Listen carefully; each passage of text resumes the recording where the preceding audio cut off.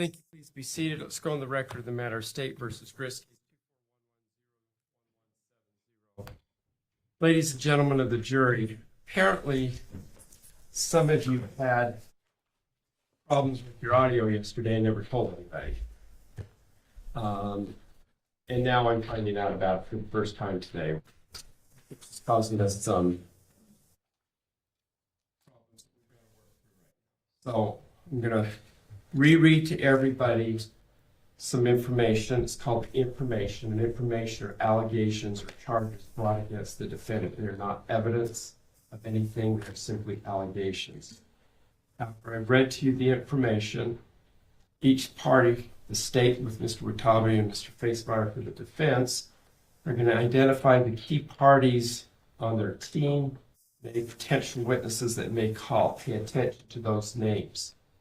After they've completed doing that, I'm going to ask each of you to raise your hand if and only if you think you know anything about the case, and or if you think you may know somebody that's been identified or that works in the offices. If that's the case, then you'll get to come back and chat with me at Chambers about this. All right, I'm going to read to you the information. From the 4th Judicial District Court, Utah County, State of Utah plaintiff versus Tracey Marie Grist, defendant. Case number 241100884. The State of Utah, through the Utah County Attorney's Office, charges the defendant with the commission of the following offense. Count 1, murder, domestic violence. Count 2, conspiracy to commit murder, domestic violence. Count 3, obstruction of justice in a criminal investigation or proceedings. Count 4, commission of domestic violence in the presence of a child. Count 5, commission of domestic violence in the presence of a child. Sworn to by the Utah County Attorney's Office, Mr. Watabe. Please identify your team. And my name is James Watabe in the Utah County Attorney's Office. On my right, we have Amy Salani, we have Patty Rodriguez, and I have co-counsel Adam Pomeroy and David Brown. Jeff Gray is the Utah County Attorney, and his and Chris Fowler. People that are involved in this case that you may hear about or are potential witnesses include Police Department, Detective Frotton, Detective Makosha, Detective Letton, Officer Laycock, Officer Simpson, Officer Neal, Officer Waite, Officer Lunt. Officer Simpson is now with HSI. Officer Lunt is now with Spanish Fork. Officer Medical Examiner, we have Dr. Amanda Ho.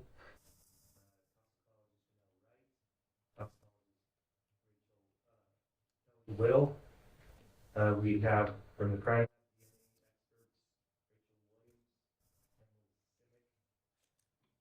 potentially you could also hear from Justin Sightseer.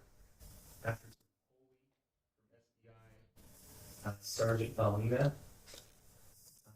You'll hear from Fred Laney, Caitlin Laney, David Kruger, Diane Restelli, Mark Restelli, the deceased is Matt Restelli, Kevin Ellis, Kathryn Restelli, Tim Ellis, Rachel. thank you. Mr. Facemeyer. My name is Dana Facemeyer. I'm the attorney for Tracey Grist, who is our client here today. And our witnesses are essentially the same witnesses that the state has called. A lot of the last names you heard were family members. In my office is Randy Lish and Rick Helpman. Thank you, Mr. Facemeyer. All right, now that I've read to everybody the information, you heard the key players in this case. Does anybody know anything about this case or think you know anything about it? So raise your hand. All right, the record reflect nobody has raised their hand. Then the next question is, do any of you think you may know any of the key parties, witnesses, attorneys, or anybody in their firm or offices? All right, thank you. All right, counsel, anything else you want to put on the record? No.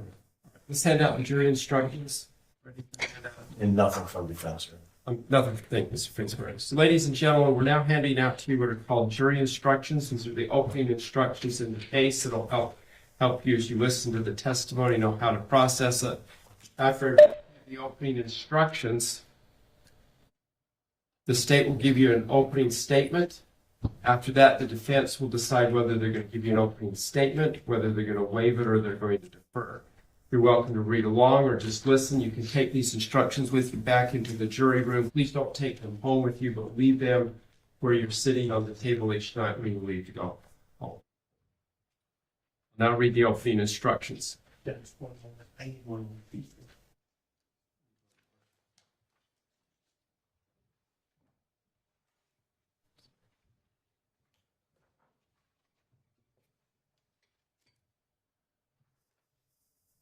All right. Instruction number 1, introduction. Members of the jury, you have been selected and sworn as the jury in this case. The defendant is accused of committing one or more crimes. You will decide if the defendant is guilty or not guilty. I will give you some instructions now and some later. You are required to consider and follow all my instructions. Keep an open mind throughout the trial. At the end of the trial, you will discuss the evidence and reach a verdict. You took an oath to well and truly try the issues pending between the parties and to render a true and just verdict. The oath is your promise to do your duty as a member of the jury. Be alert, pay attention, follow my instructions. Instruction number 2. This is a criminal action brought by the state of Utah against the defendant in which she is accused of committing the following crimes. Count 1, murder, domestic violence. Count 2, conspiracy to commit murder, domestic violence. Count 3, obstruction of justice.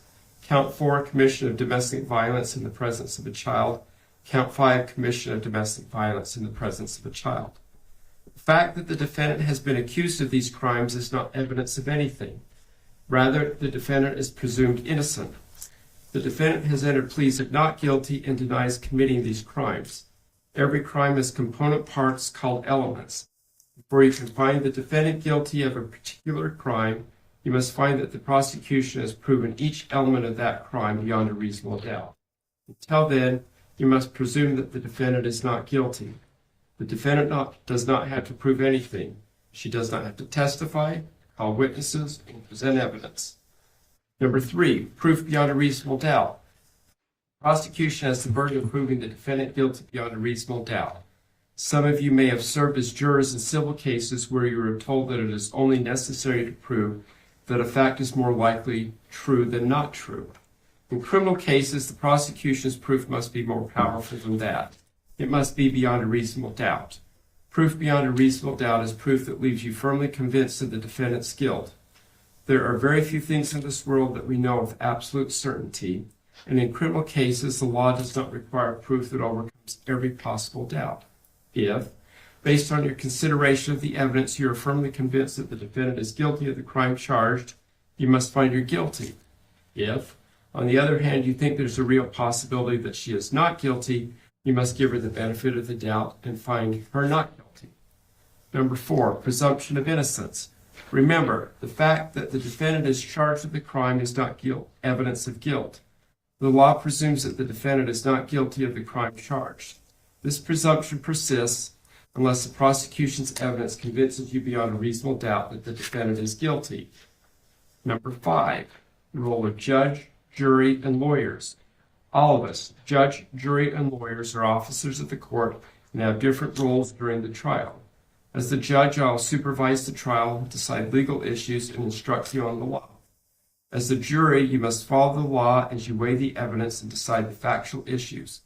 Factual issues relate to what did or did not happen in this case. The lawyers will present evidence and try to persuade you to decide the case in one way or the other. Neither the lawyers nor I decide the case. That is your role. Do not be influenced by what you think our opinions might be. Make your decisions based on the law given in my instructions and on the evidence presented in court. Number 6, evidence. As jurors, you will decide whether the defendant is guilty or not guilty. You must base your decision only on the evidence. Evidence usually consists of the testimony and exhibits presented at trial. Testimony is what witnesses say under oath.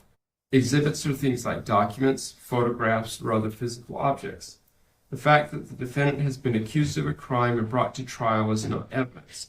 What the lawyers say is not evidence. For example, their opening statements and closing arguments are not evidence. Number 7, objections. Rules govern what evidence may be presented to you. On the basis of these rules, the lawyers may object to proposed evidence. If they do, I will rule in one of two ways. If I sustain the objection, the proposed evidence will not be allowed. If I overrule the objection, the evidence will be allowed. Do not evaluate the evidence on the basis of whether objections are made. Number 8, order of the trial. I will now explain how the trial will unfold. Prosecution will give its opening statement. An opening statement gives an overview of the case from one point of view, summarizes what the lawyer thinks the evidence will show. Defense counsel may choose to make an opening statement right after the prosecutor, or wait until after all the prosecution's evidence has been presented, or not make one at all. You will then hear the prosecution's evidence. Evidence is usually presented by calling and questioning witnesses. What they say is called testimony.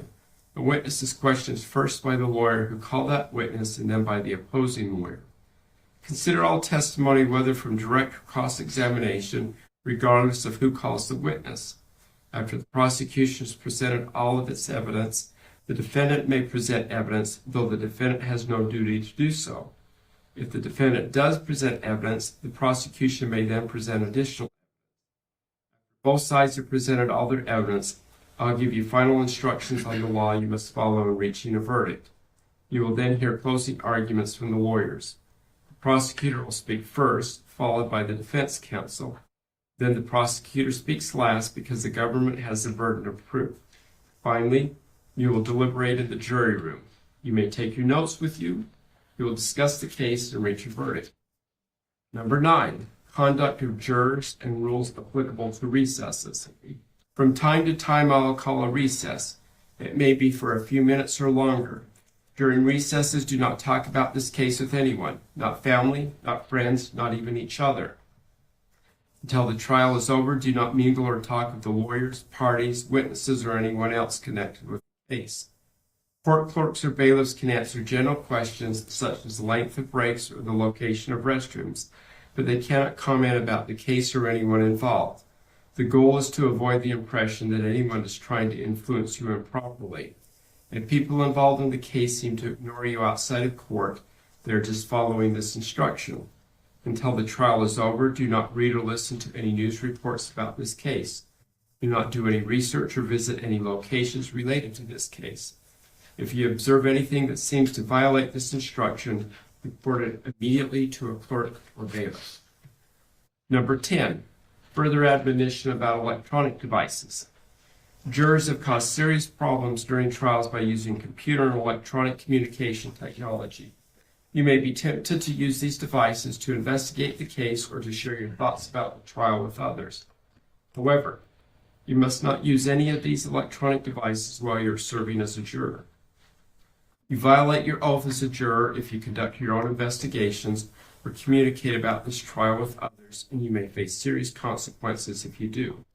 Let me be clear. Do not Google the parties, witnesses, issues, or counsel. Do not tweet or text about the trial. Do not use Blackberries or iPhones to gather or send information on the case. Do not post updates about the trial on Facebook pages. Do not use Wikipedia or other internet information sources, etc. Even using something as seemingly innocent as Google Maps can result in a mistrial. Please understand that the rules of evidence and procedure have developed over hundreds of years in order to ensure the fair resolution of disputes. The fairness of the entire system depends on you reaching your decisions based on evidence presented to you in court, and not on other sources of information. Post-trial investigations can occur. If improper activities are discovered at any time, they will be brought to my attention, and the entire case might have to be retried at substantial cost. Number 11, note-taking. Feel free to take notes during the trial to help you remember the evidence, but do not let note-taking distract you. Your notes are not evidence and may be incomplete. That concludes the opening instructions. Mr. Brown, I'll turn the time over to you for the state's opening statement. Thank you. Testing. There we go. Testing.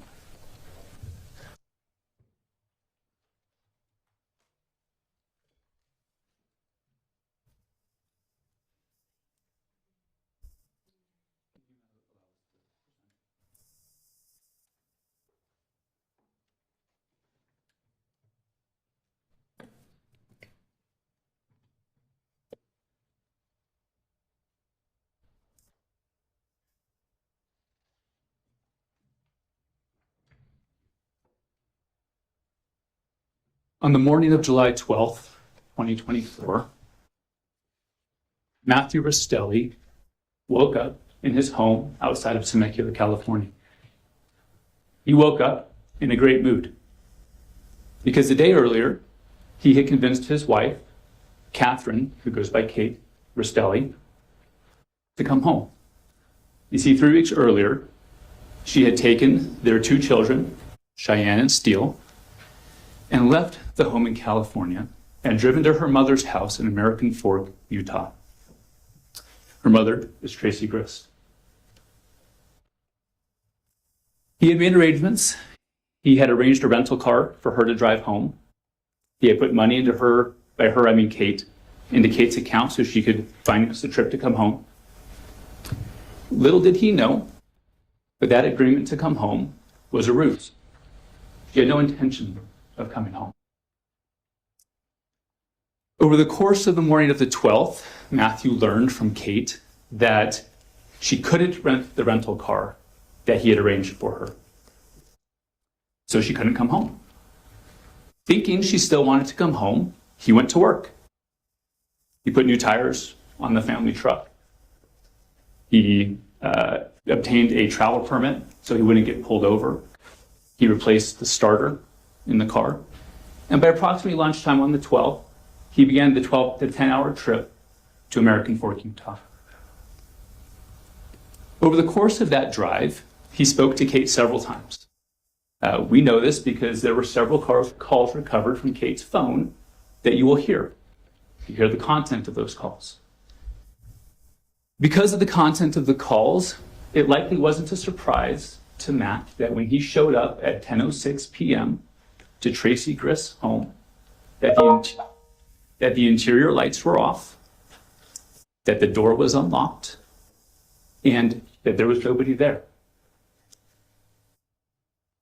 He entered the home as he had been instructed to do, took off his shoes at the entryway, or his sandals, and within mere moments of stepping into that home and removing his sandals, he was shot 7 times by his brother-in-law, Kevin Ellis.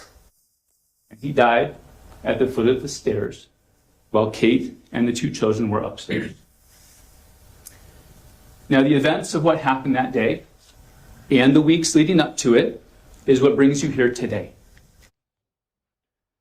The judge just read to you the charges that Miss Tracey Grist faces, namely the murder of Matthew Restelli, conspiring to commit that murder, and the obstruction of justice. As you listen to, it's the state's job and burden to prove that she committed each of those crimes beyond a reasonable doubt. That's a burden that we willingly bear. Your job is to pay attention. Take notes. Take notes to the evidence that you will receive. All evidence is going to come to you through this jury stand. Through witnesses, through exhibits, digital, forensic evidence. It will all come to you through that stand. And as you listen to this, I want you to consider the following questions. Did Tracey's actions lead to the death of Matthew Restelli? Did she reach an agreement with her daughter Kate or Kathryn Restelli and her son Kevin Ellis that Matthew would be killed? And did she did she take actions that prevented the investigation or prosecution of what happened that night? As you're thinking about that, I want to kind of put in your minds an instruction that you'll receive at the end. So just like you received instructions here, you'll get another packet at the end that contains all the law that you need. One of those instructions is going to discuss the party to the offense. Someone is a party to the offense if they aid, encourage, solicit, or participate another to commit a crime, and that crime happens. So keep that in mind as you're listening to the evidence. Over the next several minutes, I'm going to give you an overview of how I expect that the state's evidence will answer each of those questions in the affirmative. Now, remember, what I say in this opening is not evidence. It's just a roadmap. Okay? It's not going to include everything that you're going to hear, but it is the state's expectation of how the evidence is going to play forward coming from that stand.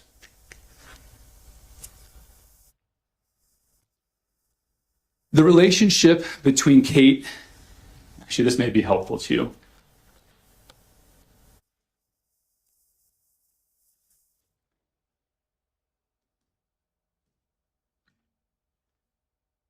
I'm going to refer to a lot of the people on this, and so it'll be helpful for you to refer to this and say, okay, that's where this person fits in.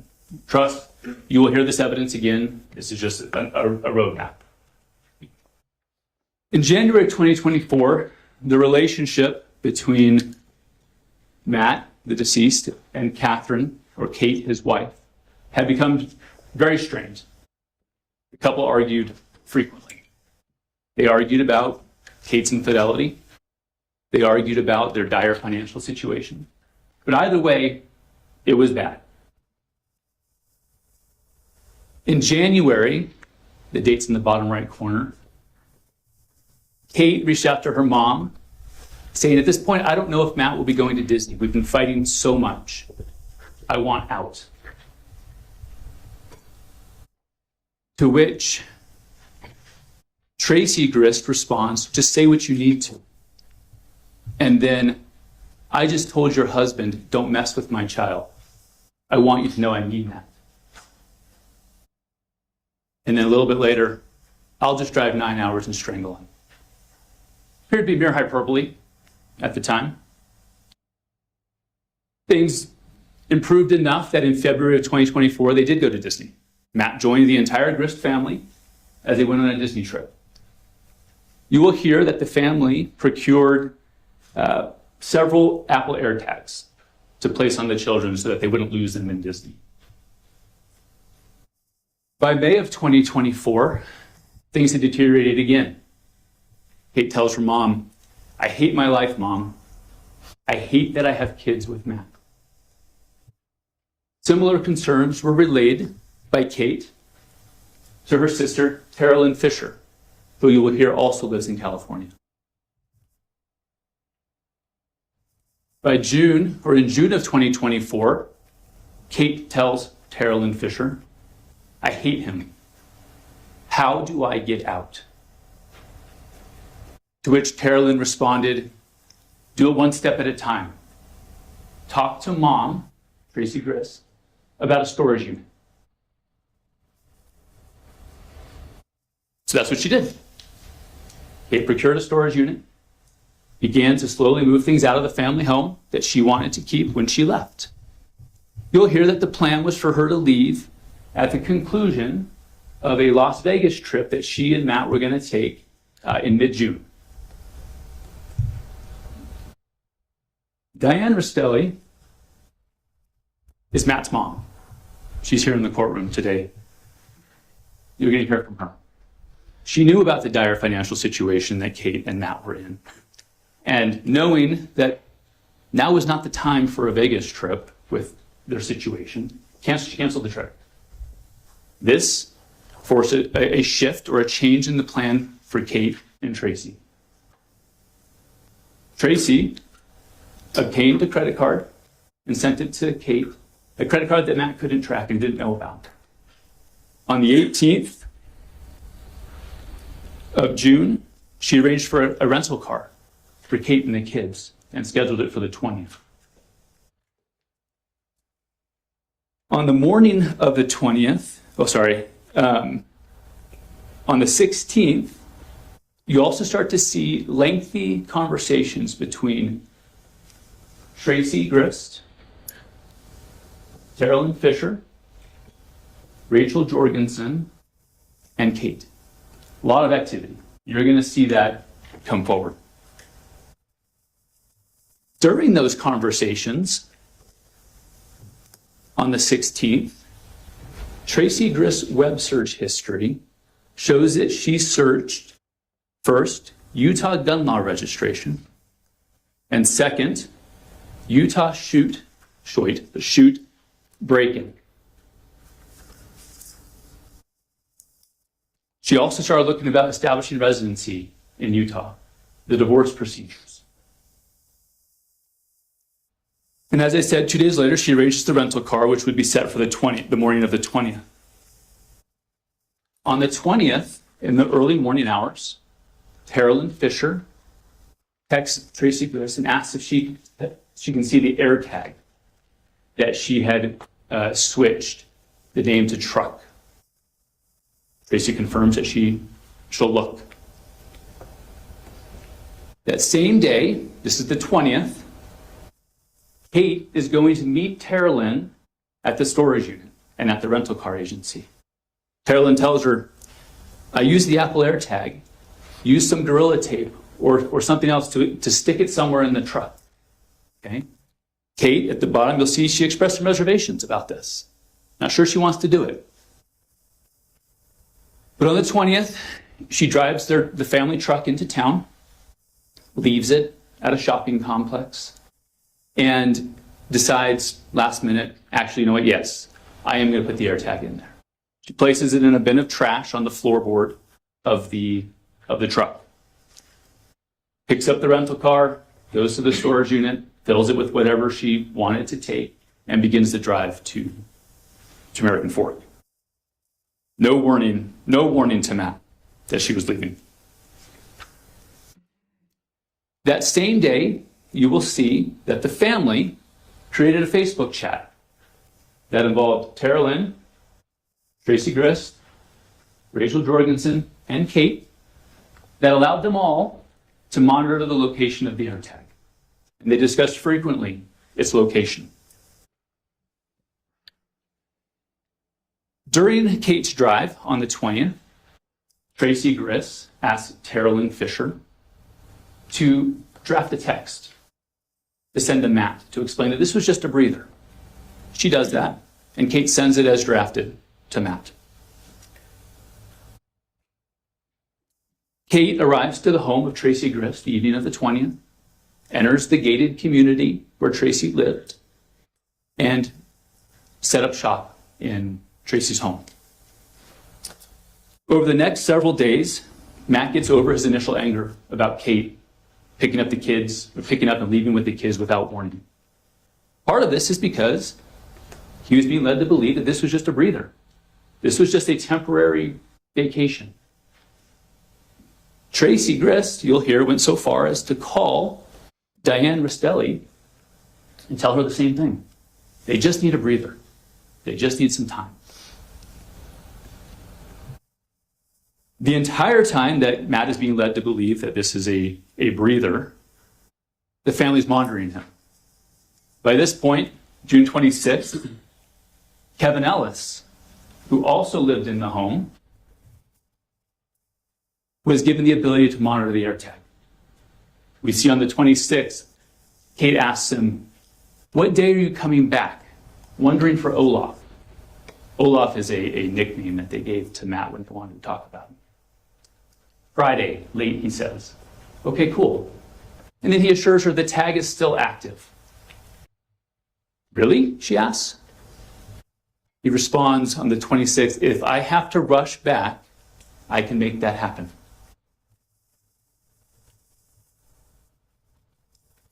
Evidence will show that this was never intended to be a breather. Kate was never coming home. She was never bringing the kids back. On the 29th, Tracey, talking to two family members, the family members ask her, how's Matt taking it? Not that you care. She says, I want him to show up.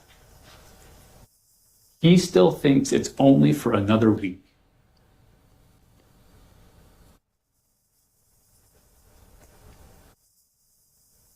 On the 2nd of July, we're now into July of 2024, Tracey asks Terrell Fisher to talk to Kate, tell her what to say to a lawyer. Kate sets up a consultation with the lawyer. She sets it up for the July 11th in the evening hours or late afternoon hours. During this time, during that roughly 10-day period between while waiting for the consultation, Matt's still thinking this is a breather, starts to push for her to come home. And on the 11th, the morning of the 11th, but during that same time that he's pushing her to come home, Kate's having conversations with Tracey Grist. And Tracey started making passing comments about harming Matt. She went so far as to bring Kate into the laundry room and show her a knife that she had in a rubber glove. And Tracey told her, if he comes, either myself or Kevin will shoot him. And we'll put the knife in his hand to make it look like self-defense. On the 11th,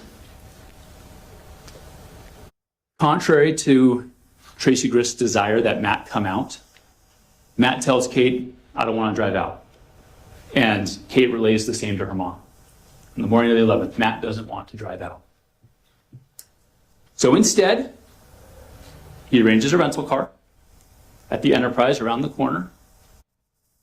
Now this is a message that Tracey sent to Kate, telling her what to say to Matt, which she does. So he makes that arrangement. He puts money into her account. Tells her tomorrow, July 12th, Enterprise, pay in person with a debit card. Her response, cool. She's excited. And then $600 into your account. Later that day,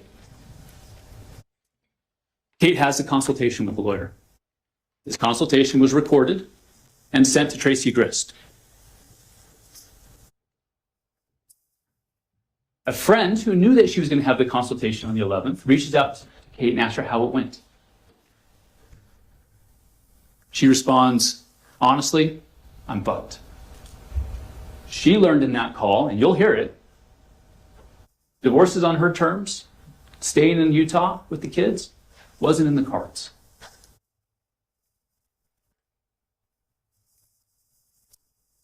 So that takes us to the 12th. Matt still thinks she's hopping in the rental car. Matt still thinks that she's going to start driving home that day. She continues the ruse. Good morning, getting up, getting moving, excited for today. Now you'll see text messages between her and her mother from the 11th. That was never going to happen. She was going to fake a sprained ankle, or she was going to go ask the rental car agency and pretend like she can't rent the car. He's excited. I'm over the moon. Can't wait to hug and kiss you all. Now, the day of the 12th, you are going to see a lot of digital evidence.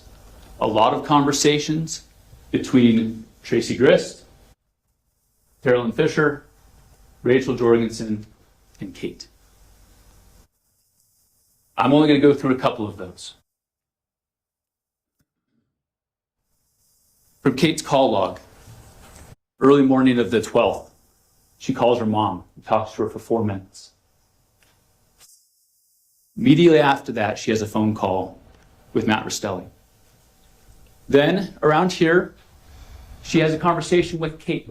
She's having a text message with her mom saying, it would be more believable if you go to the rental agency and tell them and do it in person. So she does. She talks to Kevin, says, hey, I need to go make my story more believable. Can you watch the kids for me? She does that, comes back, and has another conversation with Matt at 8:55. These next 3 calls with Matt are recorded. They were recovered from Kate's phone. You'll hear them. You'll hear that she tells Matt they won't rent her the car. Matt's still thinking she wants to come home. He starts to talk about options. Cars that he could borrow. Other arrangements. Sending more money so someone else could rent the car. Options. All these are denied. Forcing him to have to drive out. And you'll hear her convince him not to borrow a car, not to get one from anybody else, but to bring the truck that had the AirTag in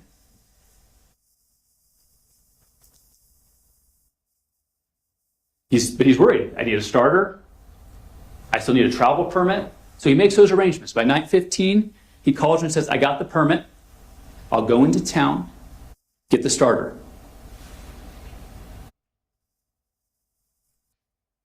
Kate immediately texts her mom, he's going to drive out. Tracey Grist says, I'll call you.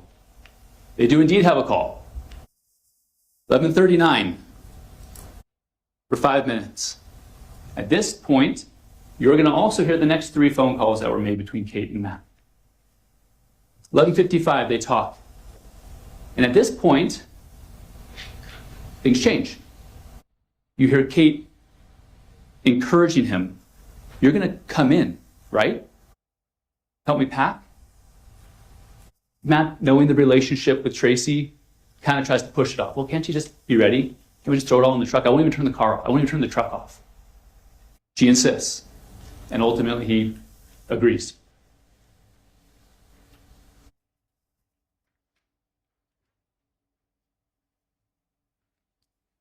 As the afternoon approaches, the 3 sisters and Tracey Grist are continuing to have extensive conversations.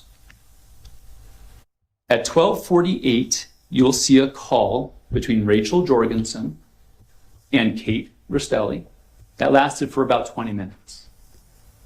In the middle of that call, Tracey pops in on a group call for 7 minutes. After this, you see a call between Tracey Grist and Kevin Ellis at 2 p.m. She responds to Kate at 2:07, I am meeting Kevin for sushi. While there, she's continuing to text Kate, and you'll see those eventually. But she also, at 2:13 p.m., while waiting for Kevin to arrive at sushi, searches, this is Tracey, searches the "It's Happening" meme.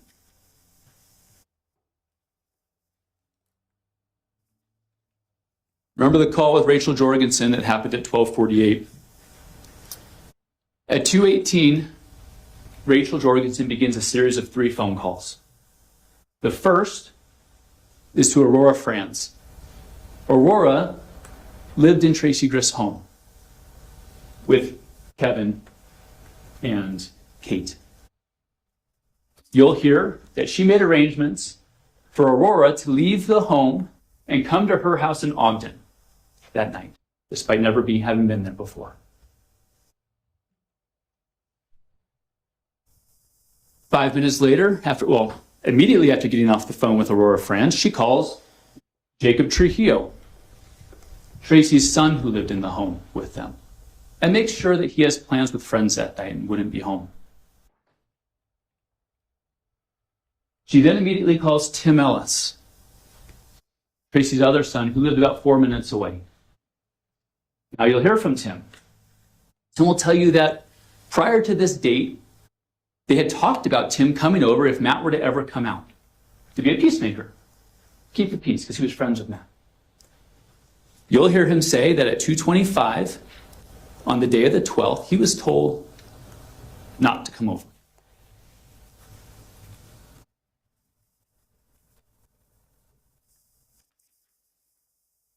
With the house, you will hear that after sushi, Tracey Grist and Kevin Ellis returned to the home and had a conversation with Kate. They kind of went their separate ways that afternoon in the house, just kind of doing their thing. But what you'll hear is that over that time, several physical arrangements were made, or preparations were made for the home.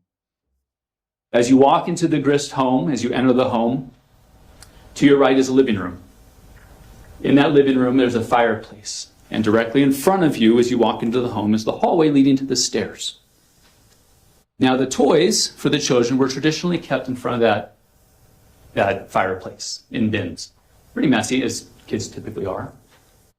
All of those toys were cleaned and removed and placed in the office. As you walk in, there's a couch immediately to your right, a fabric couch. You'll hear that a blanket was placed over the arm of that couch, fully covering the fabric. A mesh screen, a magnetic mesh screen that's typically on the front door, was removed to allow easier access for Matt. And as the night wore on, Kate continued to talk to Matt to make sure he showed up in a good mood. The final call you'll hear from her, or between the two of them, is at 8:13 p.m., less than 2 hours before he arrives, where Kate again tells him, and make sure you're coming in, right? To help me pack? After that call, there's some text messages exchanged, and Kate or Matt, concerned for the oil dripping from his truck, says, when I get there, we should put cardboard under the truck for oil drips. 8:09, okay, I'll get some ready. And then about 9 o'clock, remember, Tracey Grist lives in a gated community. Kate sends him the gate code. And then a picture of the cardboard that she had laid out for him to park over. You'll hear that Rachel Jorgensen throughout the day was monitoring Matt's location. At 10:01 p.m., she sends a series of 2 text messages to 2 people. One to Tracey Grist saying Orem, followed by keep an eye on Find My, the Apple app. Then, seconds later, to Kevin Ellis, Orem, keep an eye on Find My. Metadata will show that this message was read. At 10:06 p.m., surveillance footage will show Matt Restelli arriving in the truck, parking over the cardboard that had been laid out to him. And the evidence will show that he arrived to a dark house. The interior lights were off. The door was unlocked, as he'd been told that it would be. And so he entered, took off his sandals at the edge of the tile where the tile meets the carpet. And the evidence will show that in the dark living room to his right was waiting Kevin Ellis with a gun. And he shot Matt in the chest, the side, the right forearm. And as Matt turned from looking at the living room to go down the hallway, he was shot 4 more times in the back. You will hear evidence from the neighbor that they heard these shots at 10:07 p.m. Concerned, they reached out to Tracey. Is everything okay? You'll see that text message at 10:08. Tracey didn't answer. So at 10:09, the neighbor calls 911. You'll hear that call, reporting that 2 minutes earlier at 10:07, they had heard what sounded like either firecrackers or gunshots. They couldn't be sure, but they didn't think it was fireworks. They thought it was gunshots.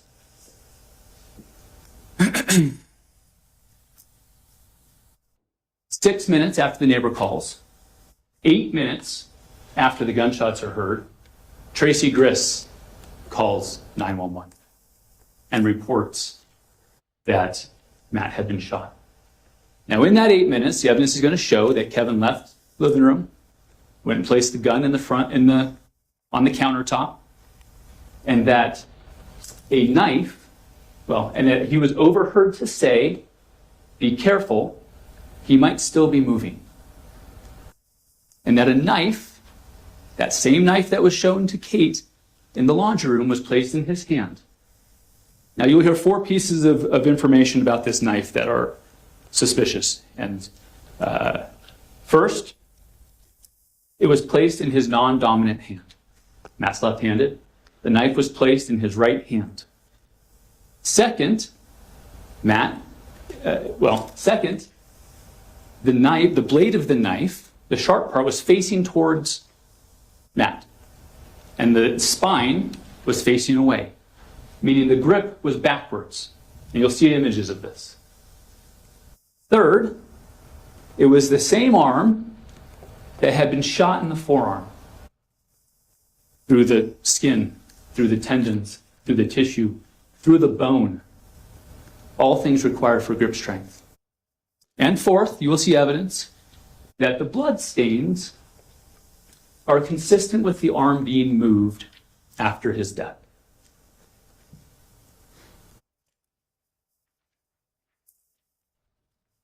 Law enforcement was dispatched based on the 10:09 phone call. This becomes important. You'll see that 2 minutes into Tracey's call at 10:15, when she called at 10:15, she's surprised because she hears knocking on the door because law enforcement had already been dispatched, and they got there. Law enforcement comes in, and at this point, Kevin had resumed his position in the darkened living room to the right. And pay attention to what he says on the body cam when law enforcement walks in. He says something to the effect of, "That guy had a knife and I," before his voice is drowned out by law enforcement. The investigation unfolded. You'll hear the varying stories between what Tracey Grist says happened that night, between what Kate says happened that night, between what Kevin Ellis says happened that night. It will become clear that they did not account for the neighbor hearing the shots at 10:07 and calling law enforcement. The day after the murder, Kate has a phone call, or is supposed to have a phone call with Kathryn Restelli. You'll hear those phone calls. You'll also see that immediately prior to that call, Tracey told Kate, "Don't say anything. It can be used against Kevin." No details about what happened. But Tracey Grist has two lengthy phone calls with Kathryn Restelli. Pay attention to what she says happened. Over the course of this trial, you're going to hear from several members of law enforcement. You're going to hear from a DNA expert. You're going to hear from a medical examiner. You're going to hear from a crime scene expert. You're going to hear from several members of the Grist family. You're going to hear from Rachel Jorgensen. You're going to hear from Tim Ellis. You're going to hear from Terrell Fisher. You're also going to hear from Kate Restelli. Now, Kate will be your first witness. She's been transported here from prison. She's in prison because she pled guilty to murdering Matt Restelli, conspiring with Kevin Ellis and Tracey Grist to commit that murder, as well as an additional charge for the discharge of a firearm that resulted in serious bodily injury. Now, to be sure, Kate, in exchange for providing evidence and information to the state, she received a plea deal that will result in her having the eligibility of parole sooner than she otherwise would have. As with all witnesses, your job is to weigh their credibility, okay? And you don't check your common sense at the door. You still know when people are telling the truth, when they're not. You weigh her like everybody else. You can choose to believe all, some, or none of what she says. But note that the vast majority of what she says will be corroborated by digital and physical and forensic evidence. Finally, you will hear that both Kate Restelli and Kevin Ellis tried to talk Tracey Grist out of this, but she wouldn't be persuaded. You will hear that they failed to persuade her to not go through with this, but they also failed to stand up to her. As you can see from this roadmap, there's a lot of evidence. There's a lot of times, there's a lot of dates. The timeline will become clear as you hear it again, but please take notes. You will likely only hear it once from this stand. The evidence that gets displayed here will go back with you for you to be able to review, but please pay attention and take notes. At the end of this, my colleague, Mr. Pomeroy, is going to stand up and give you a closing argument and present to you the additional evidence, present to you the conclusions that should be drawn from this. And after he's done, the state's going to ask you to retire back to chambers and to find that Tracey Grist is guilty of murdering Matt Restelli and conspiring with her son and her daughter to commit that murder, and then of obstructing justice by planting that knife. Thank you. Thank you, Mr. Brown. Mr. Facemeyer.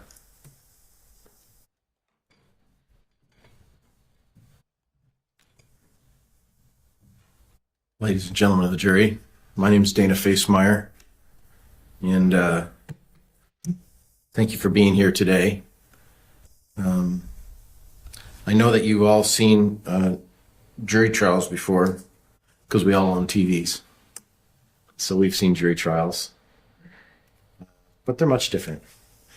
Yesterday, I don't know if you've ever seen that on TV, where judges will ask questions and lawyers will ask questions. Some are personal and some are not personal, you know, some are just, who are you? Is this working? Hello? Yeah. And so this is how real life trial work is. It's sometimes very planned out, and sometimes things aren't planned out. Sometimes things happen during a trial that no one expects. But today, this case is about a murder. And that's a pretty horrific thing. When I first became a lawyer, I had the chance to get involved in a murder, and I was surprised at the photos I had to view.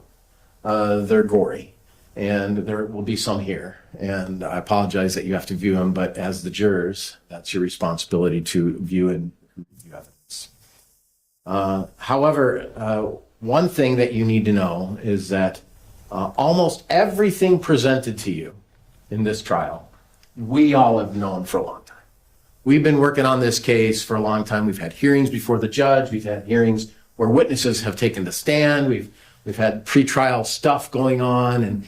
And so all of these text messages and recorded calls and pictures of the crime scene, and we've seen it for a long time. So if you feel like we're a little desensitized from what you're seeing, just know that it's because it's the 50th or 100th time we've seen this stuff.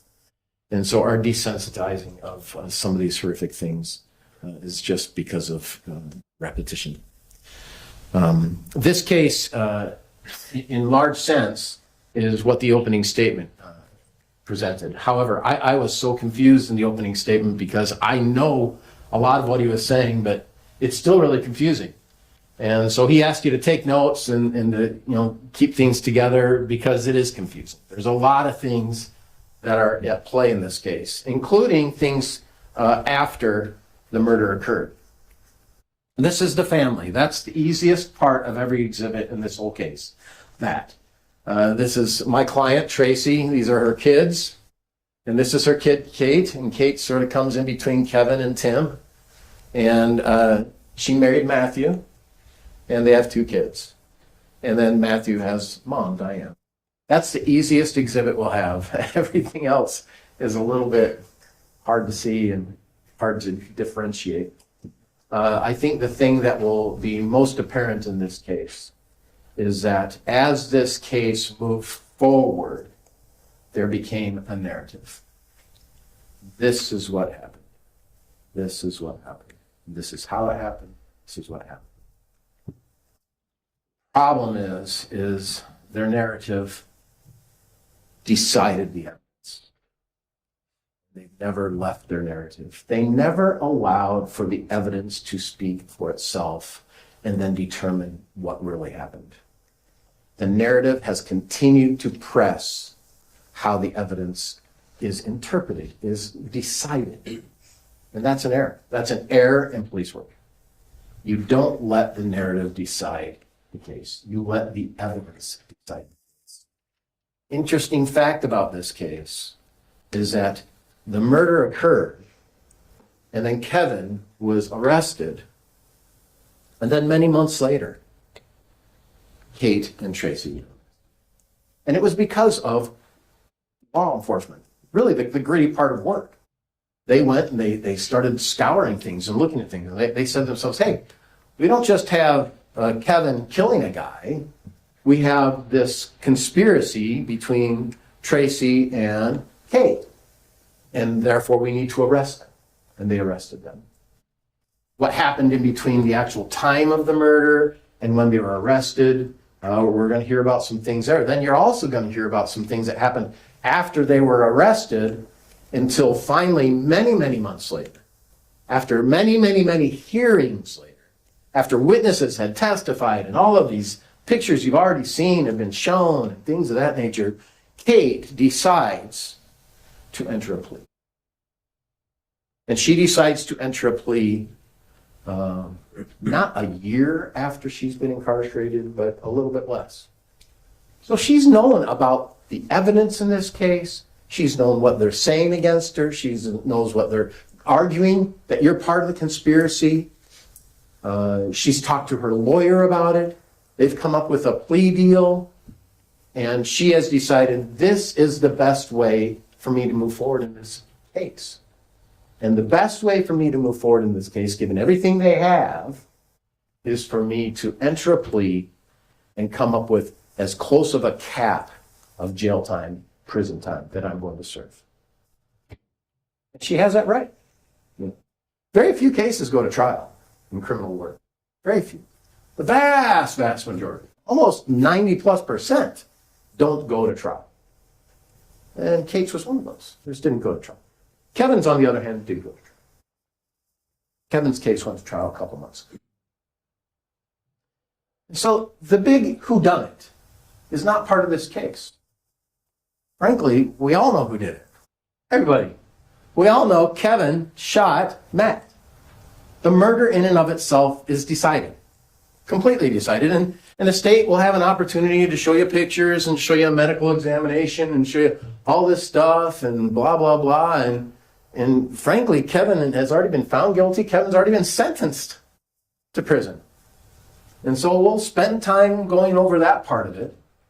But what we're here today is about whether or not my client conspired with Kevin and Kate to kill Matt. And I think as you go through this case, you will say to yourselves, this is the messiest conspiracy I've ever seen. These guys are up and down and sideways and leftways. They sort of sound like a family who doesn't really function great, but they function. Who goes to Disneyland, you'll hear about that. As a whole group, they go to Disneyland. Yet the marriage is on the rocks, marriages is tough. Kate and Matt's marriages is like really, really strenuous. You'll hear Kate testify in just a few minutes. And when she testifies, you will see how her testimony is determined by the narrative already decided. You must plead to conspiracy, Kate. You must plead to conspiracy because we need our other conspirator, Tracey. So we must gravitate the evidence so that we get all of our people, Tracey and Kate. We'll leave Terralyn alone. We won't charge her, even though the officer at one point said, I sort of thought we should have charged her. And Rachel, we'll leave her alone. And the officer said at one hearing before, I sort of think probably should have charged her. Maybe charge the whole family. I don't know what their thought was. But I think what you'll see in this case on July 12, 2024, is that a guy who's coming up from California to see his two kids for the first time in a few weeks, after his wife left him a note, a text. He's coming up to see him. And you'll actually hear phone recordings between Kate and Matthew about the anxiousness of coming to see each other. You'll hear it. And hours later, he'll be killed. It's a crazy deal. You'll hear about Kate's desire to look at a divorce as an option. Look at a divorce as an option? That is the option. As opposed to murder? I don't know if you know, but people get divorced all the time. I know people divorced. This building knows lots of people divorced. I know people who actually are divorced and share time with kids with the other parent. I know of that. I'm aware of that. I don't know how it ever came to this point. I don't know how this guy right here, Kevin, decided that was not the option. Even though he lives in a family of divorce. I don't know how Kate decided that that was an option, even though she lives in a family of divorce, where she communicates to all her family, including her dad. I don't know why they're arguing Tracey would make that the option when she has lived in a family of divorce. This is just tragic. It's a tragic story. Beyond belief to me that someone would succeed. there's a few things that are going to come out that you haven't been told yet that will really make the deciding factor on how did this whole plan come together? When did this whole plan come together? And I think you'll just feel like I feel. It's just messy. Simply messy. No real plan. It's just a moment of craziness. A moment of craziness. I think that's what you'll find in these days. As we begin with our first witnesses, you'll see how that goes. Take notes. In our opening instructions, which are somewhere here, thank you. There's a few things the judge said, and they keep the instructions with them, don't they, Your Honor? Yeah, you have the instructions. I write a few things down. Number 6 says evidence. A lot of people get confused. Well, a lot of people call my office, hey, Ms. Facemeyer, I got this case, but I don't have any evidence. What happened? Well, I was outside and this guy kicked me in the leg and, I got a bruise. I guess a bruise of evidence. And I say to him, well, what's evidence? Is you testify. That's evidence. That's actually evidence in almost every single case. Testimony. Testimony is evidence. What you hear on the stand is evidence. The problem is when you go to deliberate, you don't get a copy of it anymore. So you can't go back and kind of re-listen. That's not available. You need to remember. And as a group, you need to confer and deliberate. That's a legal term. So evidence is testimony. So take notes of the things you remember as best you can. No one's perfect. I'm not perfect. But do that. Because those things are really what determines this case. I find an interesting thing, and I'm sort of bothered about this jury instruction. I'll tell you why. It's the jury instruction that says, it's number 3, I think. No, it's number.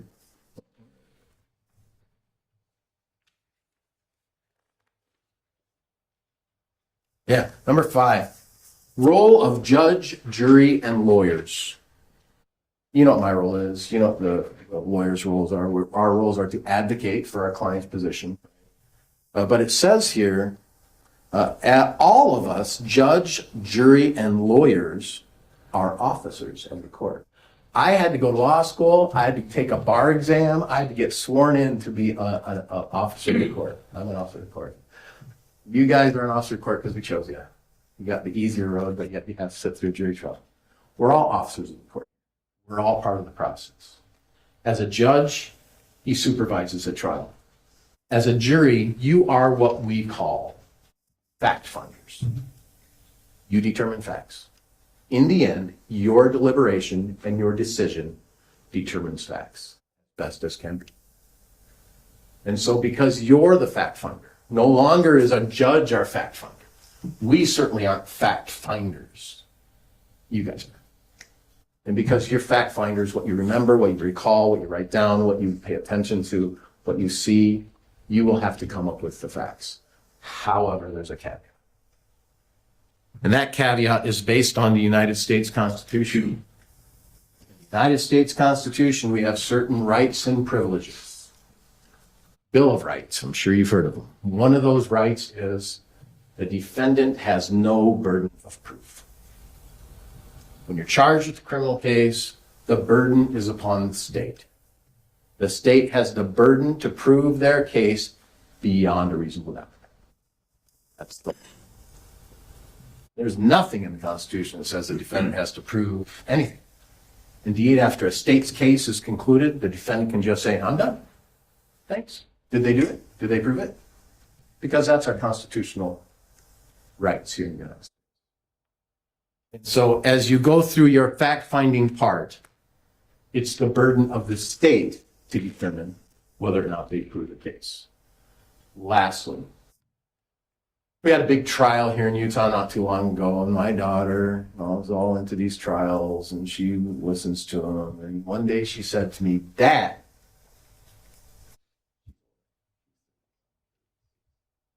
the defense didn't call a witness. What does that mean? Now, my daughter's known I've been a lawyer pretty much all her life, so surprised she said. I said, honey, on almost every single case you have, all the witnesses are known to everybody. I don't know who the witnesses are. I've known for ages who. They're all witnesses that each party is going to take advantage of their opportunity to testify. And so whether I call them as a witness or don't call them as a witness, the fact that they're here and that they're involved in the case is why they're here. So whether the defense calls a witness or doesn't call a witness, it's not because of anything more than we all know who the people, the players, we all know who the players in the game are. All of us. It's not a surprise. So as you listen to this case, don't be surprised that we know these witnesses and we are able to talk to them because we've done it before, and on other cases it will continue. I don't know how long exactly this trial is going to take. It's scheduled for 3 weeks, but the evidence will be presented to you over time. As you go through this process with binders of exhibits, you have an opportunity to what I think you will find. This is just a messy deal that just got out of hand. And one guy.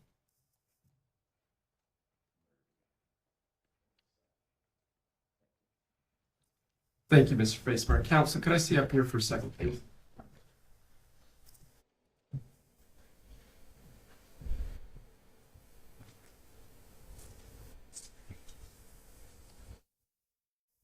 Ladies and gentlemen of the jury, we're going to take a brief break for you to get a restroom break. When you come back in about 15 minutes, we're going to call our first witness. Go to about noonish, and then we'll take our lunch break, and we'll come back and do our afternoon session. So right now, let's take a recess for the jury. All rise for the jury.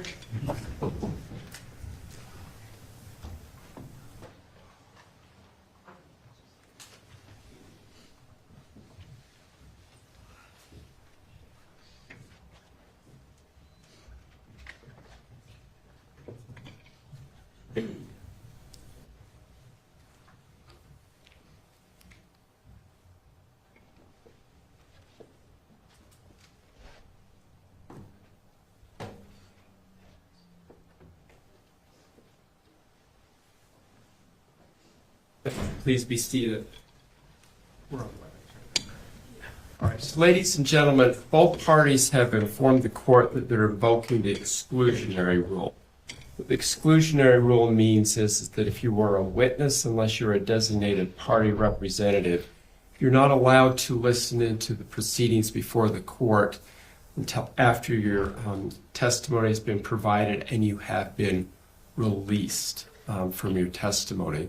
So if some of you are on WebEx, we may be moving you into a breakout room or completely kicking you off if you're a designated witness. In other words, if you received a subpoena or been told by one of the attorneys that you should be testifying. If you're in the courtroom, you'll need to leave until you've given your testimony unless the state has you identified as a victim's rep. Our victims representative from the county attorney's office, you could help us by making sure that people online in the courtroom are not coming in that are witnesses for the state. I think they're the same witnesses, so we'll probably lean upon you if that's possible. With that in mind, let's take about another 10-15 minutes and reconvene between 15-20 after for the first witness. Thank you. Just for the record, the state would ask that Detective Norton be able to stay as case Yes. manager, and then Diane Restelli and Mark Restelli be able to be on stand. As the victim's representative. Any objection, Mr. Faceberg? No. All right, that's fine. Thank you. We're in recess.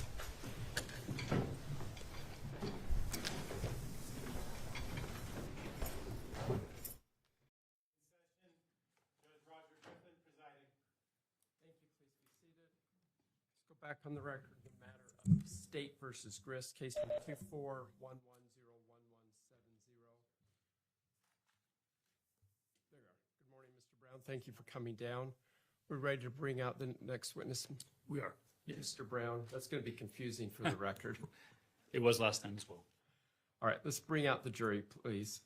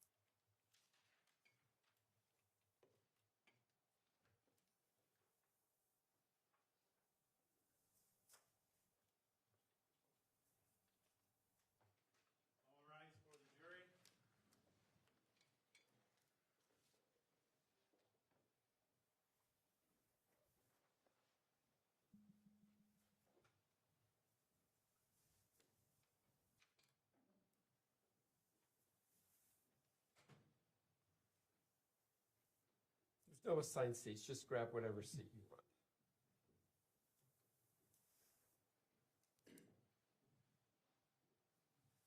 Thank you, please be seated.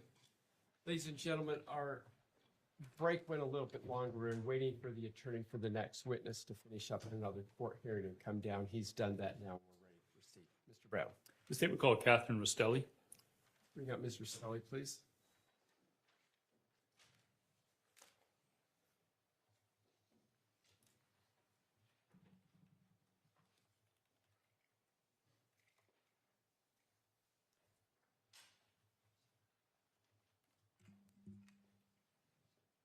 Ms. Restelli, if you'd come have a seat up here.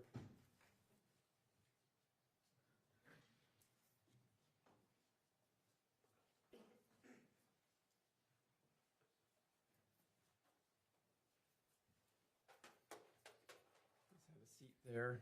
Officer, if you could help by moving the mic forward and down towards her, please.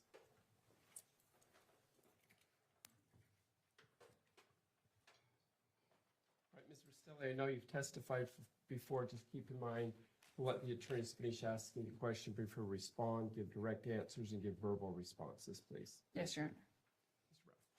Ms. Ruff. Ms. Restelli, would you please state your full name and spell your first and last? Kathryn Restelli, Kathryn, Restelli, Restelli. Thank you. Are you okay if I call you Kate throughout this? Absolutely. Okay. Kate, who is Tracey Grist? She is my mother. You see Ms. Grist in the courtroom today? You? Oh, we got Good you. morning. Raise your right hand. Do you swear or affirm under the laws of the state of Utah, on penalty of perjury, that the testimony you give in this matter today will be true and correct, so help you God? Thank you. Okay, let's start again. Would you please state your name for the record? Kathryn Restelli, Kathryn, Restelli. Thank you. And who is Tracey Grist? She is my mother. Okay, and do you see Tracey in the courtroom today? I do. Okay, would you please point her out with an article of clothing? Blue and white dress. Ask that the record reflect that she identified to the defendant. So noted, thank you. Okay, Kate, why are you testifying in handcuffs? Because I am a resident at the Utah State Correctional Facility. And I'm why, in prison why are you in prison? because I pled guilty to the murder of my husband. What other charges did you plead guilty to? Conspiracy and criminal discharge of a firearm. And you said you pled guilty to the murder of your husband. Yes, What is Matthew Restelli. Thank you. His name is Matthew Restelli. Yes. Who did you conspire with to murder Matt Restelli? My mother, Tracey Grist. And who else? Kevin Ellis, my brother.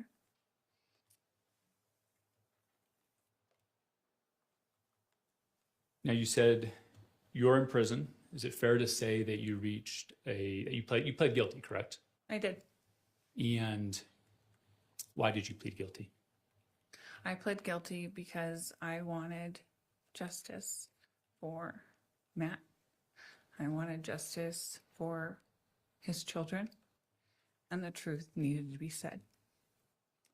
Is it fair to say that you received a plea deal from the state in exchange for your plea? Yes.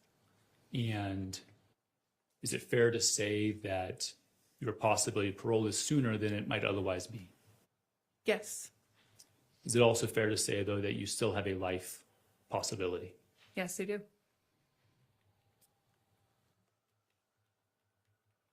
Which was the more driving factor for you? The reduced possibility of, or the more favorable possibility of release, or the truth coming out? I went to my attorney and I told him I wanted to tell the truth. I did not know what deal would come out of telling the truth. I wanted the truth. And are you here to tell the truth to the jury today? Yes. Let's back up a little bit. Tell me about your relationship with Matt. It was, Your Honor, may I approach the witness? Yes, thank you. thank you. If you need a water or something, just let us know. I have one in front of me. Thank you. It wasn't the best marriage. Let's It was talk hard. timelines. When did you guys meet? We met in November of 2008. And how long did you guys date before getting married? We got married in November 2016. I think that was 8 years. Not About. yeah. And did you and Matt have children? Yes, we did. Okay, and how old are they? And what are their names? Matthew has a son from a previous relationship. His name is Lucas, and he's 21. And then we have a daughter who is Cheyenne. She's 8, and a son who is 5. His name is Steele. You said you got married in 2016. When was Cheyenne born? August of 2016. August of 2017. I was 2 weeks pregnant at the wedding, and I had no idea. Okay. Let's talk a little bit about that relationship. What was the word you used? It was hard. What did you say at the beginning? It wasn't perfect. It wasn't the best. Okay. How did it begin at the beginning of the marriage? How were things? The beginning of the marriage, it was so-so. We had our arguments, but it was something that I was stubborn and I wanted it to work. And how did the relationship improve over the years, or did it change over the years? It stayed pretty steady, but when COVID hit, it really got strained. How so? Spending a lot of time together and financial burdens really took a toll on our marriage. Would you guys fight often? Yes. Would those fights become physical? Never physical. I don't recall any pushing, but it was very verbal. A lot of yelling, A lot of yelling. Yes. name calling Yes. from both sides. Yes. Tell me a little bit about where you and Matt lived. We lived in Temecula, California. To be more specific, Awanga, California. It was a rural little piece of property. It was about 7 acres. For the first part of our marriage, first part of our relationship, we lived in a fifth wheel, and then we were given a home by his parents. You said it was rural. How rural are we talking? The nearest neighbor was about a mile away, but it was right off of a 1-lane highway. So it was about 15 minutes to the nearest gas station, Walmart. Okay, so town was about 15 miles or 15 minutes away. Yes. You said it was 7 acres, Yes. and the closest neighbor was about a mile away. Yes. Did you have neighbors all around you, or how was the property laid out? It was it's pretty spread out. The property is surrounded by Cleveland National Forest. Did you guys have wildlife there? Lots of it. What are some of the wildlife that you had there? Bobcats, cougars, wild turkeys, quail. We had a couple dogs. I don't recall any other wildlife off the top of my head. Would you see the wildlife often? Occasionally. We saw a bobcat the night we brought home my daughter from, no, it was my son, excuse me. It was my son from the hospital. We saw a bobcat, and Matt actually shot and killed it because he thought it was a bigger cat. Like what? Like what would be a bigger cat? A bobcat, or not, excuse me, a cougar, like a mountain lion. Did you guys have mountain lions in the area? Yes. Did you ever see one? Yeah, I saw one across the street in a big field. During the day, we took our binoculars and we were watching it. What about Matt? Did you ever run into mountain lions? I believe so, yeah. Even in Orange County, where his parents live, he had a pretty big encounter with a mountain lion. Tell me about Matt. What were his hobbies? He liked to bike ride. He occasionally liked to fish. He liked being outdoors. He liked to work on mechanics. Anything with his hands. And would he report having, well, I'll strike that. You said COVID, things got really hard, Yes. right? Spending a lot of time together. Yes. Financial situations were hard. Yes. Ultimately, did you step out on the marriage? Yes, I did. When was that? It was about a year before the murder in June of 23. Was that an additional source of contention between you two? I never was truthful with him. He had an idea, but I never confirmed it. But were there accusations made? Yes. Let's talk a little bit about, you'll see in front of you, and if we could put up State's Exhibit 1 for the witness.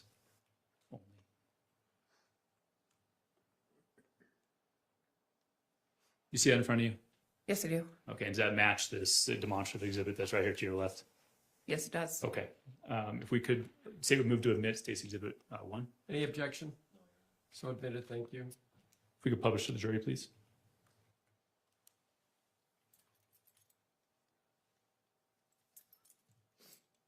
Okay, we're going to talk through all the people on this board. Okay.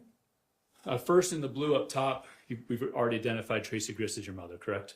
Yes. In 2024, where did Tracey live? Utah. What part? American Fork, Utah. Okay. And then going down to her family tree on the far left, who is Tara Lynn Fisher? She is my older sister. Okay, and where does she live? Or where did she live in 2024? She lived in Carlsbad, California. How far was that from Temecula or Awanga? About an hour drive, 45 if you get lucky. What was your relationship like with Tara Lynn? It was really good. I would definitely call her one of my best friends. Would you confide in her the problems you were having? Absolutely. Okay, next to Tara Lynn, who's Kevin Ellis? Kevin Ellis is my younger brother. Okay, and in 2024, where did Kevin live? He lived in American Fork with my mother. Logistically, how was Tracy's house laid out? Where were the rooms?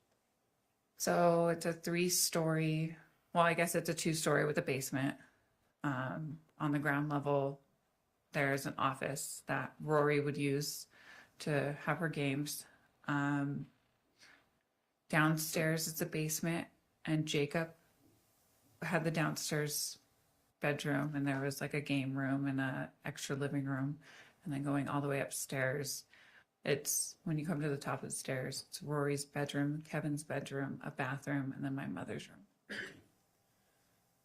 So obviously you're Kate Restelli, and then to the right of you is Tim Ellis. Who is Tim? Tim Ellis is my younger brother. And in 2024, where did Tim live? In Pleasant Grove, Utah. How far would you say that was from your mom's house, if you know? 2 to 3 minutes. And then to the right of Tim is who? Rachel Jorgensen, my younger sister. Okay, and where did Rachel live in 2024? In Ogden. And then to the right of her is Jacob Trujillo. Yes. And who is that? He is my younger brother, and he lived in American Fork downstairs with my mother. You indicated he was in the basement, right? Yes. Okay. It's a finished basement. So. Okay, yeah. So rooms down there and carpet and yeah. To the right of him is who is that? That is Rory, and that is my youngest sister. And she also lived at home with my mom in American Fork. And is that who you referred to would use the office for her games? Yes. Okay. All right. Now moving over to the yellow, who is Diane Restelli? Diane Restelli is Matthew's mother. And then obviously we have Matthew, and you've already identified Cheyenne and Steele, your children, correct? Yes. We can take that down. Of that group, who would you say you were closest to? Definitely Tara Lynn. Okay, and then after Tara Lynn, who would you say you were closest to? Next would probably be my mother. And then after her? I wasn't really as close with Rachel as I am now. I believe that being in jail and going through all of this brought me closer to Rachel. She's significantly younger than I am. So I wouldn't bother her with my marriage problems because she had such a good marriage. I didn't want her to be discouraged. Sure. Were you close with Kevin? No. How often would you say you spoke to Kevin? Let's go from January 24 till June of 24 when you came out here. I don't think I spoke with him at all during January, February, March, April, May, or the only time in June was when I was coming out, and he provided me the gate code. He told me that he would help me unload the car. when Now, I you, got there. you did have a family trip in February, right? Yes, that's right. Did you talk to him then? Briefly, yes. Okay. But you weren't close. No, I don't think so. Would you confide in him your problems with Matt? Absolutely not. And what about Tim?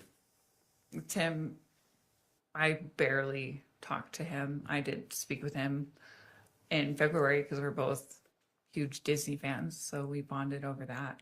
But other than that, And Rory and Jacob? same thing. Just brief conversations, nothing really substantial. Is it fair to say that Kevin, Tim, Rory, Jacob weren't in the same stage of life as you were? Correct. And so there wasn't a whole lot to talk about. Is that fair? Yes. Beyond normal sibling things. Yes. Okay. Would you confide in any of them, those four, your problems with Matt? No. So really, is it fair? So Farrellyn and your mom were the two you confided in, Yes. and not Rachel, because you said you didn't want to burden her or taint her view of marriage, right? Yes. Okay.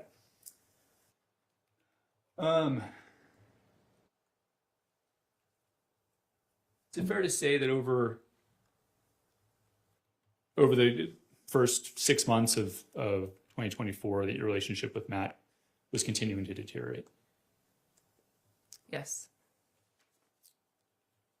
Can we put up for the witness Exhibit 28, please? 28.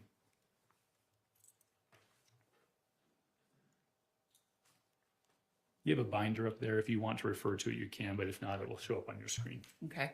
Thank you. Might be easier on the screen.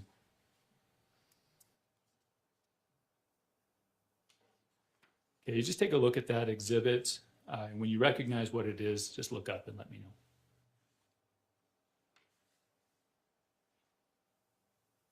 If you want us to scroll down, we can. Okay, do you recognize that? Yes, I do. What does that appear to be? That is a text message between me and my mother. Okay, does it appear to be an accurate representation of that conversation you had with her? Yes. State would move at this time to admit State's Exhibit 28. Any objection? Thank you, so admitted. We could go to page 3 of that.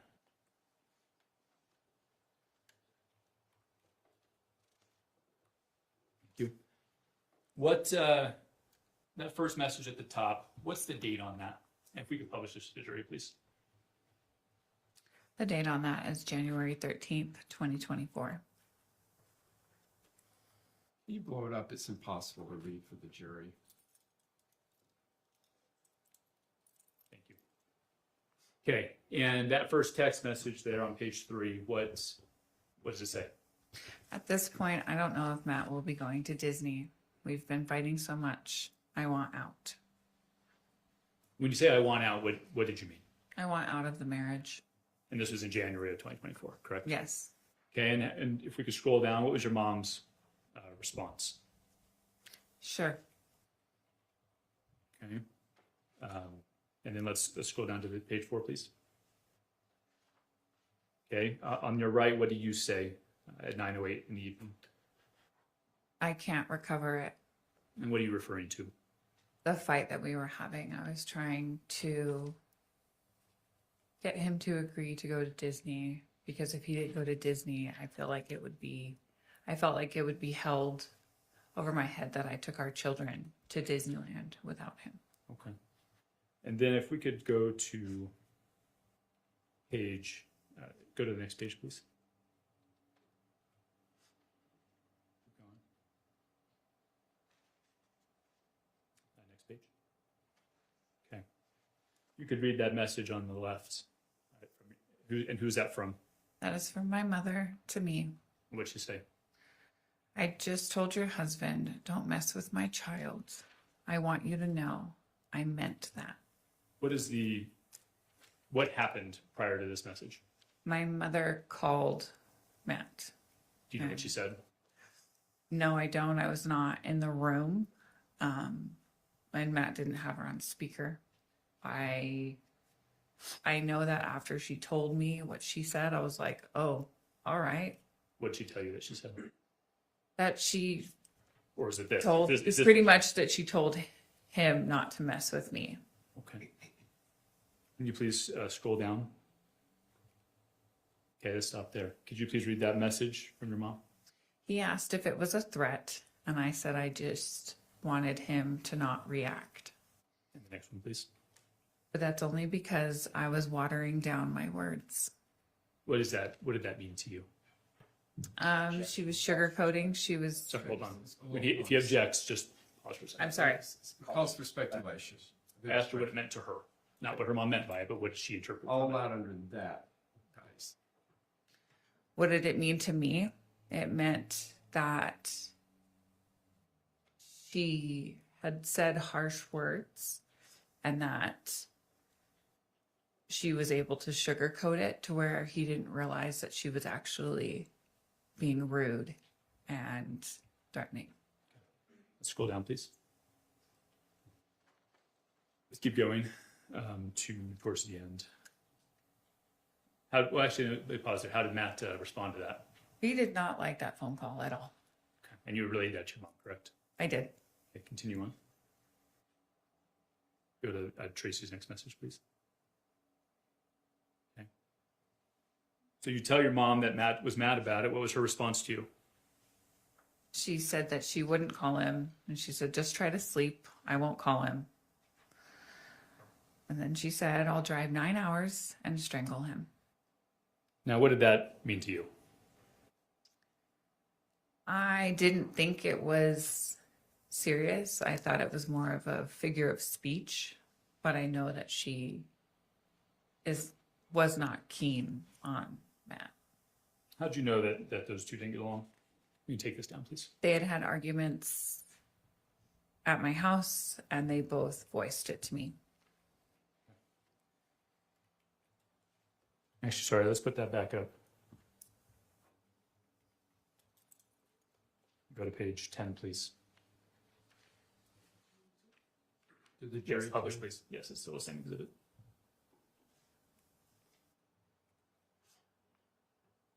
Okay. What's the date on this text message? January 14th, 2024, What time of the day? at 8:30 in the morning. So fair to say the next morning? Yes. Okay, what do you say to your mom? Matt's really upset that you quote unquote threatened him. He wants to call you and make sure that you battle the shit out of threatening him. And I believe I misspoke on that. And I think I meant to say backpedal. Okay, thank you. So like, take it back. Yes. Okay, Yeah. And that's what you meant. Yes. I Okay, was what telling her to undo it. All right, if we could scroll down, what was her response? Okay. And the next? Fuck him. He can call. I will act innocent enough, but he doesn't have the balls to call me. Thank you. You can take that down. We could show just the witness, Exhibit 31, please. Yes.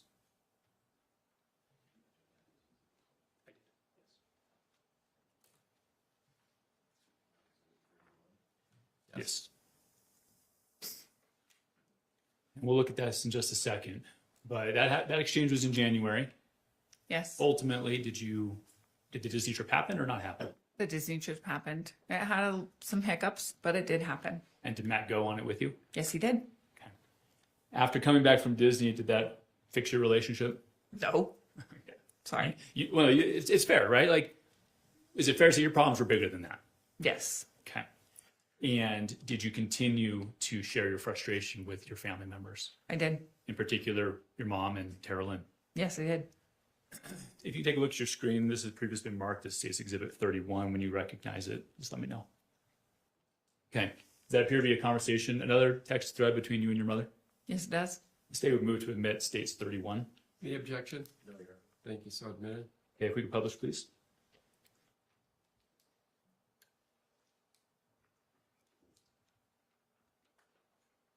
Yeah, if we blow that up, please.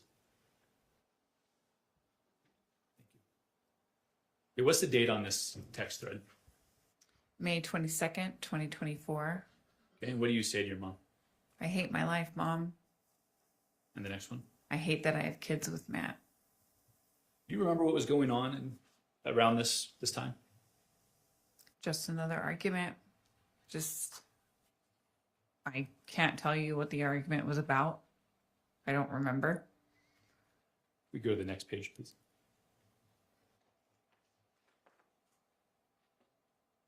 Okay. Well, actually, we'll pass on that one. Do you remember? Would your mom come to visit? And if we could unpublish it, please. Did your mom come to visit you guys in California? Yes, she did. Do you remember if she came out to visit you right around this time frame, end of May of 2024? Yes, I believe she did. Okay. And do you remember how that visit went? I believe she was out to visit her friend. I don't recall if she had just passed or was extremely sick. Her friend being extremely sick. And remember what her friend's name was? Amy McQuillan. Okay. And while they're visiting her, she came to see you. Is that what you're saying? Yes, she did stay at my house. And was there anything significant that stuck out to you about that visit? Anything that you remember? I know that Matt and my mom had a little argument, a little tiff, but it wasn't really anything that I owe. Matt made a comment to me after my mom left that my mom asked why I was spending so much time in my camper. I would be in my camper smoking weed, and he stated that she asked why I was in there so often for so long. And I thought nothing of it. I eventually asked my mom about it, and she said, "No, I didn't ask that. That's him. He's lying." And from there, she got upset that he was painting the picture that she cared what I was doing in the camper. Okay. Was it a source of contention between Matt and your mom? This argument. Yes. And that was at the end of May of 2024. Is that correct? I believe so, yes. We could show the witness State's Exhibit 24.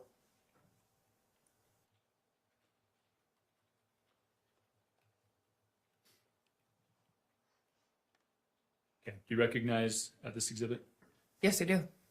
This appears to be a conversation between you and Carolyn Fisher. Yes, it does.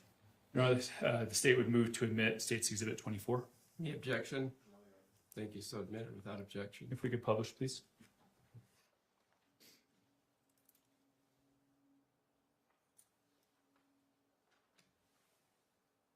Okay. Again, who is this conversation between? Myself and my older sister, Carolyn. And Carolyn's the one that lived in Carlsbad, correct? Yes. Yeah. What's the date on this communication? June 6th, 2024. If it says June 8th, would that be? Sorry. I'm sorry. Yeah, No June worries. 8th. My apologies. What do you say to Carolyn? I hate Matt. I need out so bad. Do you remember why you hated him so much right then? Another argument. Just something that he was just belittling me about. Just another stupid argument. Okay. If we could go to page 2, please. Keep going. Let's stop there. 5:55 p.m. that evening, what do you ask Carolyn? How do I get out? And if we could scroll to the next page for her response. Keep going. Keep going. Could you please read that third one down? You literally have to do it one step at a time. I think talking to Mom about that storage unit, a very small one, putting most of your valuable things, the few favorite toys of the kids or whatever for outfits, whatever you need to start pre-planning. What did you understand for pre-planning? Pre-planning to go to Utah to go be with my mom and take my kids. And did you talk to your mother about that storage unit? I don't know if I actually talked to my mom about the storage unit. I know that Tara Lynn and my mom talked about the storage unit, and Tara Lynn is the one who ended up renting the storage unit for me in her name. So it would have no paper trail back to me, and Matt would have no idea. Okay. What did you begin to do when we could unpublish this? But what did you begin to do with that storage unit? I put anything that was near and dear to my heart. A lot of the children's clothes. I enjoy doing letterboards. Letterboards are little felt boards that you put letters on. I put all of them in there. I put my Christmas tree. You began to fill it. I'm sorry? You began to fill it. Yes, I did. And what was the intention at that time? You said you were pre-planning. You were pre-planning for what? To leave Matt. And did you have an anticipated time you were going to do that? We were trying to work out the details. It required my mother sending me a credit card that she was putting me on to be able to rent a vehicle to drive out to Utah, because Matt and I did not have money to do that. Do you remember plans to go to Vegas around that time? Yes, I do. And what was your plan after the Vegas trip? I was actually going to leave from the Vegas trip to my mother's. And who had you talked about that with? My mom, Anybody else? Tara Lynn. If we could show to the witness Exhibit 25, please.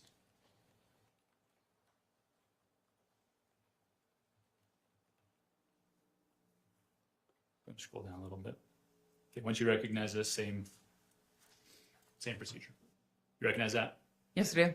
And does that appear to be a conversation between you and your mother? Yes, it does. Does it appear to accurately reflect that conversation? Yes. If I could say we move to admit State's Exhibit 25. Any objection? Okay. So admitted, thank you. If we could publish to the jury, please, page 1.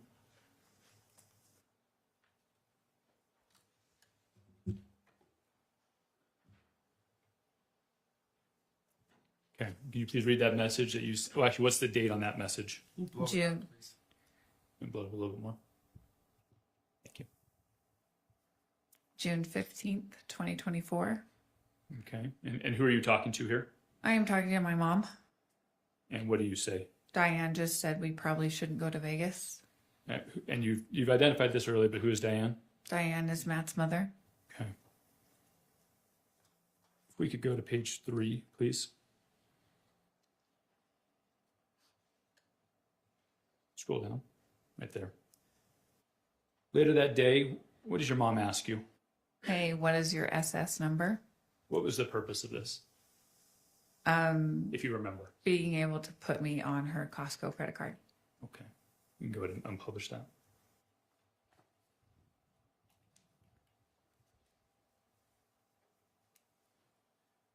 Did your mom put you on the credit card?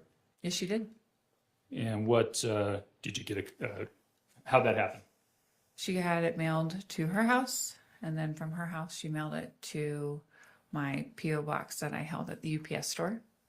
And was a card in your name? Yes, it was. And what did Matt know about this card? No, he did not. Was that the whole purpose of the card? Yes, it was.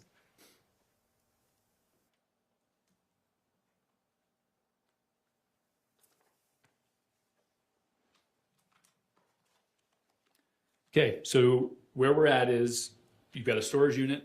You've been filling it with your valuables, correct? Yes. Roughly 6/16, your mom sends you a Costco credit card. Is that correct? Did you get it that same day, or did you get it a couple The days? day that she asked me about the Social Security card, the Social Security number, no, I did not get it. It probably took about a week to get it. A week, so that would be the 23rd of June, or? I don't recall. Probably sooner than that, because I left on the 20th, so I probably got it on the 19th or the 18th. You had it before you left, correct? Yes, I needed it to rent the vehicle. Let's just go ahead and publish again, States 25. And go to page 10, please. Go down to the bottom.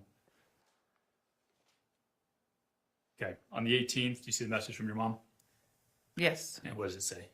It will arrive at 8 a.m. tomorrow. And is that what is that in reference to? The card. Okay. So is that consistent then with what you just said? You probably would have gotten it a day or two before. Yeah, I believe I got it on the 19th. Okay. We can go to the last page of that exhibit. Scroll down, please. Okay, that message at 4:15 p.m. on the 18th. What is that?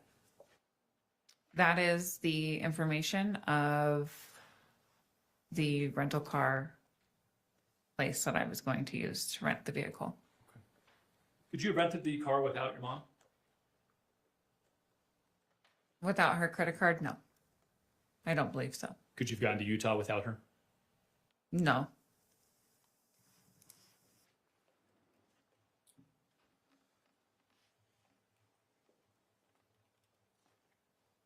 Okay, so on the 20th, what did you do? Then, or June 20th.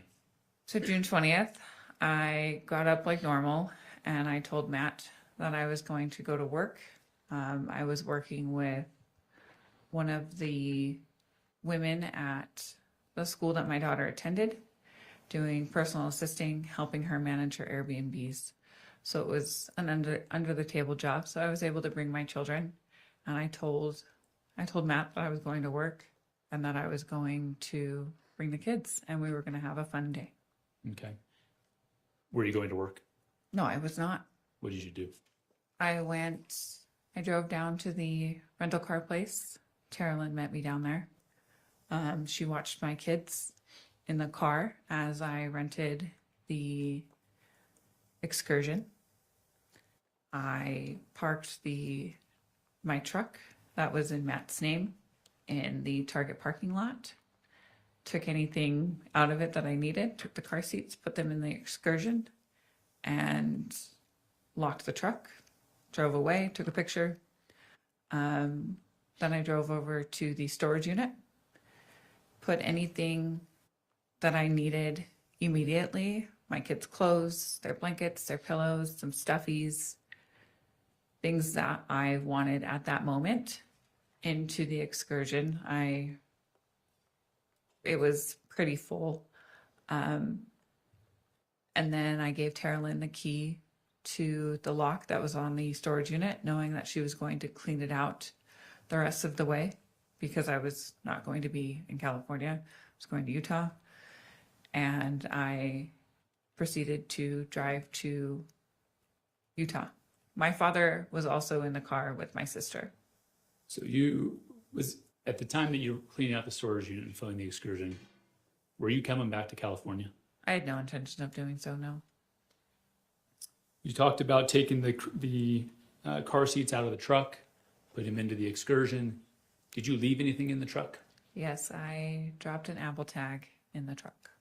Okay, if we could show the witness exhibit 26, please. Where did that Apple AirTag come from?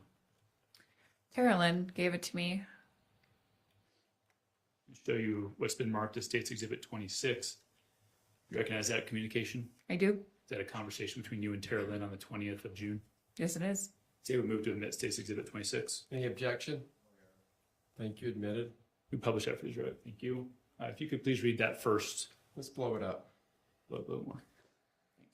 If you could read that first message, please. I used the Apple AirTag that I had on Tabitha, so Mom and Rachel already had links to it. This is a screenshot from Rachel. Whenever you want to put it, make sure that it's you either have alcohol or the Gorilla Tape or a good spot to slip it in the truck. I think in the truck may be better, maybe in the seat or something in the back seat. That way it doesn't get lost or fall off. Okay. So you got that message at 8:30 in the morning.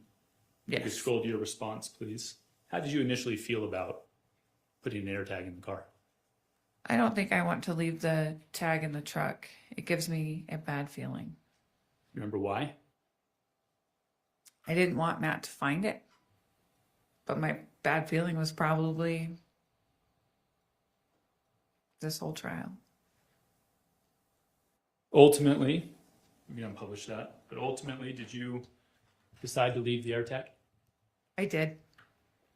Where did you put it?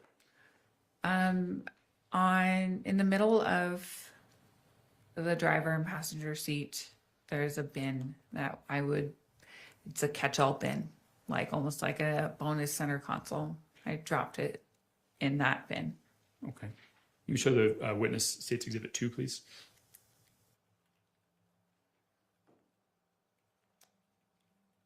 Is that an accurate representation of where you left the AirTag? Yes, it is.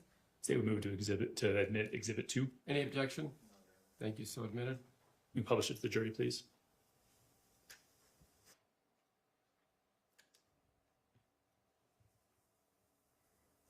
It appears pretty visible from here. Was there more stuff in that bin when you put it in there? I believe so.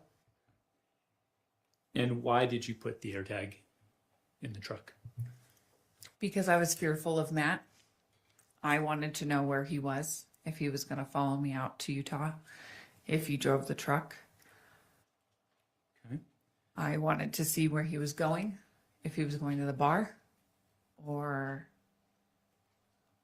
I wanted to keep tabs on him. And that was the initial reason you left, is that correct? Of his alcoholism? No, because you wanted to keep tabs on him, see if he followed you, see if he went to the bar. That was the initial reason you left the AirTag, correct? Yes. Did ultimately you end up using it for something else? Yes, we did. Who had access, we can unpublish this, who had access to monitoring the AirTag on the 20th when you left? Carolyn had it on her iPad. Rachel had it on her iPhone. My mom had it on her iPhone. And Kevin had it on his iPhone. I'm going to show you what's been marked as State's Exhibit 3.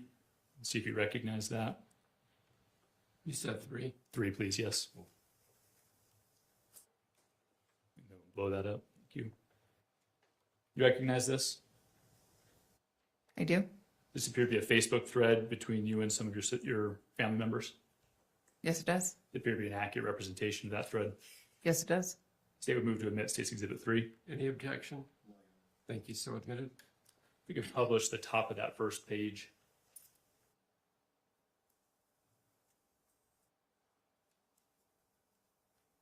Okay. Blow that up just a little bit more. You can blow that up just a little bit more. Thank you. Who was on this thread? Myself, Rachel, Carolyn, and my mother. And was the purpose of this, what was the purpose of this thread? Do you remember? I don't know the initial purpose. I think it was just to be able to give updates all in one. You see what It was the night I left. I drove out to Utah on 6/20, and at 9 o'clock, I was still on the road.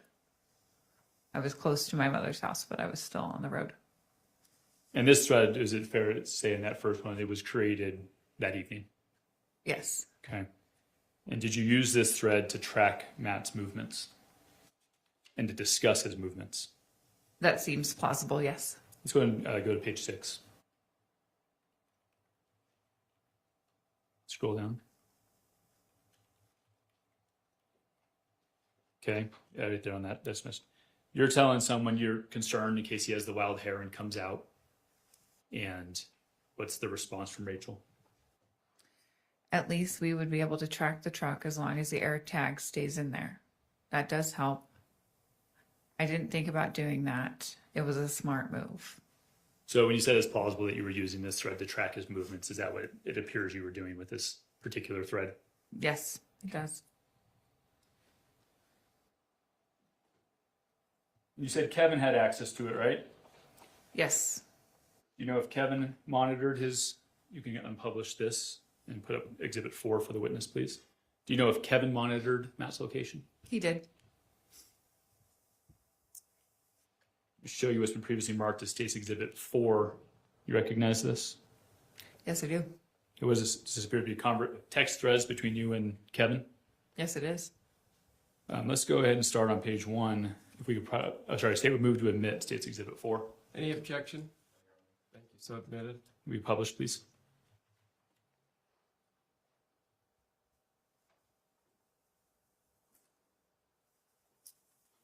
What date is that first text between you and Kevin, at least on this thread? 4/9/2024. Okay. And then if we could scroll to the next page, please. And scroll down. Yep, that next one. The next thread the next exchange between you two was when? June 20th, 2024. So when you said earlier you didn't talk much, you weren't kidding. You don't talk much. Correct. Can we please go to page 8 and 9? Okay, what date is on that top message on the right? June 26th, 2024. Okay, and what do you say? What day are you coming back? Wondering for Olaf. Okay, and hold on. Who's Olaf? Or what is Olaf? Olaf is our code name that we gave to Matt. Why did you give him the name of Olaf? It was Disney. I don't know if there was actually a reason behind it. I've heard. Speak to your reasons. I don't remember there being an actual reason. It was just a name that we could give Matt so that when I was talking about Matt to somebody, I would say Olaf and my children would not know who I was talking about. Okay. But your children weren't present while you were sending this text message, right? Correct. Okay. Okay, what does he respond with? You asked him when he's coming back. Actually, let's do this. Do you know where he was? Where Kevin was? Yeah. I believe he was in Wendover. Okay. And what does he tell you there? Friday late. Okay. You scroll down, please. And your response? Okay, cool. Okay, keep going. What's he tell you next? The tag is still active. And to your knowledge, what is he referring to? The Apple tag that was in the truck. Okay. And that's on the 26th of June still. Yes, it is. You can scroll down, please. And what do you ask? Really? Had you kind of stopped monitoring it at this point? I did not have direct access to monitoring it. I had to ask Sarah Lynn, Rachel, my mother, or Kevin to see it. I did not have direct access to it. You didn't have an iPad that had access to it? No, I did not. Okay, scroll down. What is his response to you being surprised that the tag is still active? If I have to rush back, I can make that happen. Okay. Rush back for what? In case Matt came out, at this point, there was no plan in place. This was for my peace of mind because I was very fearful of Matt. So when you say no plan in place, no plan to do what? No plan to murder Matt. Okay. That hadn't formulated yet. Is that fair? No, I had not. But he expressed a willingness to come back and protect you. Yes.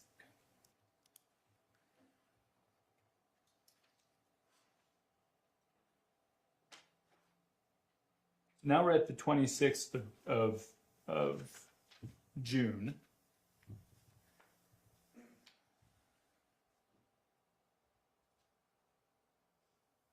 You said the plan hadn't been formulated yet to kill Matt. Correct. When did that start to come together? I believe about a week and a half before he actually came out. Okay, so if he came out what day did he come out? He came out July 12th. Okay, so you're saying a week to a week and a half before that. In the And- beginning of July. So early July. Yes.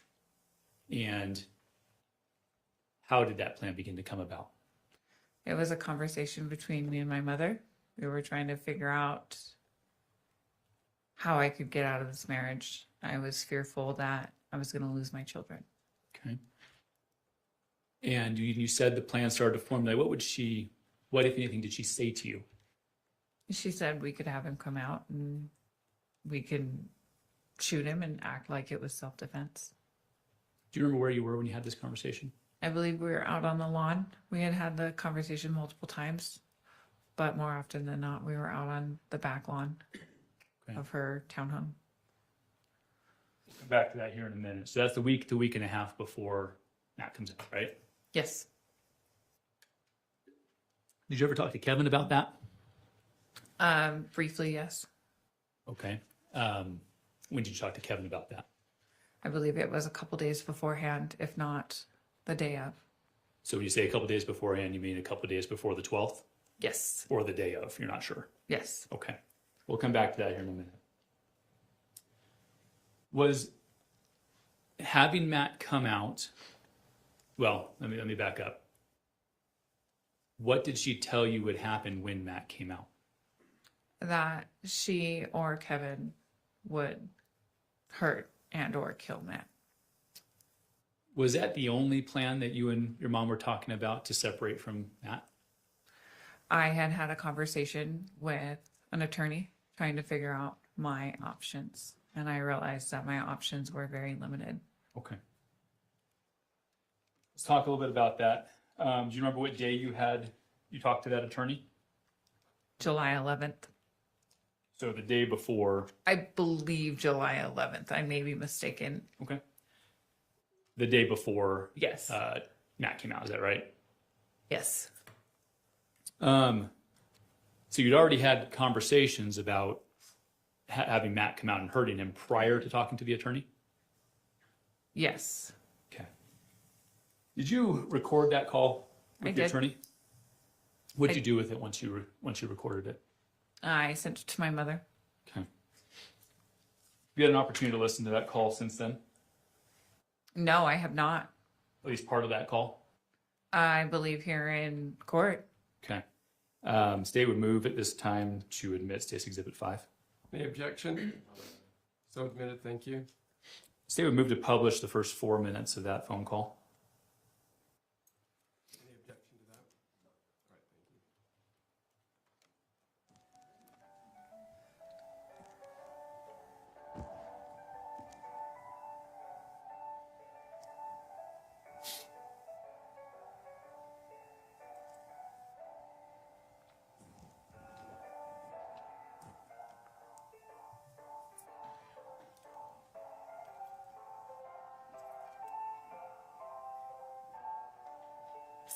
Are you on hold here? I am. I'm waiting to speak with them.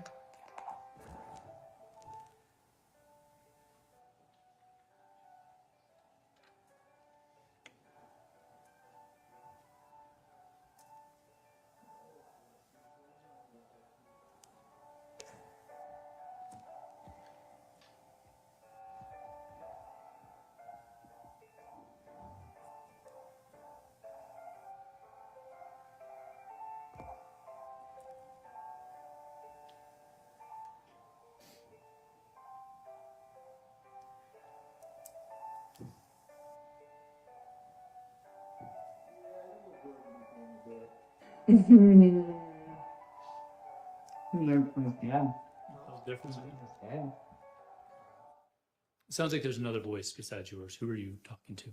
That is Kevin's voice. Where were you taking this call? I believe I was upstairs in the primary bedroom, and Kevin's room is very close.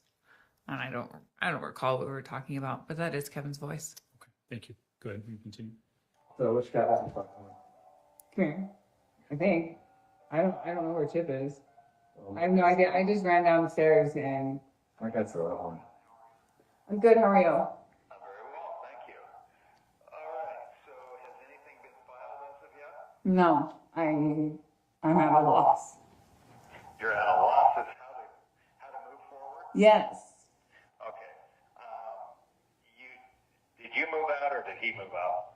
I am technically not moved out. I am on vacation. Does he know it? Councilors, Does he know I'm on vacation? Yes. I'm getting feedback. So am I. It wasn't this bad last time. I think last time you actually had to end up playing it on the computer. You used an external speaker last time. Let's try it one more time. Let's back it up. Try a different setting.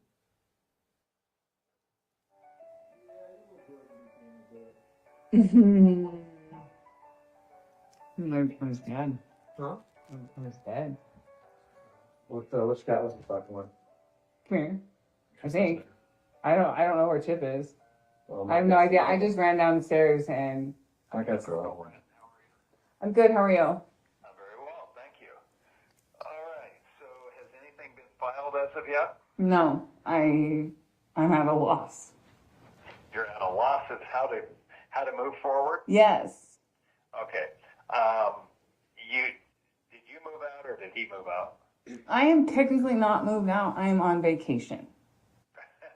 Does he know it? Does he know I'm on vacation? Yes. No, does he know that you're leaving? No, and that's because I'm so scared. All right, so let's start off. Has there been domestic violence? It's a lot of verbal abuse.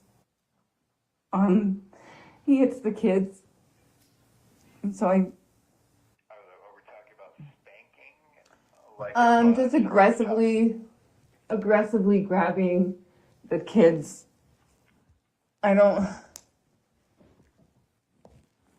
know. Okay. Do you have financial help to get out? So I'm at my mother's house in Utah, and I don't want to go home. In Utah? Yeah. Yeah, and also if you left Utah and he wasn't happy about it, he could file something and yank you back really quick, or at least yank the kids back. And where the kids go, you will go. So going to Utah is unless he gives you permission. Like for example, he says, "Okay, yeah, let's take a time out. You can go to Utah for a while with the kids." Gives that to you in text, so you've got proof. Shit, you can go to Utah and never come back. As long as you get them established up there, get your 6-year-old started in school and get your life established there before he files anything or starts to think about doing anything, then he has a much harder time of getting you to come back. So That's assuming you want to be in Utah. no, I do want to be in Utah. In Utah, it takes 3 months to establish residency as an adult, and then 6 months for a child. If he I want to talk about a couple things we discussed with the attorney. First, you told him at the outset that he hits the kids. Yes. Is that right? Yes. But then you clarified. What did he actually do to the kids? He grabs them aggressively. And Like just, how? Just pulls them out of a chair too hard. Like by the arm? Yes. Okay. But doesn't hit them. No, doesn't hit them. Spanks them, but doesn't hit them. Sure. And you clarified that he doesn't hit you, Correct. but a lot of emotional abuse. Yes.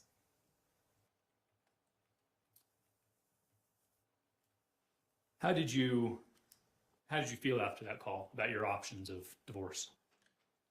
I felt like they were very, very minimal. I'm going to show you what's been previously marked, just the witness, as State's Exhibit 6, please. Is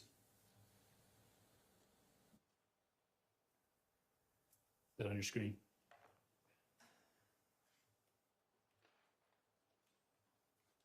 Yes. You recognize that conversation? Yes, I do. State, it is appear to be an accurate representation of your conversation with the Chris Walnick. I'm sorry, say that Does it again. appear to be an accurate representation of your communication with Chris Walnick? Yes. State would move to admit State's Exhibit 6. Any objection? No. So admitted, thank you. Who is Chris? We can publish it, please. Who is Chris Walnick? He was one of my really good friends I've known for about a decade. On the 8th of July, what does he say to you? He said, 3 more days till you meet with a lawyer. How are you holding up? So is it fair to say he was aware you were going to be meeting with a lawyer on the 11th? Yes. Okay.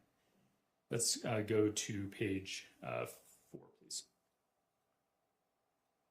Scroll up one more page, so 3. Okay. What does he say to you on the 11th? He asked he said, how did your attorney meeting go? Okay, and scroll down to the next. What was your response? Honestly, I'm fucked. So you didn't feel like you had a good chance to divorce and keep the kids with you in Utah, did you? No, I did not.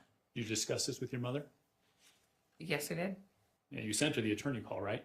Yes, I did. Do you know whether or not she listened to it? I have no idea. We can unpublish that.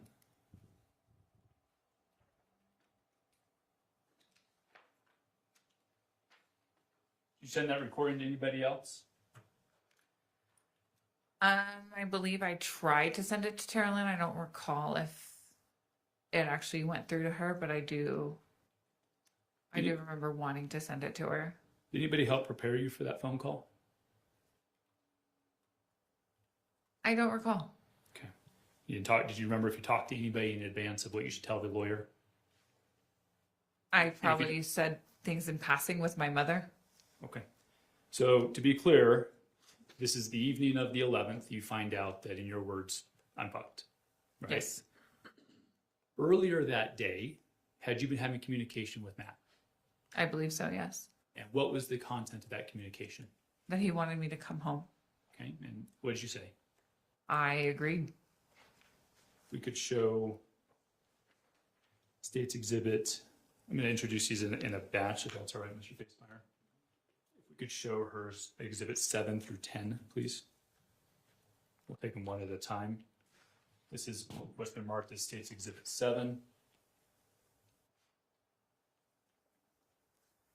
This appeared to be a conversation between you and Matt on the 11th. Yes, it does. The state would move to admit State's Exhibit 7. Any objection? Thank you. If we could show her 8, please. This appeared to be a continuation of that conversation on, if you scroll down, please, with Matt on the 12th. Yes. State would move to admit State's Exhibit 8. Any objection? Thank you, so admitted. Then number 9, please. This appeared to be a continuation of that communication with Matt the evening of the 12th. Yes, it does. State would move to admit State's Exhibit 9. Any objection? So ordered, thank you. Then finally, State's Exhibit 10, please. Scroll down, please. Okay, this appeared to be a communication between you and your mom Yes, it does. on the 11th. Yes. Okay, State would move to admit State's Exhibit 10. Any objection to that one? Thank you, so admitted. We're going to go through these if we can.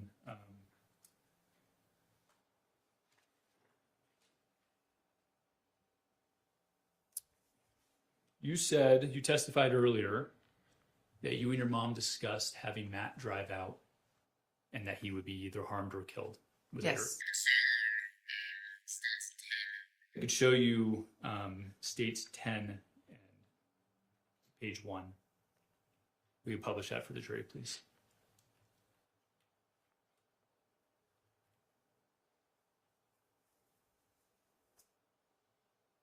Okay, scroll down to the 11th, please. Okay, what is that text message? What time is that text message sent? On the July 11th at 8:07 a.m. And who are you talking to in this text message? It's a text message to my mom. Okay, and at 8:07 a.m., what do you say to your mom? Said Matt doesn't want to drive out. Is it fair to... Page 1 on the 11th.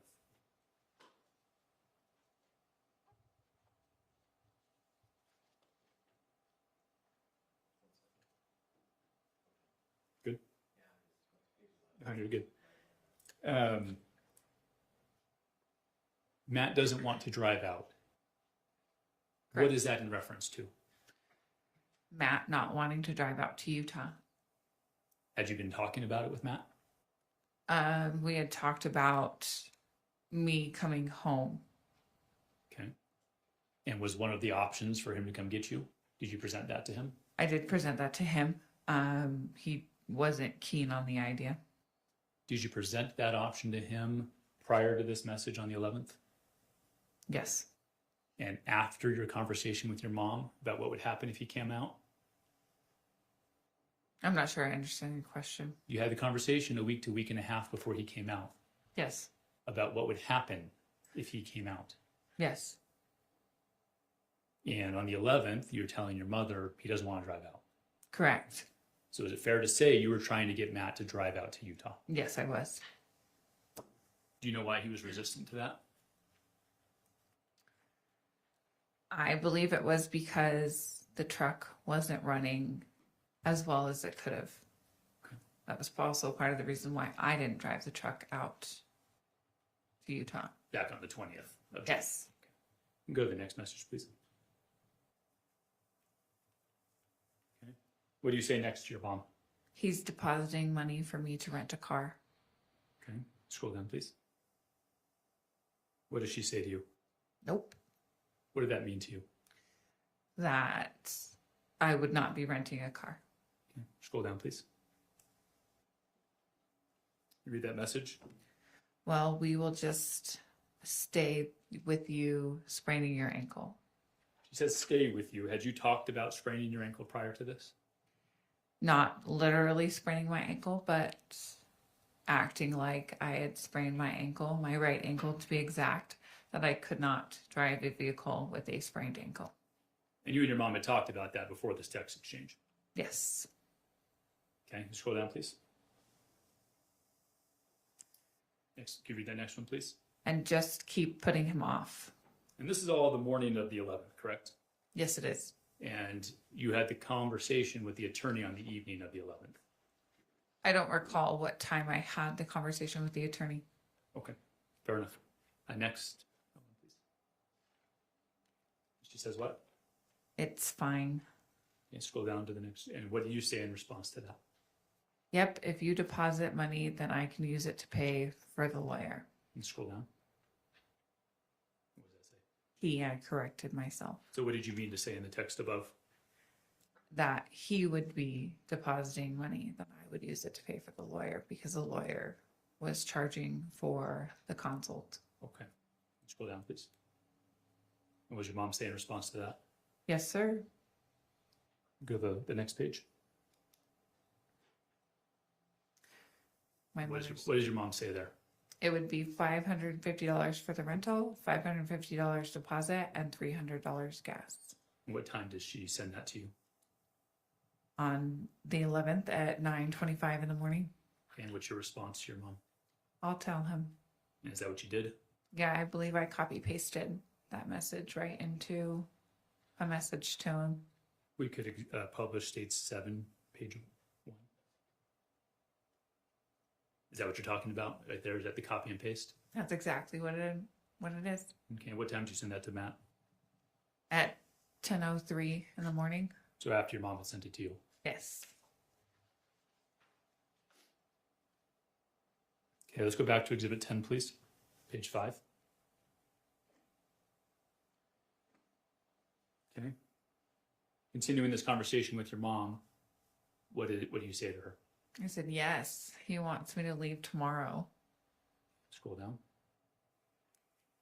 I have to make arrangements for the car today. Arrangements being in quotes. Why'd you put it in quotes? Because I wasn't really going to make arrangements. Yeah, scroll down, please. What does your mom say in response to that? Can't drive with that ankle. Okay. Again, this is the fictitious ankle that you were going to pretend sprain, Yes. making it so you couldn't drive to Utah or to California. Correct. Continue on, please. What's your response? Exactly. Continue. Ouch. It hurts so bad. Next one. And your mom says what? I'll find some crutches. Okay, keep going. I know we can wrap it and make it look swollen under the wrap. Go read that next one. I need to shower and leave in 2 minutes. And this is from your mom to you, correct? Mm. That one was. That one was from my mom to me, yes. Okay, and your response on the next one? D, I have them. I has them. I don't know what I was. Could that be in reference to the crutches? DI. Oh, DI has them. Yeah. Yep. That's exactly what that is. Okay, control that. Keep going.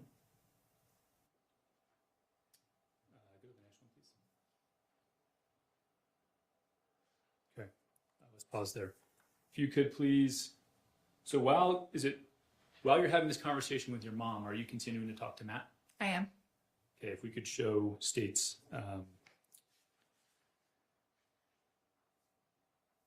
7, page 2. Please publish that. Okay. Who's this message from? This is from Matt to me. What does he tell you? Tomorrow, Enterprise, 385 Main Street, American Fork, Toyota Corolla, $200 deposit, $182.33 rental is reserved. Pay in person with debit card at 8 a.m. All paperwork must be caped. Okay. And what time did he send that to you? He sent that to me at 10:59 a.m. on the 11th. What did you do as soon as you received that message? I copy pasted it to my mother. Show, please publish states 10, page 8. Is that the message that you copy and pasted? It is. You guys continue to, in this text thread, continue to talk about the sprained ankle and not going back. I believe so.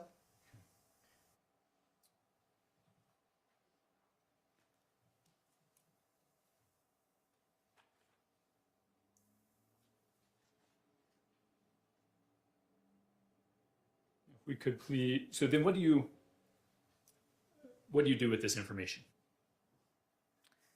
that Matt had given you about the enterprise? Nothing really. I understood that having an out-of-state driver's license, I could not rent a car with a debit card. It needed to be a major credit card. Okay. Let's go to page 12, please, of Exhibit 10. What does your mom say to you about that concept? Wait until tomorrow to tell him. What's your response? Duh. And what's her next comment that she makes? Don't let him tell the kids. He will see them soon. And your response? LMFAO. What is that an acronym for? Laughing my fucking ass off.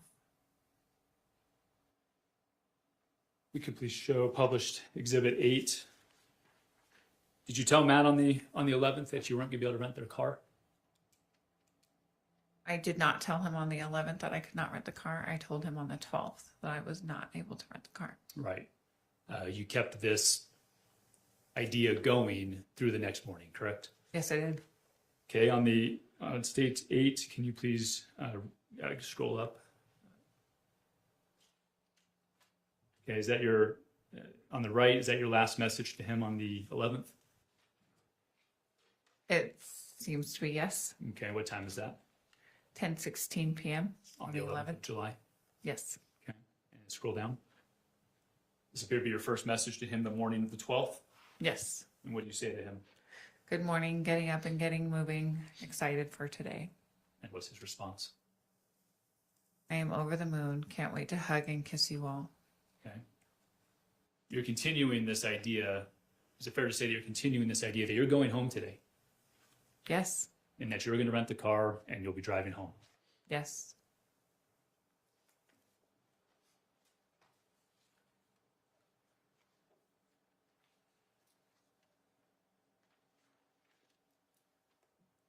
Go back to published Exhibit 10, please, page 20.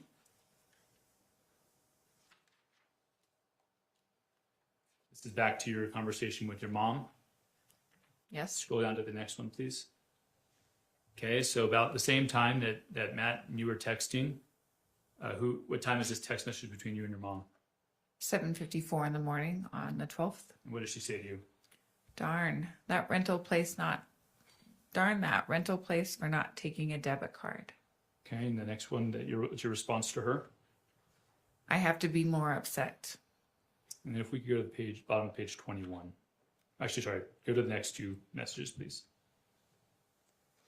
Okay, skip this one, but then read that second one. It might help your story if you say you were there and they said no. Okay, do you do that? Yes, I drove over to the rental car place and I walked in. I said, "Can I rent a car with a debit card and an out-of-state driver's license?" The lady told me no, and I said okay, and I walked out. Did you tell her you already had a reservation? No, I did not. So you go, let me ask you,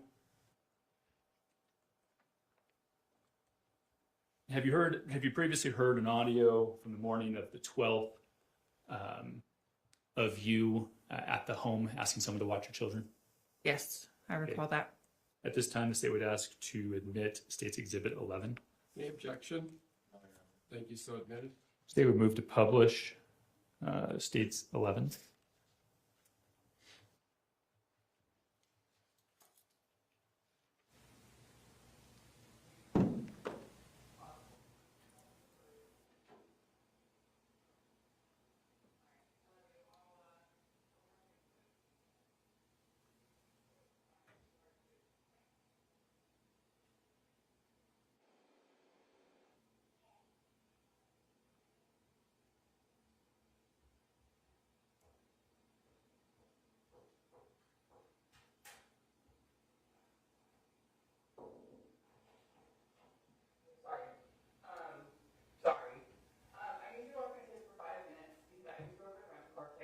To make my story possible, that I need to go over there and they need to turn me away and say, no, we cannot renew this car because your driver's license is out of state. Who are you talking to? I'm sorry, you like Kevin? Yeah, and did you ask him to watch your children while you went to the rental car agency? Yes, I did.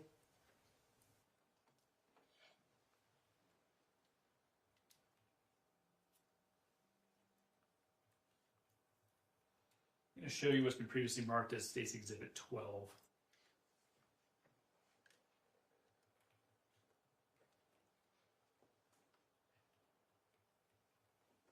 You recognize that? Yes, I do. It appeared to be your call log from the 13th and before. Yes, it does. State would move to admit State's Exhibit 12. Any objections? No, Your Honor. Thank you. You know, Mr. Facemeyer, may I approach? Ladies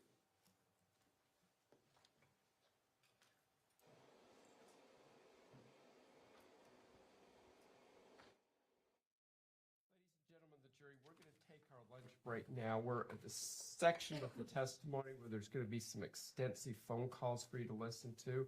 We think it'd be better to have lunch, get out, move around a little bit, and come back and listen to those this afternoon.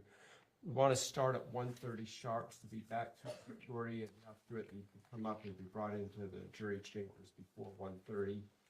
If you're not familiar with the area, there are a lot of fast food places north and northeast, just all through here, or you can head south, but there's a construction for the bridge over there to take overpass there. It gets a little harder to get down there. You can also go east on Main Street, historic Main Street, and there's a whole bunch of restaurants. We'll be in recess until 1:30. Thank you. All rise for the jury. Thank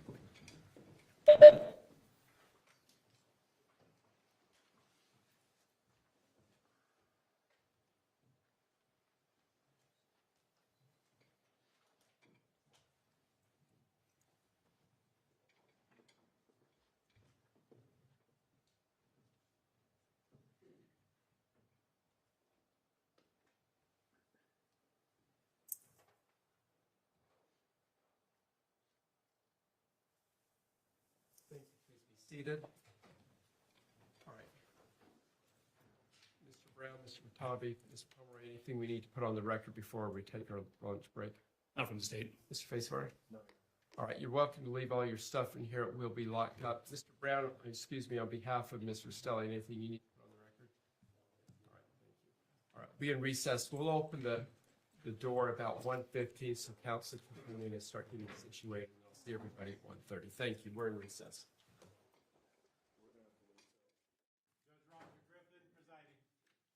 Thank you. Please be seated. Let's go back on the record in the matter of State versus Grist, case number 241101170. I understand the entire jury is back. Before we bring them out, is there anything the state needs to put on the record, Mr. Brown? No, not on the record, although I don't see Mike Brown in the courtroom yet. Oh. Nothing for Mr. Facemeyer. Mr. Watabe, would you step out in the hallway and see if Mr. Mike Brown is out?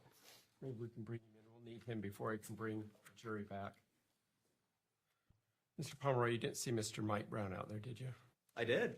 Would you ask him to come in? We're ready to go.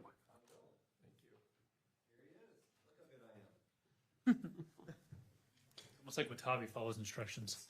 Not often. That's why I sent out Mr. Pomeroy. Mr. Brown, is there anything you wish to put on the record before we bring the jury back? You're welcome to sit up front if you'd like. Can I sit next to you? Absolutely. I've got plenty of space. I'm good. I'll hang on back here. All right. Let's bring the jury back.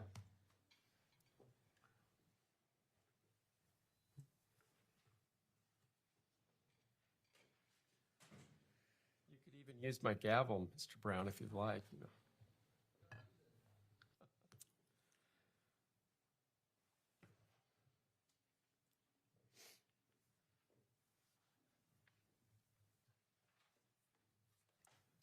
Sir, can you take off your hat? We are in court. All right, for the jury. We do 13 through 18 as a batch.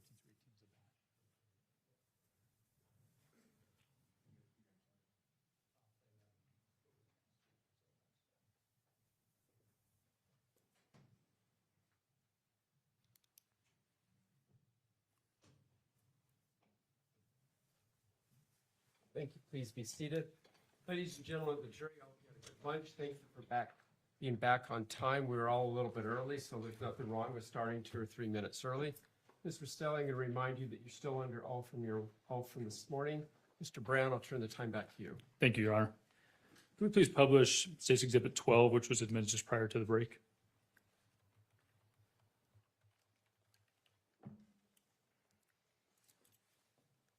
And if we can please go to page 6.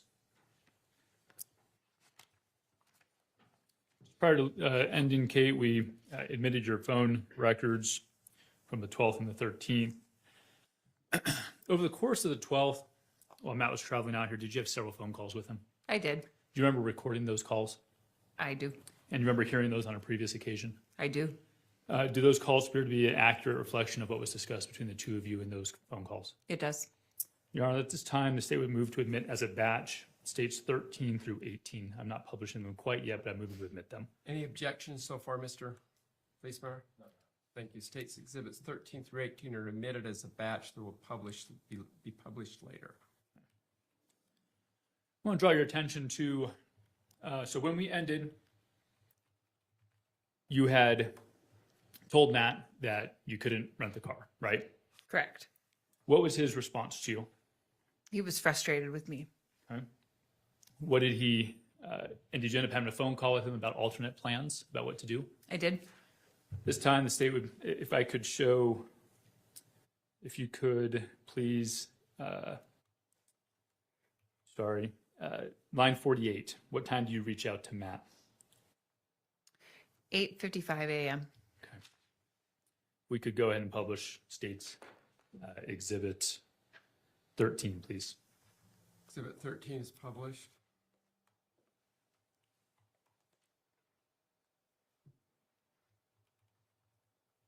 I'm at a loss right now, Matt. Okay, just chill out. They won't rent me the car. Okay, we'll have your mom rent it. She doesn't have money on her credit card. Okay, so what do you gotta do? Can you rent it through Tim or somebody else? Anybody? Nobody has credit cards with that money on it. How much money do you need? What do you need? I can't do it with my debit card because I have an out-of-state license. Okay, so what do you need me to do? Like, what are you thinking? I don't know. Okay, just chill out. Do you need to put money in a different... Can your mom call her credit card and extend it? No, they need money. So, do you need me to put more money in your account? No, because they won't rent it to me because I have a debit card and an out-of-state license plate, or an out-of-state driver's license. If I had an in-state driver's license and a debit card, they would do it. Like, they don't even care that I have a good driving record. They don't care that, like, I was just rented with them 3 weeks ago. Okay, but that obviously that doesn't matter. That doesn't matter. So,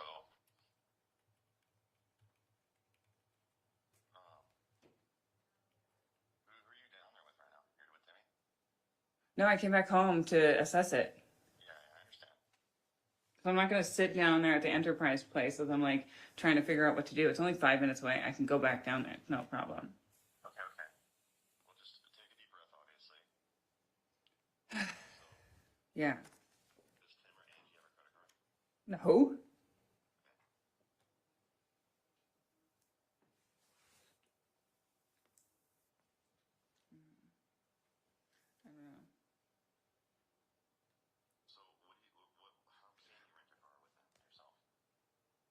I don't know. So how can you rent a car with them yourself? I don't know. So if your mom had money, like, how could she have money? How could she have money? It's like $1,000. Well, she's had a hard week this week because the water kept being turned off. So she didn't make as much money as she would normally. I know, I'm not trying to give you a hard time. I'm just I know you're not giving me a hard time. I'm explaining stuff to you as best as I can.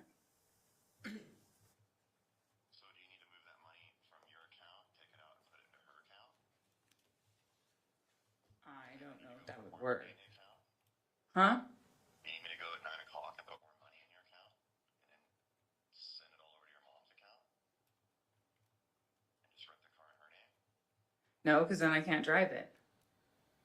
Well, she leaves with it. Say she leaves with But if there's any problem on the way home, I'm fucked. If there's any sort of hiccup on the way home, I'm fucked. Okay, well, I'm just trying to deal with what we're trying to I understand that. I don't want to be fucked on the way home and being like, oh, well, where's Tracy? It's like, well, she's not here. Like, you mean renting it all the way down here kind of thing? Huh? Like when you return the car kind of thing? Yeah, that would, yeah, she would have to return that. Oh, I didn't even think about that. Yeah, because she would have to return the car.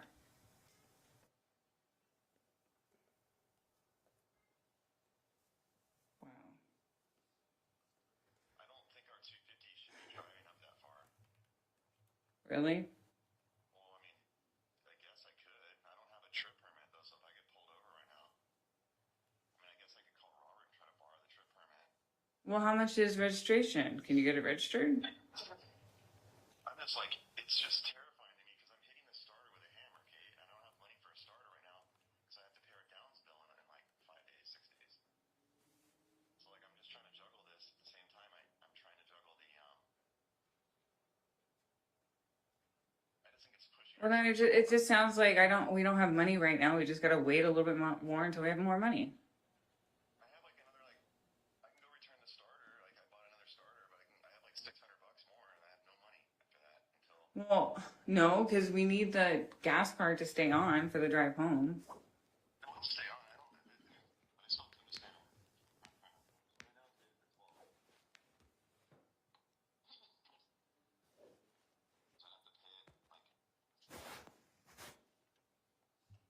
think it's a great idea for me to drive the 250 that far. Like I have nobody to watch the place either. Like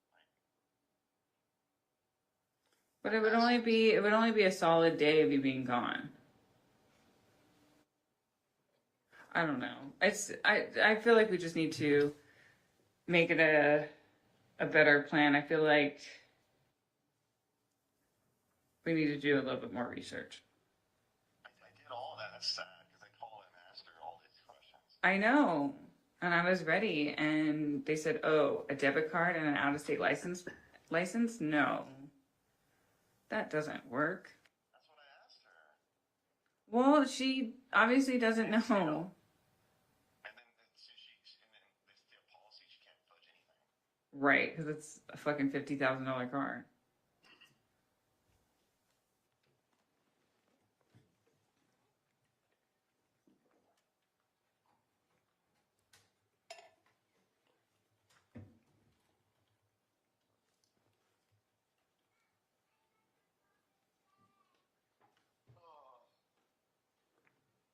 I know. I feel the same way. Katie, I have tunnels laid in the truck just so that I can lay underneath the truck and hit the starter with a hammer. Like, and it has a little oil leak. I mean, like, I'm like, even working for Robert, like, I'm sitting there terrified that I'm going to break down the intersection still. Like, towing trailers and just trying to get this done. Stress is killing me right now.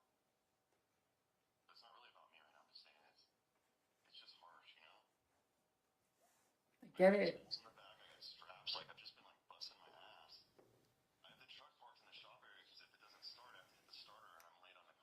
Matt, I did what I could today.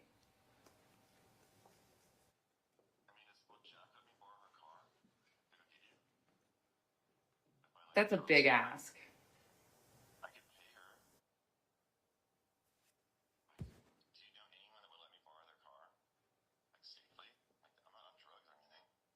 What about your mom?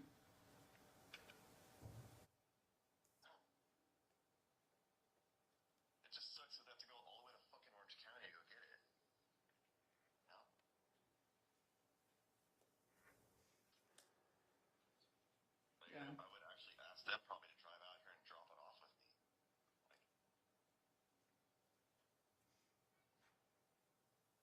Right.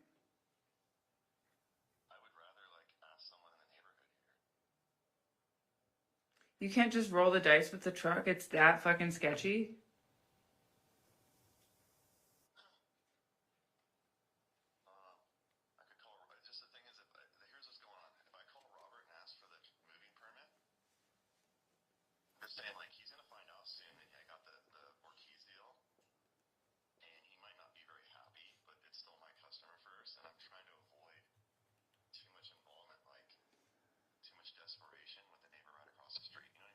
Yeah, I'm sick to my stomach.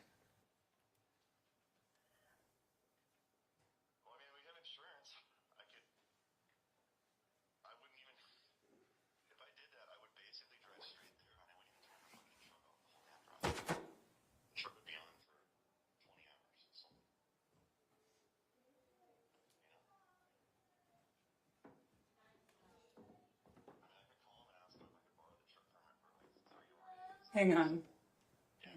Hang on. What happened? What happened? Cheyenne, what happened? What happened?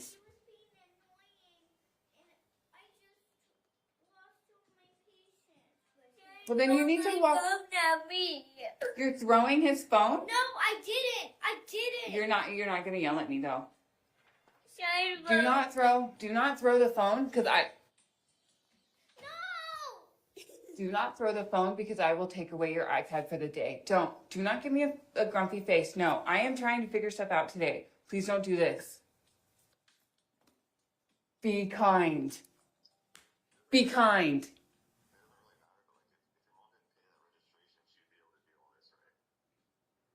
I don't know. I think it was also. No, it was the water being turned off that really threw the wrench in the gears.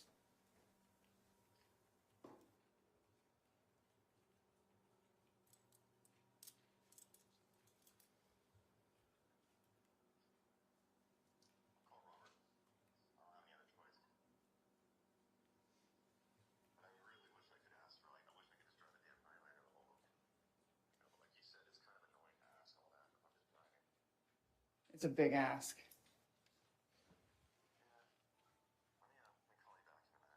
Okay. Bye-bye.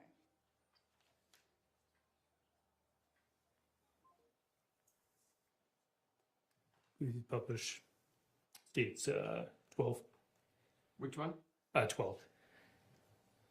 Exhibit 12. The $600 that he gave you, you could have put it towards your mom's credit card, right? The credit card was not the issue.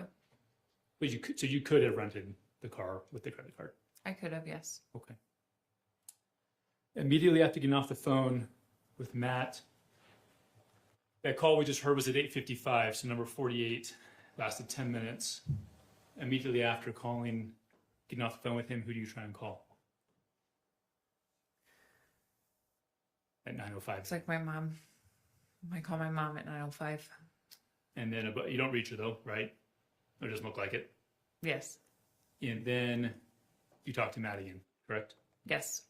State moves to publish. States 14. Phone call from 9:07. Any objection? Okay.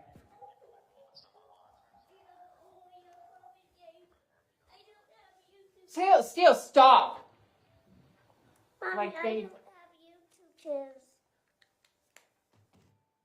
Stop. YouTube. Well, go watch YouTube. Why are you yelling at me? Sorry, I was taking out my earbud and he's just like screaming, running around like a fucking crazy person. I don't have YouTube. I don't have YouTube. Like, you kidding me? Like, can you tell I'm under a lot of stress right now? Like, what the fuck?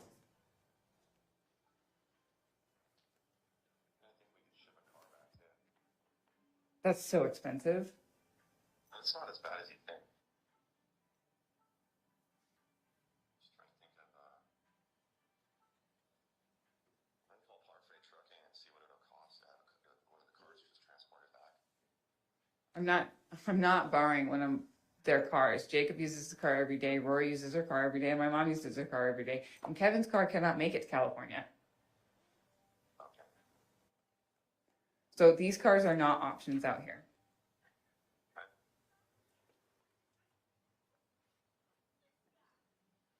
I know, it's frustrating. Frustrating is if Robert just answered his phone and said yes, that would be the plan, and I'd just be going with that right now, and I wouldn't talk about it anymore. Okay, well,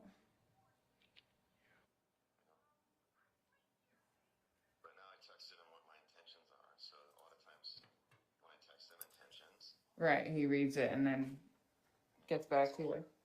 he gets all distant.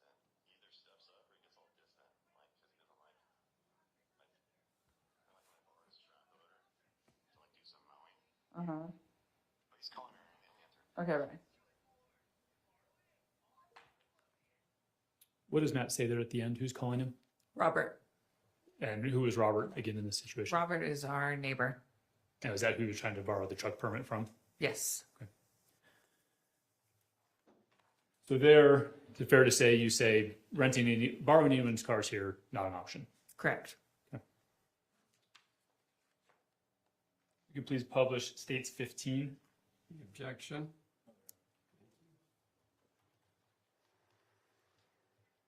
And actually, before we publish that, when's the next? So that was a call between you and Matt at 9:08 p.m. If you could please go to the next page, to page 9:08 a.m.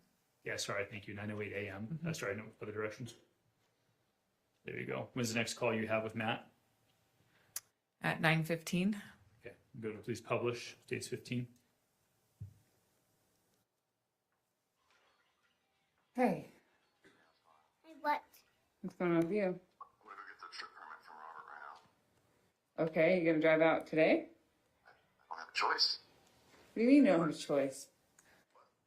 Okay. Well, I wasn't sure if you were rested and ready. What's that? I wasn't sure if you were rested and ready. I'm rested enough, but I gotta get the dogs like fully fed and left.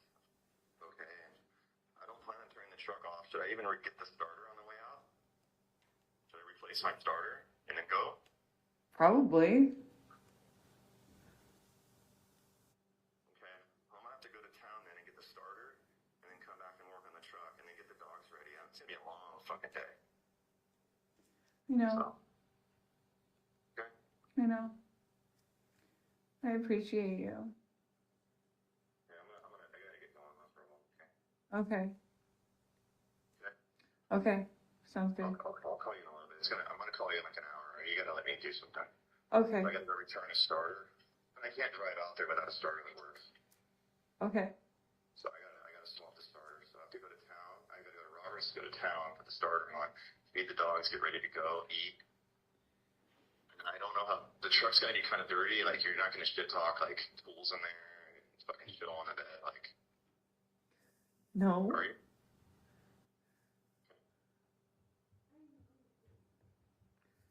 Mommy, I'm hungry. Okay, I'll feed you. Oh, Give me- I gotta go. I'll call you in a little bit. Okay, sounds good. Okay, bye.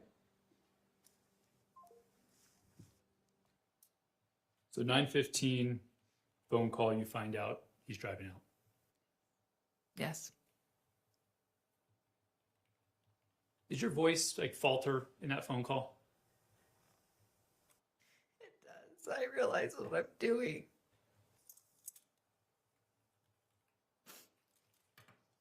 Just so we're clear, what was it? What did you realize you were doing? Planning his murder. Setting him up for failure.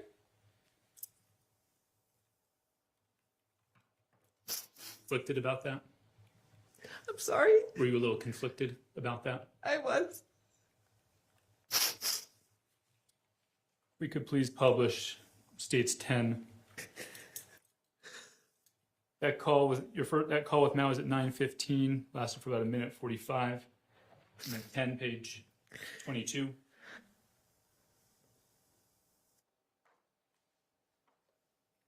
You said 10? Yes.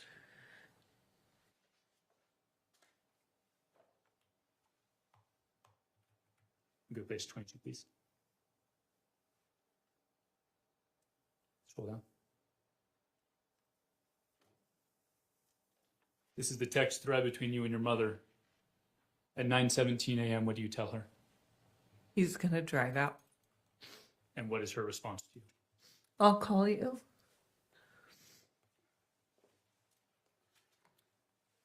We could please go back to states 12, page 5.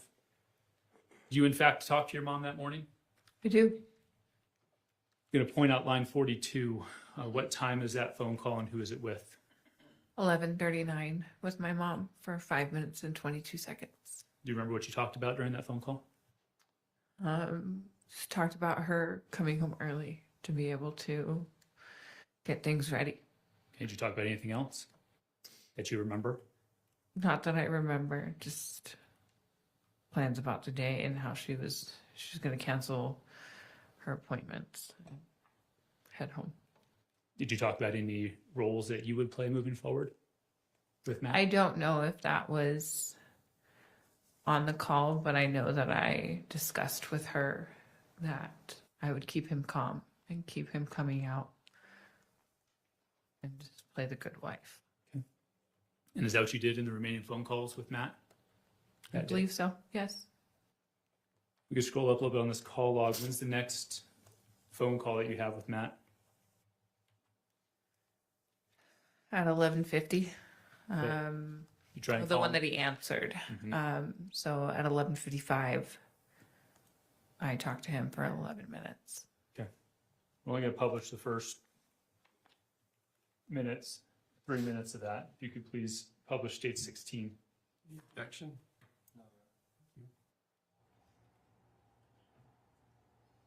Hi. Hey, what's going on? Hey, Good, how are you? cool. Just past Butterfield. I'm leaving her. I'm getting on the freeway in about 5 minutes. Cool. So, got peaceful food. Awesome. Dogs. Right when I went to leave, there was like a tweaker car in front. So I had to like ask them if they needed help, and then they said they're letting fans cool down, and then they took off. Okay. Sounds like shit. I have to wait for their tow truck to get them out of here. Fuck. Because I would have canceled if they were out in front for right now. So it's all good though. Yeah.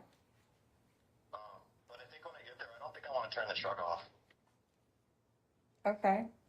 So I just want to get the car seats in, load up, and just kind of take off. Is that going to be doable? Yeah, you'll be here late. Yeah, no. So, And then you'll take off with you, and then you'll take over driving. yeah. Okay. And I'll take over after that, and then we'll get home. Yeah.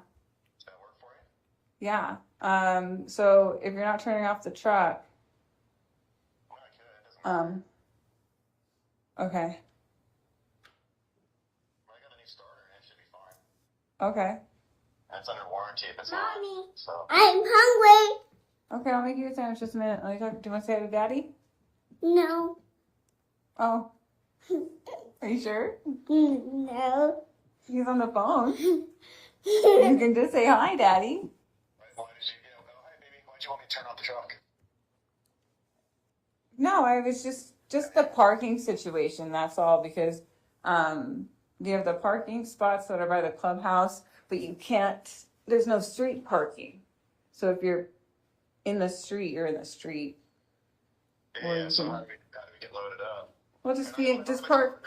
I'm 97%, so Okay, well, I'll just probably turn my phone off when I get by Vegas to conserve some energy, you know? okay. That's fine. Yeah. Yeah, probably just pull right up in front of the house. You know. Yeah, and then we'll just load up. How long is it going to take? Like 15 minutes to load up? Yeah, not long at all. Yeah, I'm not trying to rush you. I just don't No. want to risk the product, that's all. No, I get it. You gonna come inside?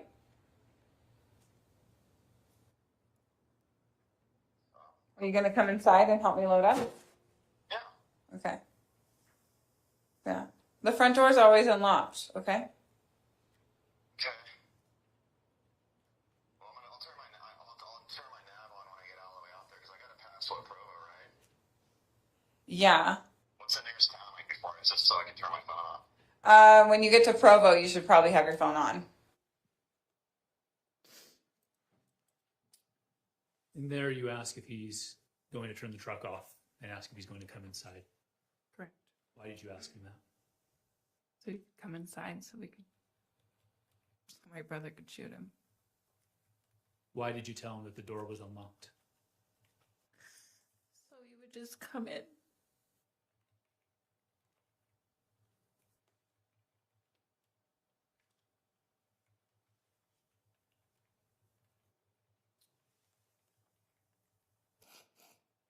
After, if we could publish states 12 again, please.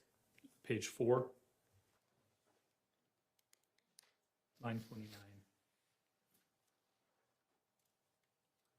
Is it fair to say that you had a variety of phone calls with your siblings and your mother after that call with Matt? Yes. Okay, line 29, who are you speaking to and what time is it? Talking to Rachel, and it's 12:48 in the afternoon. And how long do you speak for? About 20 minutes. Okay, if we go to line 28, please. Okay. Who are you talking to on line 28? My mom, Okay, what time is that? 12:58 for 7 minutes, almost 8. Do you remember having a group call with your mom and Rachel Jorgensen at that time? I don't remember it being a group call, but it's absolutely plausible. Remember what was discussed with Rachel? I believe if it was anything, it was having Rory go out to Rachel's house for the evening. But I don't know if I was actually on that call. Did you tell her why Rory should go to her house in Ogden? No. No. Okay, so that call with your mom, if it was 7 minutes long or roughly 8 minutes long at 12:58, would have ended shortly after 1 o'clock. Is that fair? About 1:05? Yes. We could please publish states 10 again. Page 23.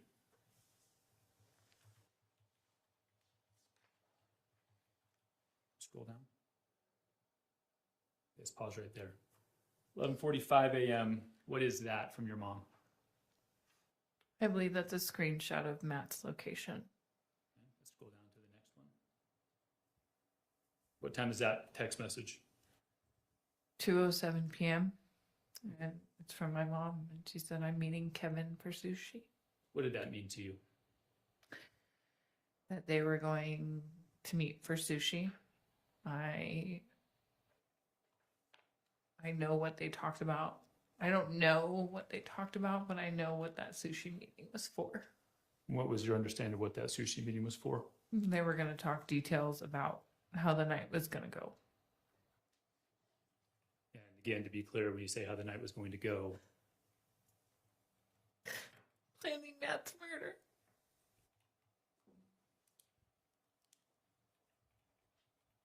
while your mom, she sends that message to you at 2:07, right? Yeah. And then if we could please jump to of this same exhibit.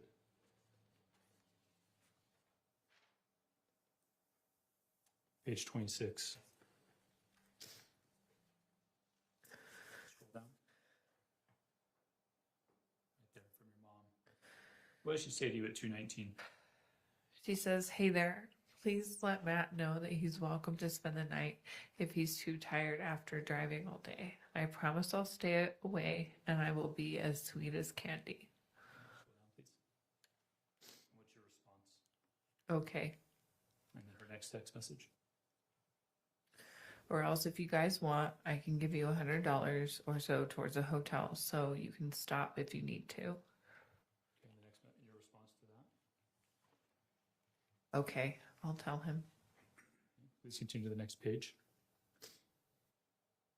Read that one from your mom, please, at 2:20. I'm not trying to get in your business at all. I just want him to know that if he needs to rest, he can rest at the house, or we can get a hotel room for you guys, or maybe you could just start driving to go back because you will not have driven all day the way he did. Okay, and then, Even a hotel room in St. George might be okay. and then your response. Go ahead and read that one. Go ahead and read that one for your mom too, and then we'll read your response. $200 for a hotel room I can handle, as opposed to the rental car on the way back. Okay, and then the next, your response to him. Okay, on the phone with him now. And finally, her response to you.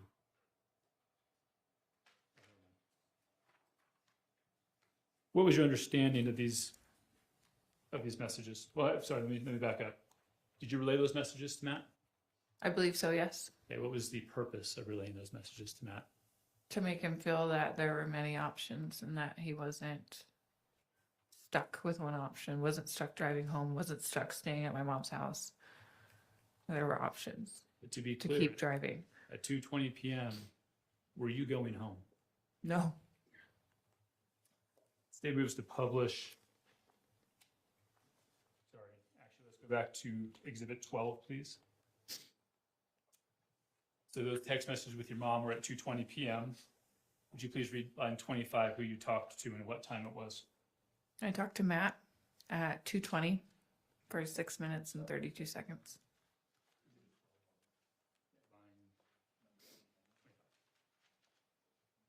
Okay. State would move to publish that 2:20 call.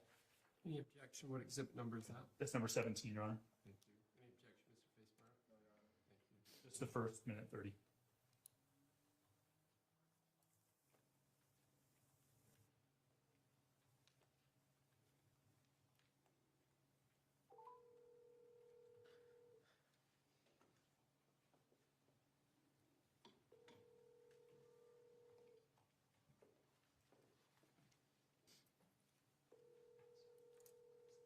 Yeah, what's going on? Good. How are you? Pretty good. What's going on? I just called to see how your drive is going. I'm just passing that abandoned water park. Oh, fun. Cool. Yeah. I just like right now looking at it. Yeah. My mom said if you're too tired, when you get here that you can always sleep here. She said she'll keep her distance. She'll actually be asleep. Oh my guys. I'm just not gonna talk, that's all. Okay. Or if we want, we can get a hotel. She said she'll give us $100 towards it. No, it's not like that. I just wanna see my baby, see you. I brought my pillow and everything else. Right. So I'm not really worried about it. So what do you want to do? I want you to be comfortable. I will be. I just become Okay. once I have my family. Okay. Well, good. Oh, I will. Awesome. Yeah. So cool. I'll just keep Awesome. trucking along here. Okay. This call would have happened around 2:20 in the afternoon Yes. while Kevin and your mother were at sushi, correct? Yes. Do you remember when they got home from sushi? Probably about an hour later. Did you have any conversations with them when they got home from sushi? I believe so, yes. Okay, Out on what do the you- lawn. I'm sorry? Out on the lawn. Okay, and what do you remember about that conversation? Just finalizing details about how the night was going to go. I don't know if Kevin was on the lawn. I can't remember everything. I'm pretty sure he was out there, and it was just discussed that Matt was going to be there shortly at 10 o'clock, and that where I was going to be upstairs. Kevin was going to be downstairs watching a movie, but not really watching a movie, and my mom was going to be wherever she was going to be. Did Kevin say anything in that conversation that you recall? Not much. Who did most of the talking? My mother.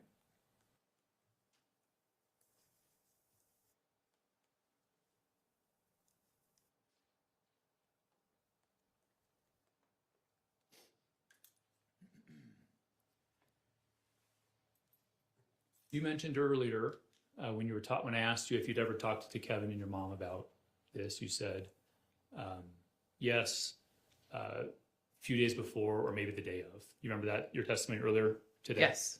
Okay. Is this the conversation that you were referring to? It's one of the conversations. I know that when I found out Matt was coming out, I went into Kevin's room. I almost sent him a text message, and I was like, no, I'm not going to send him a text message. But I knocked on his door, and I said, Matt's coming out. And I was very tearful, and he knew what I meant, and he knew what was going to happen. I guess that's more hearsay, but he knew. You told him Yeah. that Matt was coming out. Yes. And that would have been the morning of the 12th? Yes.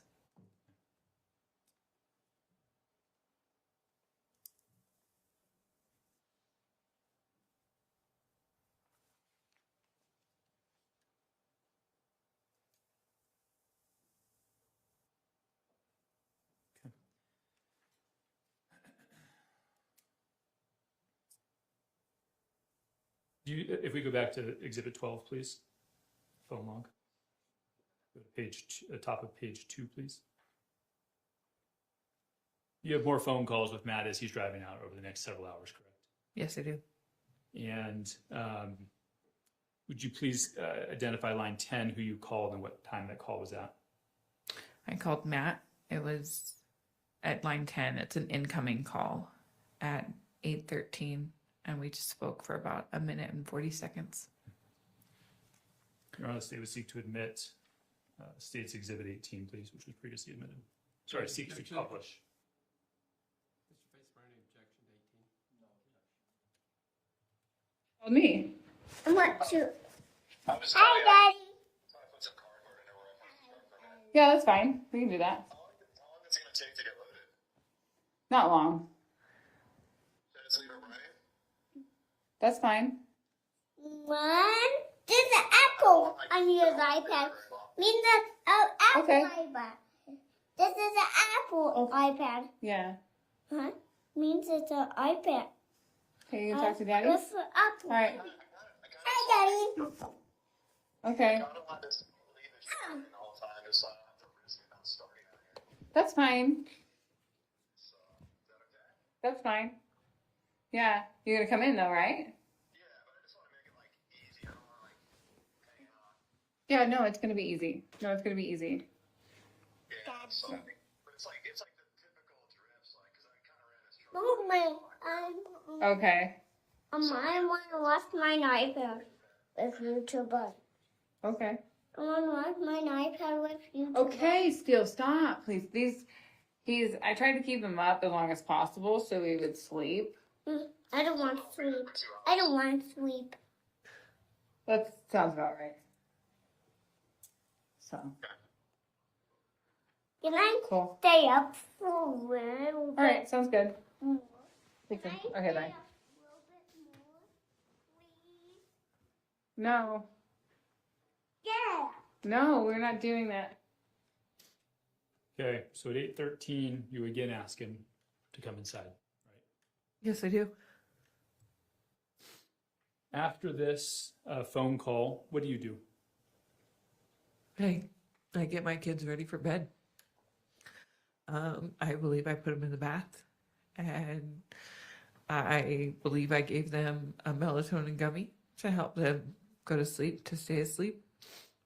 And I believe I went downstairs probably an hour later and saw what everybody was doing downstairs, like my mom and Kevin. I think Kevin was on the couch, just on his laptop, the way he normally would be. And then my mom was just picking up and cleaning up. Okay. When you say your mom was picking up and cleaning up, what do you mean? I think she may have just been finishing up dishes. We had gotten the house ready prior to that. Okay. So when you say you got the house ready prior, what do you mean? We removed the screen off of the front door to make it easier for Matt to come in and not be so deterred. We moved the kids' toys from the front room into the garage. So he didn't realize that we had no intentions of leaving and or making a mess on them with blood spatter. And then my mom covered her couches with blankets to prevent blood spatter. And did you watch her make these preparations? I did. Did Kevin help, or was it mostly your mom? It was me and my mom. I'm going to show just the witness, State's Exhibit 19. Recognize that photo? We do. Does it appear to be an accurate representation of what the house normally looked like? It does. It would move to admit State's Exhibit 19. Any objection? Move to publish.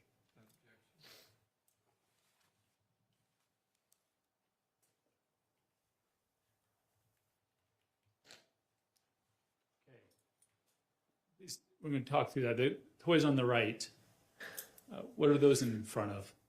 Those are in front of the fireplace. Okay, and what did you and your mom do with those toys? We moved them into the garage. Into the garage or into the office. I can't remember exactly where we moved. Okay. And you referenced a screen. Is that can you point that out on the picture? So if you see the line on the front door, it's one of those magnetic screens that clicks together when you after you walk through it. It's Velcroed on, and we removed it from the Velcro. Mm-hmm. And which couch, or was it all couch? What did she do with? You said something about a blanket on a couch. Right as you walk in that first couch, there was a blanket draped over that one. I don't know. I can't remember if there were. I believe there was 2 blankets, one on each couch. But just to prevent her couches from getting dirty. Okay. Take that down and just show the witness State's Exhibit 20, please. Okay. Does that picture accurately reflect what it looked like the night of? Yes. State moves to admit Exhibit 20. Any objection? Permission to publish, please.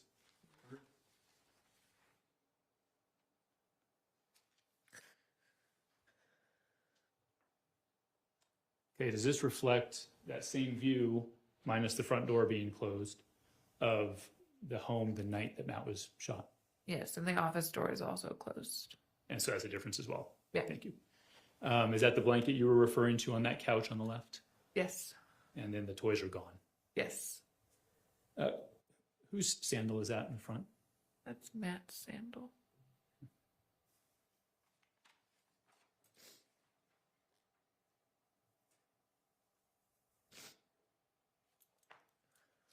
Take that down.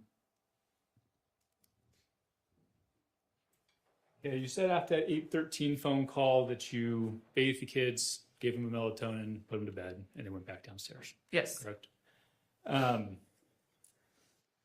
You said please publish what was previously admitted as States 9. Go ahead and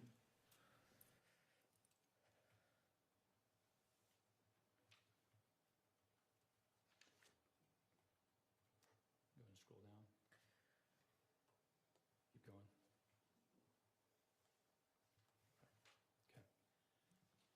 So just right around that phone call, that 8:13 phone call, Matt texts you, correct? Yes. Same content we heard in the phone call, put some cardboard down. Yes. All right. Okay. You go to your response, the next page. Okay, I'll get some ready. All right. And then what's your next message to him? I sent him the gate code And what time was that? at 8:59, And why did you send him the gate code? so he could make his way into the gated community because my mother lives in a gated community. Could you have gotten in without that gate code? Yes, instantaneously, probably not. He would have to wait for another car to follow in. And trail him in? Yeah. Okay. And then one more, go down one more page, please. And what's that a picture of? That's a picture of the front of the house with a cardboard in front of it. Okay. What time you send him that? 9:05. Thank you. Okay, we can pull that down.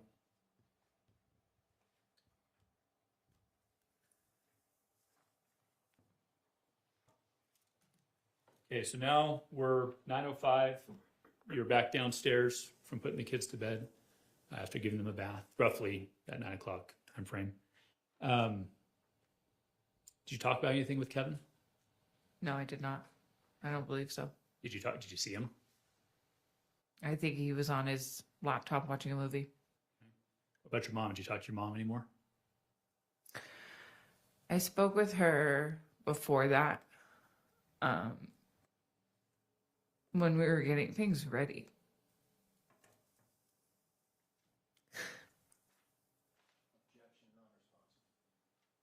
She's answering. She said I spoke to her when we were getting things ready.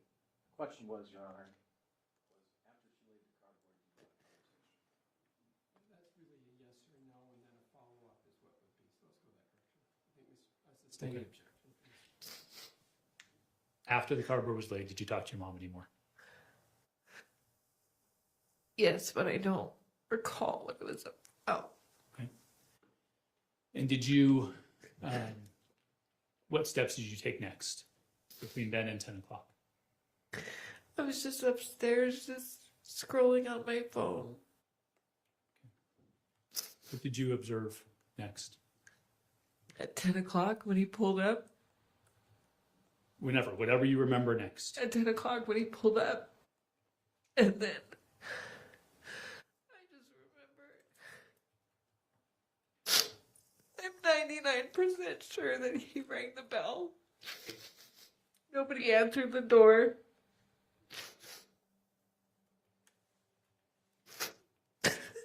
Sorry. He came inside. I don't know what happened. And then I heard the gunshots. I heard Matt say, ow, ow.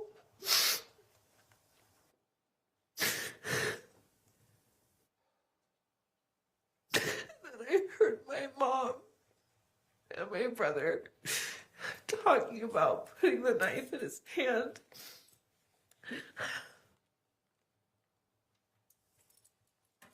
Kevin telling my mom to be careful because he could still be alive.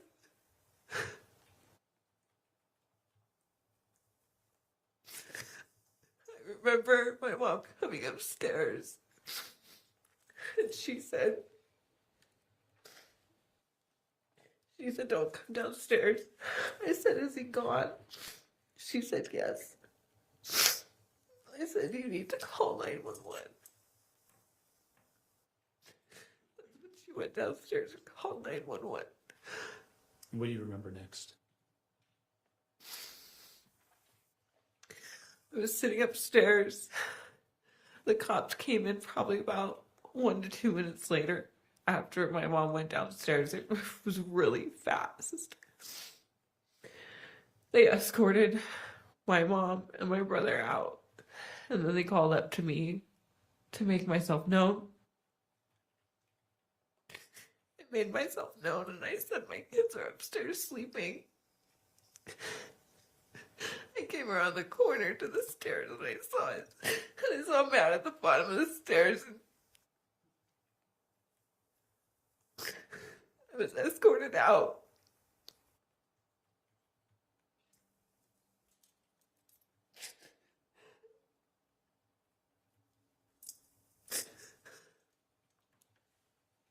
Did you see Matt's body at the bottom of the stairs? I did. I'm sorry, you said you did. I did, yes. Did you observe a knife in his hand? I believe there was a knife in his hand. I don't know if the cops had taken it out at that point. That moment was very traumatizing. I remember when I saw him, I wanted to fall to the ground screaming, but I knew that if I did that, I ran the risk of being shot myself because the officers don't know what they're going into. They don't know who's armed. And so I just had to walk out. And from there, you interviewed with law enforcement, right? I did. What you're telling us today, is that what you told law enforcement? No, it's not.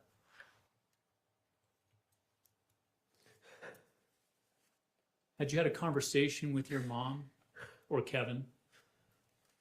Well, let me do it one at a time. Had you had a conversation with your mom about what you'd tell police? Yes, And what were you supposed to tell police?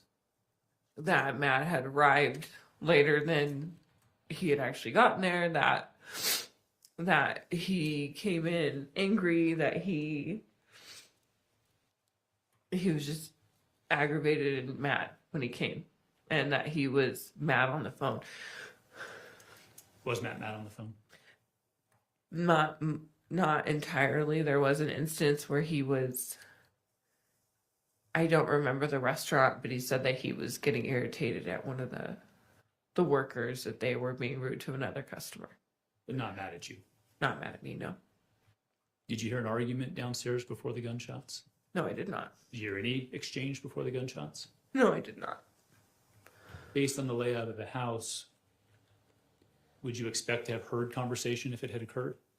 Yes, I was sitting up right on the top of the stairs, like on that on a landing. So I did hear everything, and I did not hear an argument. Or any conversation at all? I did hear the conversation of them putting the knife in his hand. Okay, sorry, before the shooting. No, I did not hear any conversation or argument.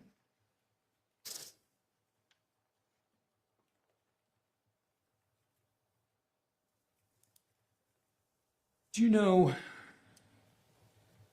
you said you had a conversation with your mom previously about shooting Matt and putting a knife in his hand, correct? Yes, I did. Prior to the day of it happening. Yes, I did. And I believe your testimony was that it would occur usually on the lawn. Yeah, on the lawn. There was other conversations that were had inside the house where she showed me the knife that she had, that she wanted to put in his hand. Tell me about that. That knife was, she got that knife from Amy's house. It was her husband's, Amy's husband's knife that he'd gotten from, I'm not 100% sure where, but it was his knife. He was deceased at the time, so she had taken it. I believe she had gotten it on one of the trips that she came out. I think it was either in April or May. Okay. And when you say you came out to Amy's house?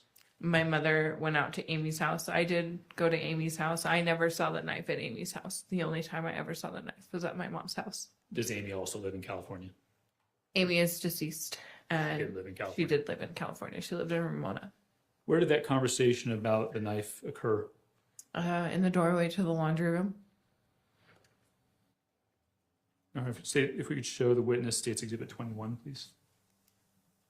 Any objection? Is that the laundry room that we're talking about? Yes. Is that an accurate reflection of what it looked like?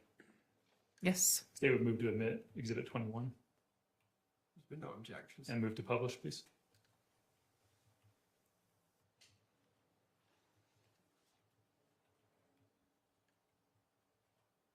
Yeah, is this the laundry room where you had that conversation? Yes, in the doorway. This is the laundry room where your mom showed you the knife? Yes. Could you please describe where it was? She had it on top of the dryer, which is the appliance on the right, in that darker wicker basket. Was there anything else of note about having it in the wicker basket? It was wrapped in a glove. And what if anything else did she say to you in that conversation? She said that she had wiped it down and that she was going to put it in Matt's hand after he was shot. Do you remember when this conversation was in relation to the day of the shooting? 2 or 3 days prior. We can take that down and please show me what this states 22.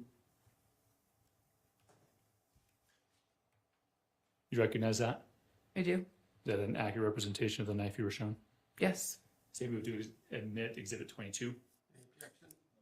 and move to publish.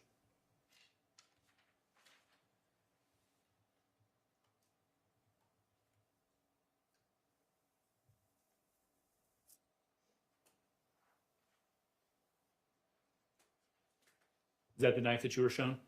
Yes, it was.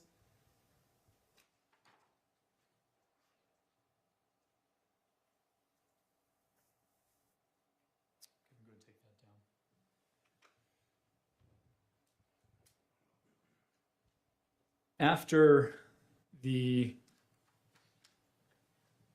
shooting, did you go to the police station? I did. Did you provide an interview to the police? I did. Did you tell them the truth? No, I did not. Was your phone seized from you at that time? It was. But then were you released, allowed to leave? Yes, I was. Did you and your mom talk about what happened after that? Not at first, but as the day progressed, yeah, we did. What did she say? She told me to stick to the story of self-defense, to not tell anybody anything. After losing your phone, did you have to get a Google Voice number? I've had a Google Voice number, so I did have that number. I did get another phone from Walmart. But did you start using the Google Voice number? I did. Oh, on the iPad, yes. Okay, state would move to, or if we could show the witness Exhibit 23, please. Yes. You recognize that? I do. Did it appear to be an accurate conversation between you and your mother the day after from your Google Voice number? It does. Okay, permission or move to admit, states 23. Any objection? No, you're not. Thank you. So admitted. And publish, please.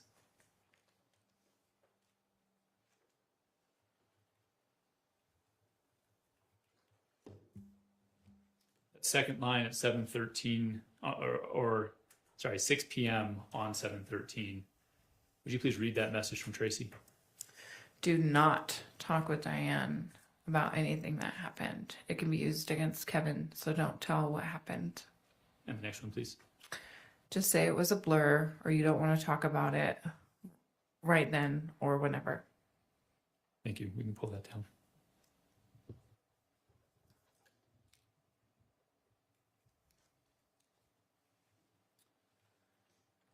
When did the plan, in your mind, change from divorce to murder?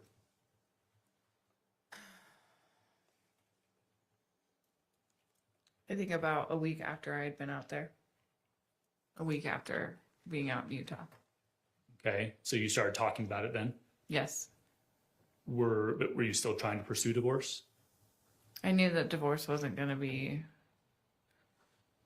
I felt that divorce wasn't going to be a good option for me if I wanted to stay in Utah, if I wanted to divorce him.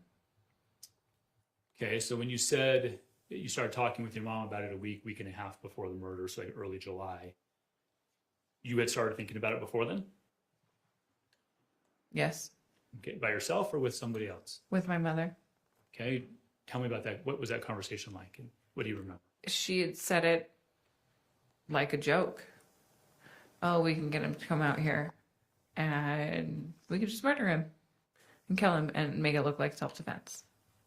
So it originally started more as a joke than it was a solid plan, but it was still talked about. Okay, but when did it change from a joke to what you knew was happening? About a week and a half beforehand, when I realized that a divorce with him would be messy and I would run the risk of losing my children. Okay. Did you ever have any second thoughts about this? Absolutely. Before he was murdered? Yes. Did you ever express those thoughts? I did. When? It was after my mom had come back from sushi with Kevin. I was standing at the top of the stairs. I looked her in the eyes and I said, Mom, I don't want to do this anymore. She looked me back in the eyes and said, I don't care, I'm doing it anyway. In that moment, I realized I should have done more to stop it. I should have done so much. But that's why I'm here, telling the truth. Because I want no amount of justice will ever bring him back.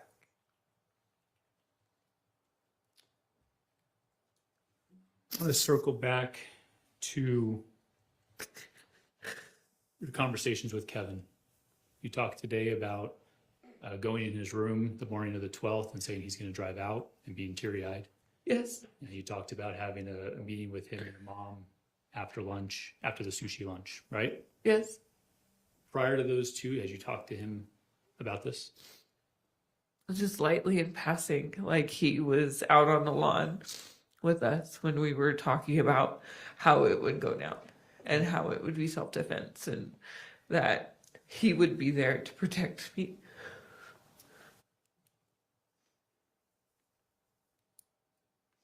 You engaged in well, through your attorney, a negotiation with the state, correct? Correct. And is it fair to say that you didn't share that information with the state at the time? No, I didn't remember everything, and I guess I was trying to protect Kevin more so and realizing that I can't protect Kevin. I want to tell 100% the truth. Is there anything else? Even if it gets me more time, that I wasn't 100% truthful. I want to be truthful now. Is there anything else that you need? I think I need to request for a foundation. I'm lost at time frame on what these answers are coming from. These two, why don't you back it up and keep going? Okay, how far back? Just Kevin's involvement? Well, questions from way before to way after, and now I don't know what time frame she's even referring to. I think the question was, maybe we. Yes.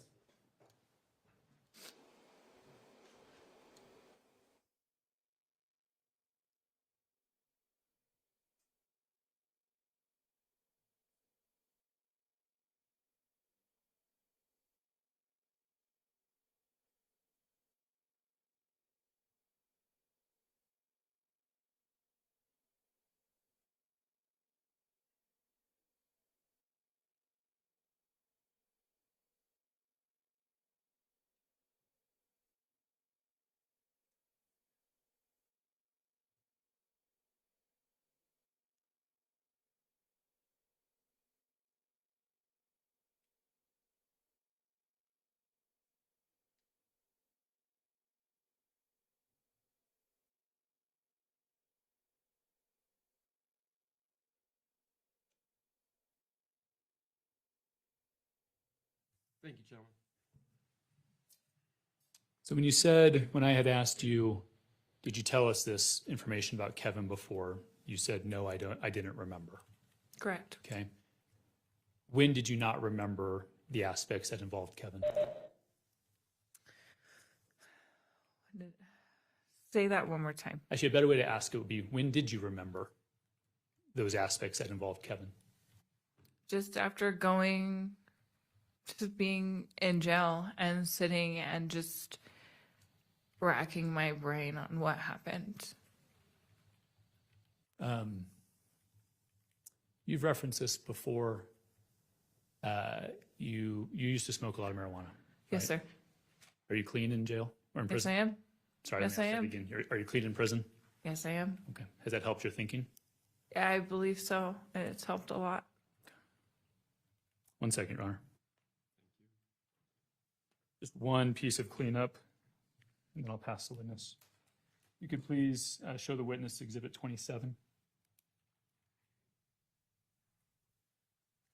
You recognize that? I do. Is that the family, the 250 that we heard reference to? Yes, it is. State would move to admit State's Exhibit 27. Any objection? With that, I'll pass the witness. Straight smart across. Yes. If we could take a break, Your Honor. All right, let's take about a 10-15-minute break, ladies and gentlemen. Kathryn, my name is Dana Facemeyer, and we've never met before. Is that right? Correct. But I've always known you as Kate because everyone seems to call you Kate. Correct. Is it okay if I call you Kate? Yes. I'll do that. Kate, the very last question asked of you today by prosecution. Sorry, just getting my stuff together. It was about marijuana. I'll be honest, I did not think that would be the last question asked you. I was surprised. And you said you use marijuana. or you had used marijuana. Is that right? Yes. And you've now been incarcerated. You're wearing a prison uniform, correct? Yes. And so I assume you've been clean off controlled substances for some time. Yes, I just received my 18-month chip. 18 months. That means you've been incarcerated 18 months. Yes. And congratulations. Being clean is being happy. Yes, it is. Do you feel that you've had any disabling effects from your marijuana use? I believe so. What are some of those effects you've experienced? Just not myself. I don't think clearly. You're almost in a, for lack of a better word, psychosis. Yeah. You're aware of marijuana psychosis then, right? Yes, I am. Yeah, the National Institute of Drug Abuse refers to marijuana as being a substance, the cannabinoid, as causing psychosis. You're aware of that? Yes. What other symptoms do you think you experienced due to your marijuana use? I'm not 100% sure. Lack of memory? Yes, lack of memory, slowed reaction. And today, the problem we have with this case is we're asking for you to have great memory, aren't we? Yeah, and I've never had great memory. Yeah. So. And so that's hard. And it's not anyone's fault except really your own that you decided to be a chronic marijuana user. Is that right? I would disagree. I've had a lot of childhood trauma, and I don't remember a lot of my childhood. And I did not start smoking marijuana until I was 17. 17. So this picture is right near you. I think this is Exhibit 1. Is that right? This picture, Exhibit 1, is your family tree in a large sense. Is that right? Yes. And left out of this picture are is your father or other fathers, except for Matt. Is that right? Correct. But you did state in your testimony that you were visited in Temecula by Terlin and your father. He was in the car with her. At the time, I didn't really have a good relationship with him, so it was... At the time you did not? Yes. Okay. So it was just more or less an in passing kind of thing. Okay. I didn't really have much of a conversation with him that day. How old are you today? How old am I? Yeah. I'm 38. 38. And so you were first incarcerated when you're 36? Yes, I 37? believe so. 36. October 29th of 2024. So if I go 18 plus 18, that's 36, right? Okay. And so half of your year or half of your life has been being a chronic marijuana user. Is that right? Sounds about right. You also talked about that you had a trailer on your property in Temecula that was your smoking trailer, I guess. Was there a Yes. different name for it? I called it my smoking camper because it was a little sliding camper that you put. It actually went in the back of, it fit in the back of the truck that we owned. So it was a little camper. It didn't have wheels. But was this your place? I shared it with my husband, but he had gotten it for me. Yeah. And was he a marijuana smoker as well? Yes, he was. And was he a drinker as well? Yes, he was. Were you a drinker? Not as heavily as he was. I quit smoking. I quit drinking about, I want to say January of 2024. Okay. Yeah. Okay. So with this marijuana use, the purpose of the marijuana use, I would imagine, would be to have, to get high, right? That's one purpose. Yes. And did you have any other purposes for your marijuana use? I liked it to suppress my appetite, and I enjoyed the actual recreational of the smoking. And through 18 years of it, you and Matt joined in that marijuana partying kind of experience or smoking kind of experience, right? Correct. And in California, there came a point in time where it was legal recreationally, right? Yes, it's been legal recreationally for a long time in California. Well, that's where it ended. It ended with marijuana, so I thought we'd at least talk about that, where it ended. So thank you. Okay. In your family tree here, we have Tara Lynn, whose name is Fisher, but that's not her last name, is it? That's spelled incorrectly, but yes, that is her last name. Fischer. But Tara Lynn's maiden name is what? Ellis. Ellis. And then there's Kevin Ellis. Yes. And then there's Kathryn. Are you an Ellis? Yes, I am. And then there's Tim Ellis, right? Yes. And all 4 of these kids are Tracey's children, right? Correct. All 7 of those are her children. I understand. But all 4 of them have from the Ellis line of family. Is that right? Yes. And then we have Rachel Jorgensen, but that's her married name, right? Correct. What's Rachel's last name? Trujillo is her maiden name. Okay. And then we have Jacob Trujillo, right? Correct. So that's a different father, Rachel and Jacob, for the other 4 children. Is that right? Yes. And then we have, I'm just going to call her Rory. Everyone else calls her Rory, and I used to live in Aurora, Illinois, but I'm going to call her Rory, if that's okay. I call her Ari, but yes, call Ari? her Rory. And Ari France.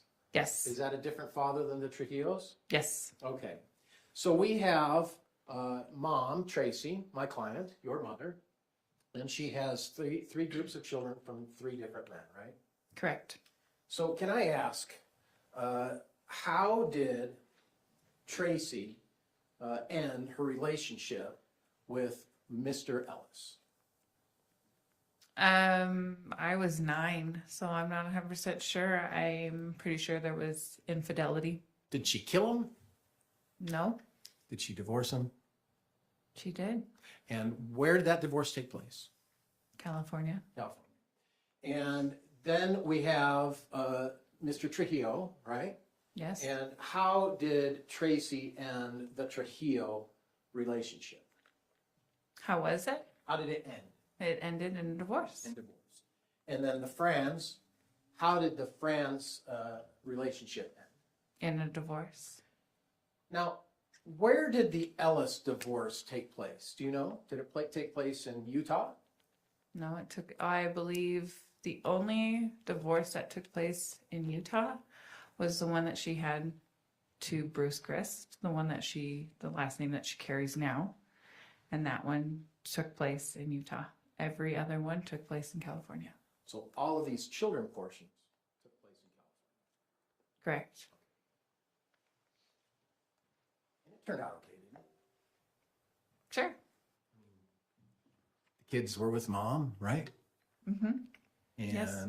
and you had a life with 7? 1, 2, 3, 7? I mean, you were one of 7, right? And it was okay, wasn't it?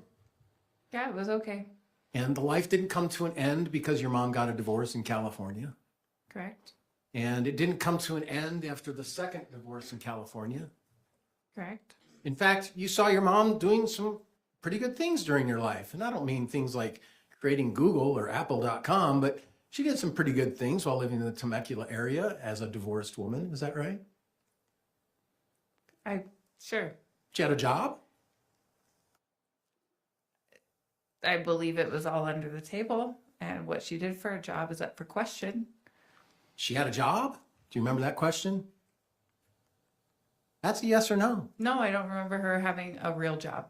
So she never worked, to your understanding, during the time that she had the kids, the 7 kids. Yes, she worked. Okay, thank you. That wasn't a trick question. I was just trying to give you a question. And I guess the question is, and this whole question that everybody in this case is asking is, why was it necessary to go from I can't get a divorce and I'm going to lose my kids when you have a prime example right here, of someone who got a divorce and didn't lose their kids and didn't kill anyone to get it to happen? So why do you think the reason is that you chose to be a murderer? I don't think that's a fair question. It was planned by my mother. I see.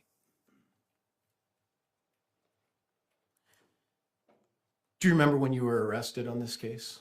I do. And when approximately was that? October 29th. I was picking up my daughter from school. think he wants it.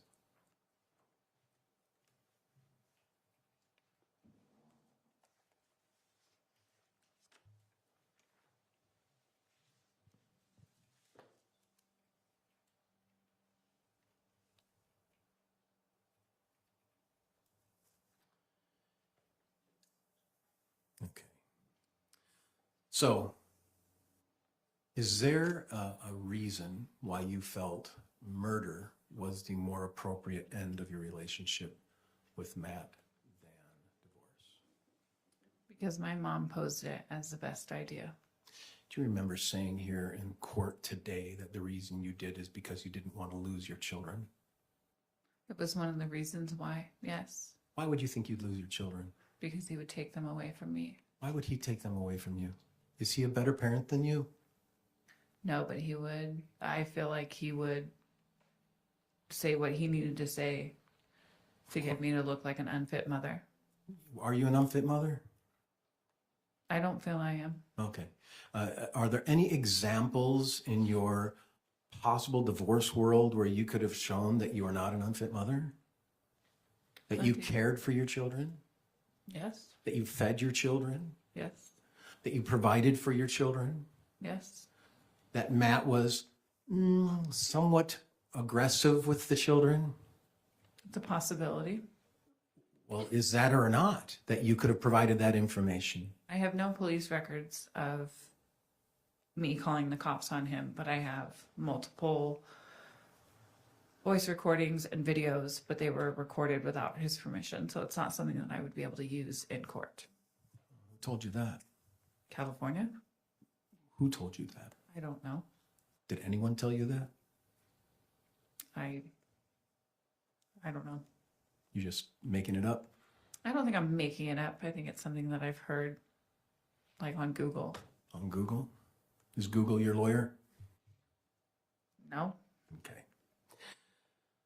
So in your opportunity to talk about divorce, you also have family members who have seen the aggressive behavior of Matt toward the children. Isn't that true? Yes. And who are those family members that have seen that? I believe the only one who's actually hasn't seen it is Rory. Yeah. So you have a bunch of witnesses you could have come and testify why you should be the custodial mom, right? Sure. And Matt should not be the custodial mom. Or, I'm sorry, the custodial father, right? Yes. Very similar to the example your mom has set, where your mom has been the custodial parent of the Ellis kids, right? Yes. And your mom was the custodial parent of the Trejo kids, right? Correct. And your mom was the custodial parent of the Franz child, right? Yes.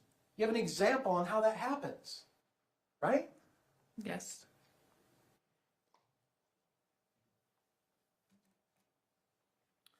Why did you continually take recordings of yourself and Matt during arguments? Because like I said prior, I have a terrible memory, and especially in traumatic experiences, I forget what's said. So I originally recorded them so I could replay them, so I could remember the terrible names that he called me, the crappy things that he accused me of. Like what? Calling me a bitch, telling me that I was a cheater, sorry. telling me... Yeah. My question, like what was, you said of the things he accused me of. What did he accuse you of? Calling me a cheater, telling me that all my life choices are the reason why we are in poverty, telling me that the reason why our truck is breaking down is because I drive it. Do you agree with him? No, I don't. Do you agree that your life choices of poverty are because of you? No. What is your thoughts on why you and Matt were having a life of poverty? He was dealing with a tax issue and he owed a substantial amount of money. And to that's, IRS. and that's the reason for your poverty. One of the reasons. Is there any other reasons? He didn't have a job. I didn't have a job. He didn't work, did he? No, he did not. Did that help the family? No, it did not. How long did he not work? I'm not 100% sure. A lot? More often than not. Is there ever a time when his work was substantial or money was not as difficult a situation in your relationship with Matt? Yeah, there was points where he had a substantial amount of money. And what was the income vein during that time? He was a hay broker. A hay broker? Yes, sir. Okay. And any other crops? He did dirt work. He ran a skip loader and a bobcat, and he did dirt work for many different people. Landscaping, excavating style work? Yes, And when did that stop? in 2020. And so from 2020 to 2024, he was not working much. Correct. Were you working much? No, I was at home with my children. So you were the caretaker of the children. I was.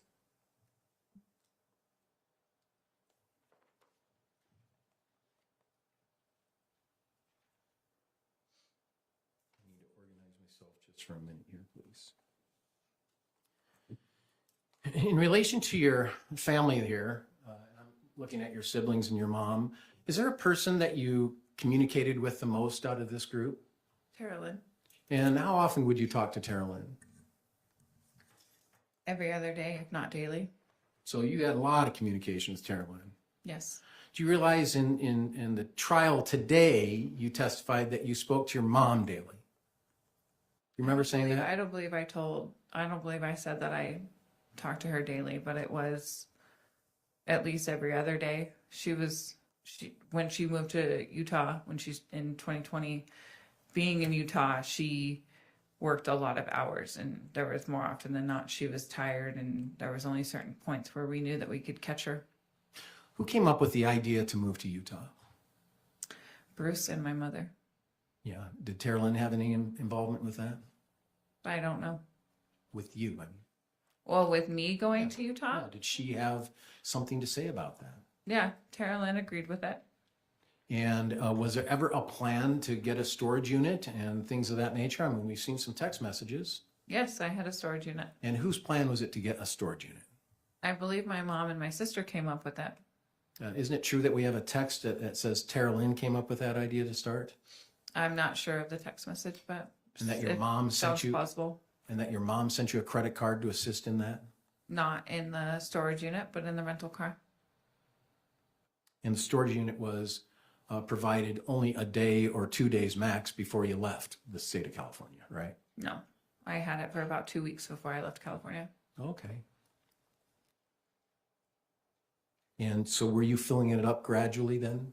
Yes. Through those 2 weeks? Yes, I was acting as if I was donating things, taking things out in big black trash bags, acting as if I was selling things.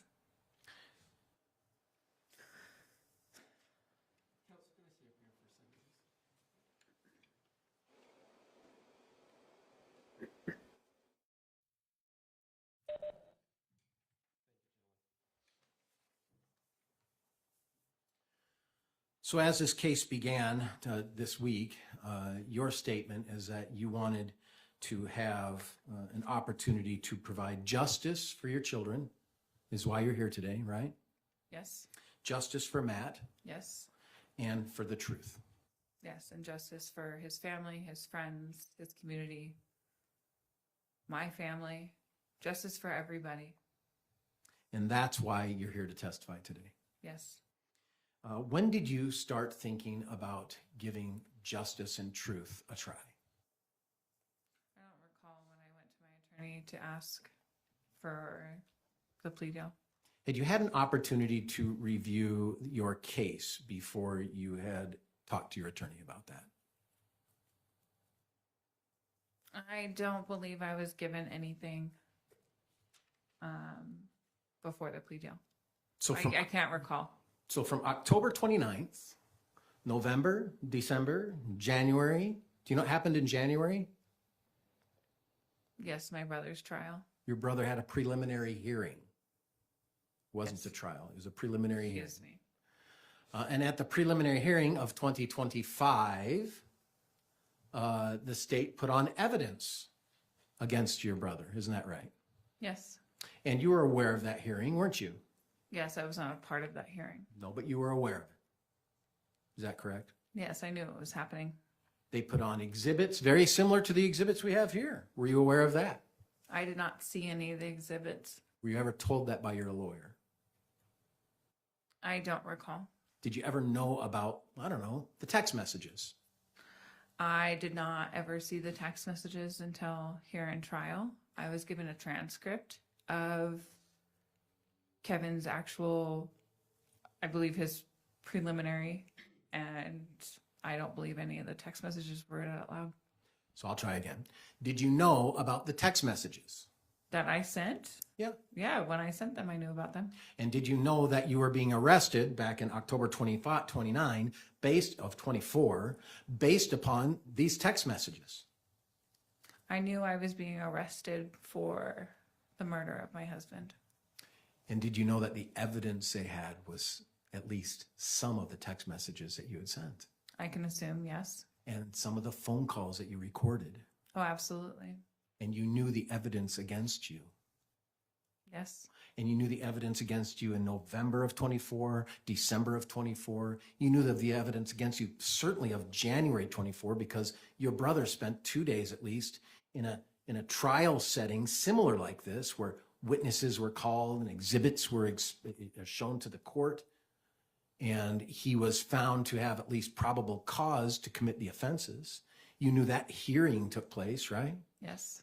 And then you went through February, March, April, May, and then sometime May and June is when you decided, I'm going to come forward and tell the truth. Yes, because nobody else is going to. Because no one else was going to.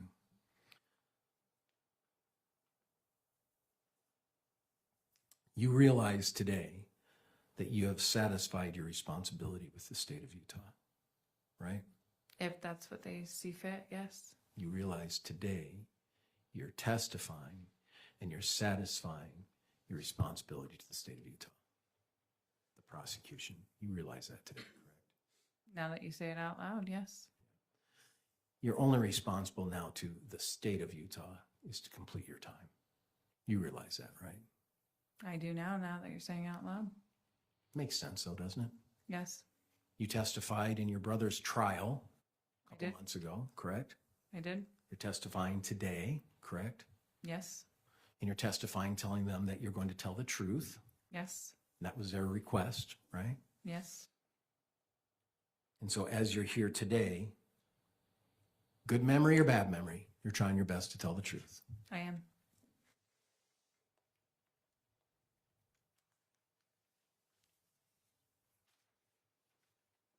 I'm a little confused as the case has gone on about some of the charges.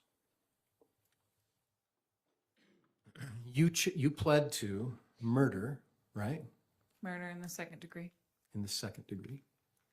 Are you aware whether or not there is a murder in the second degree on the statutes of Utah? I don't know. I just know it's a second degree felony.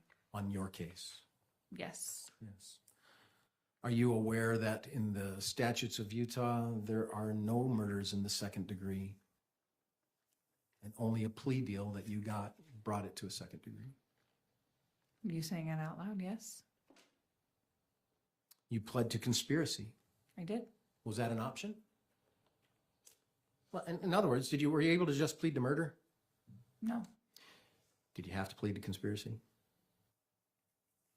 I was originally charged with 5 different charges, and when they returned with my plea deal, those are the charges that they gave me the option of pleading Murder. guilty to or not guilty. Murder, right? Conspiracy, Yes. right? And then criminal discharge of a firearm. Yes, sir. Now, that wasn't an original charge, was it? No, it was not. But in the end, they gave you criminal discharge of a firearm as a first-degree felony. Yes. First is worst in the state of Utah. Were you aware of that? Yes. First is worst. So your criminal discharge of a firearm was your worst first-degree felony. It's your only first-degree felony, right? Yes. And then you got murder reduced to a second-degree felony and conspiracy a second-degree felony. Yes. Did you ever ask to not plead to some of these charges? I asked for a reduction. I spoke with my attorney, and I wanted the first-degree felony moved down to a second-degree felony, and I was told that is not an option. Did you want the criminal discharge of a firearm reduced to a second-degree felony? I did. And that was not an option. That's what I was told. Are you aware that there's an officer going to testify in this trial to talk about the conspiracy between you, your brother, and your mother? Yes, I believe his name is Detective Nordine. Yes. Are you aware that Detective Nordine was of the opinion that the Apple AirTag placed in the truck had an original theory of murder during your Disney trip in February earlier that year? I did not know that. Yeah, testify to that. Do you agree with him? No, I do not. The Apple tag was not placed in the truck in the Disney trip. It was placed the day I left for Utah.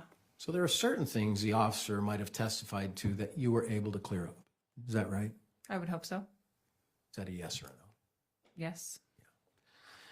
And indeed, the idea of the Apple AirTag was presented to you from who? My older sister, Terrelyn. Yeah. And she told you I'd put an AirTag in the truck, right? Correct. And your testimony earlier today was that you wanted an AirTag in the truck because you wanted, hold on one moment.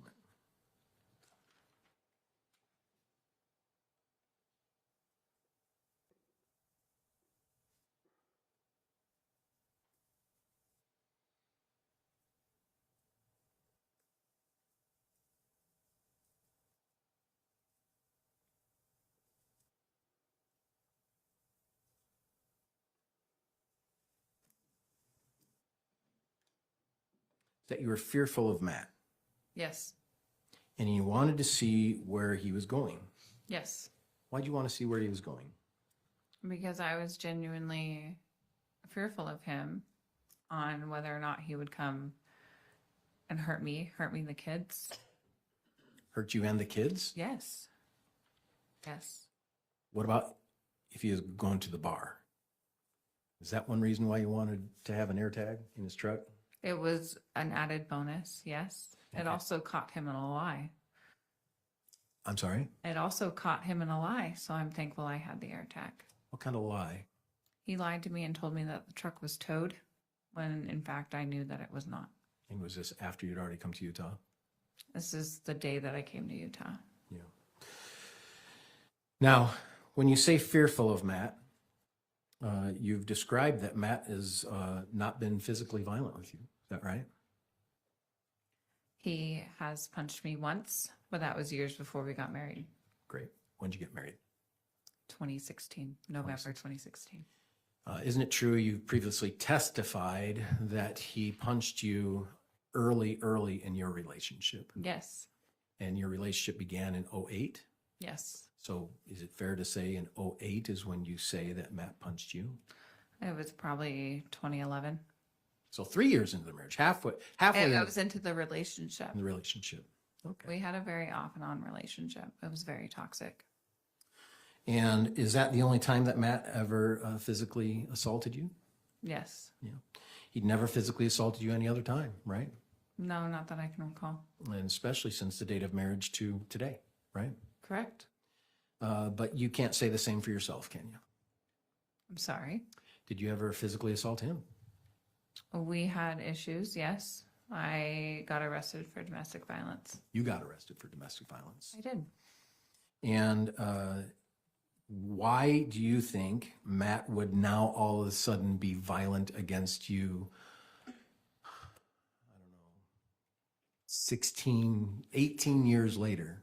Well, like 2011, you said, was when the assault allegedly occurred when he punched you? Yes. Okay, so that's 21, that's 10, 5, 15 years later. Why do you think all of a sudden Matt would become violent? Because he was very verbally abusive. He would scream in my face. Did you ever scream in his face? Not as bad as he would scream in mine, but yes. Yeah, indeed, you have videos of you and he screaming at each other, right? Yes. And do you remember the video about the wet tortillas? Sure. Yeah. And you videoed a video between you and him arguing with each other. You remember that? Mm-hmm. Yes. And you did it subversively at first, didn't you? He didn't know you're videoing him in the beginning of that video, did he? No, and that's why I can't use a lot of it as ammo against him. Why? Why? Because it wasn't recorded without it was recorded without his knowledge. So what does that matter? I don't know. Me neither. I mean, I'm a lawyer and I don't know what you're saying. Okay. So you had a video of you and him arguing in front of each other, right? About a wet Yes. tortilla on his dinner. Yes. Being basically abusive to each other, weren't you? Sure. According to your definition of abuse, yelling and being verbally abusive. That's what you have defined as abusive, correct? Yes. And do you remember who else was in the room during that video? My children. Yeah. So you videotaped your children and you and your husband being physically abusive to him. How long did that video last? Do you remember? No, I don't. More than a minute? I don't remember. More than 5 minutes? I don't remember. Do you remember sending it to your sister? I do. Why did you send it to your sister? Why did you send a video? And Of, see, so let me ask my question first. I'm Sure. sorry. I'll retract and restate. Why did you send a video to your sister showing you and your husband verbally abusing each other while your children are crying over wet tortillas? Why would you send that out to people? I don't believe they were crying over wet tortillas. I believe my husband was the only one crying over wet tortillas. Were your children crying? I don't recall the video. I haven't seen it in over a year and a half. Well, maybe we'll play it. Do you remember him finding out you were videoing him?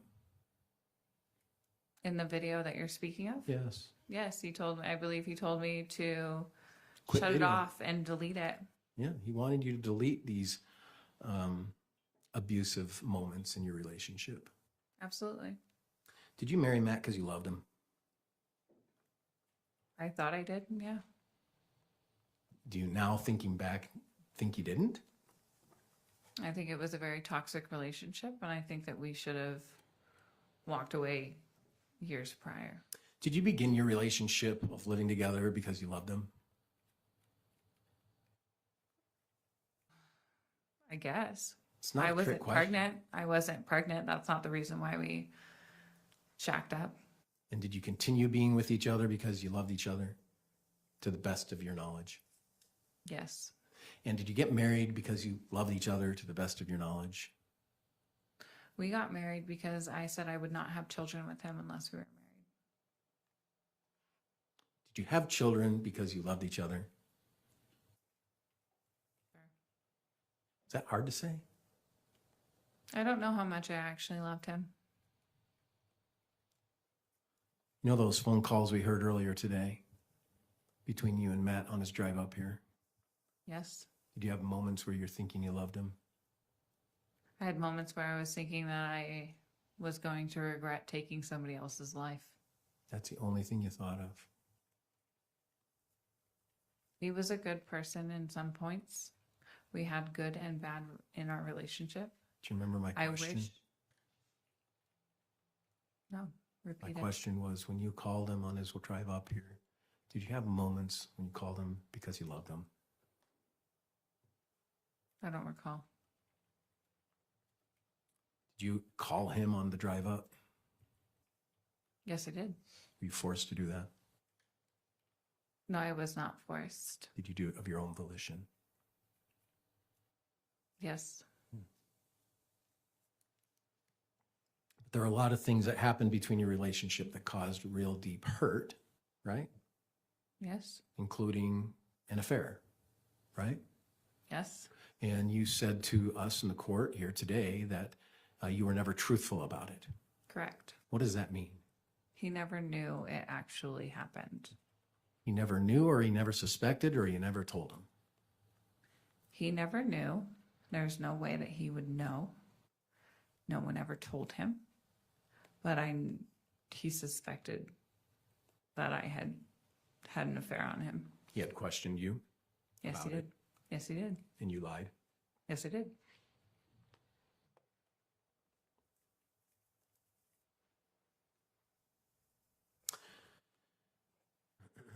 Do you recall a conversation that you had with Tracey regarding Kevin and his willingness to kill Matt? I don't know if it was willingness to kill him, but I know that she had posed a situation to him. Were you there? No, I was not, Then how do you know?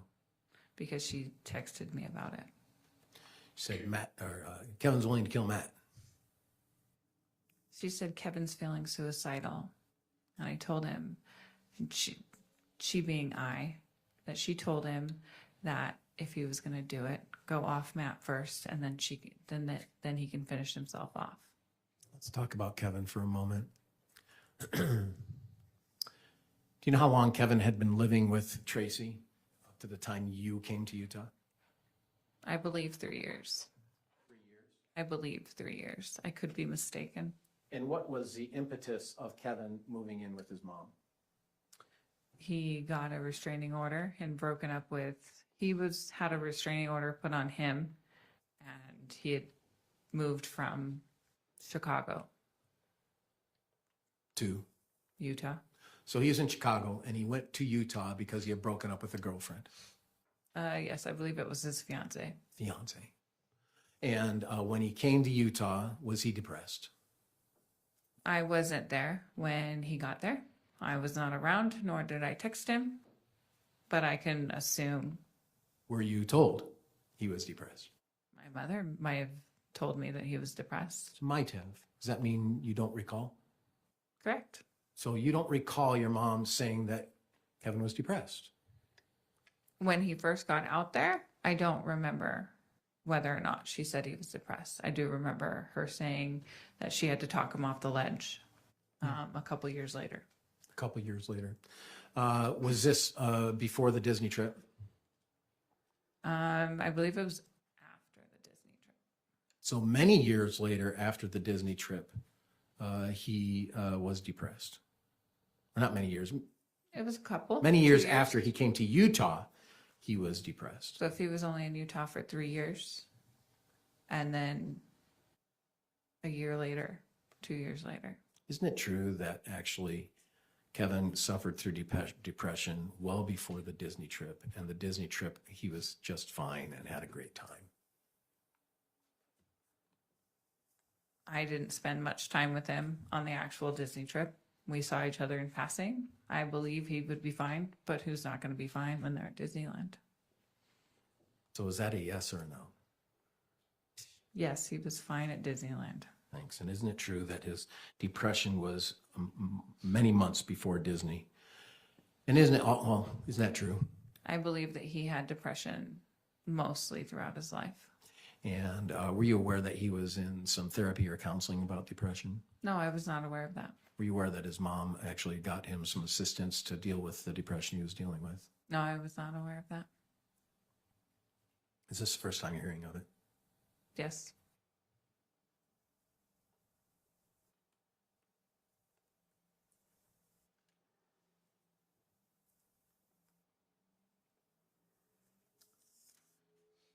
So the Disney trip took place in what time, do you recall? February of 2024. And what caused the hardship between you and Matt in relation to the Disney trip? His drinking was the start of it, and he was rough with the children. He got mad that they had spilt goldfish crackers on the bed. My sister had brushed it off the bed. Now, was this at Disney? Yes, this is in the Disneyland Hotel. So I'm going to pause because that wasn't my question. I think that's my error. I didn't properly state it. Are you familiar with the time in which you said, at this point, I don't know if Matt will be going to Disney? Correct. That's the event I'm referring to. Okay. So I apologize about that. That's exhibit number 28, page 3. Looks like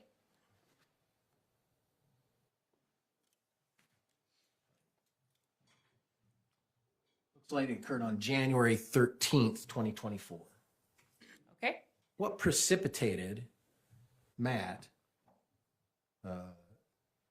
not going to Disney? in January of 2024?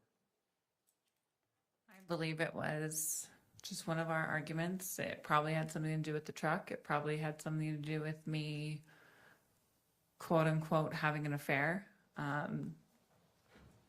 Was he right? No, because the affair was a one night stand. Was it close in time to January or December? Or No. No, okay. So he had suspicion, and so you're just continually bickering and battling with one another, I guess. Was that? Yes. Now, Disney didn't just come together in a weekend, did it? No, it did not. Indeed, this was a big Disney trip, wasn't it? Yes, it was. This is a Disney trip that had you there, right?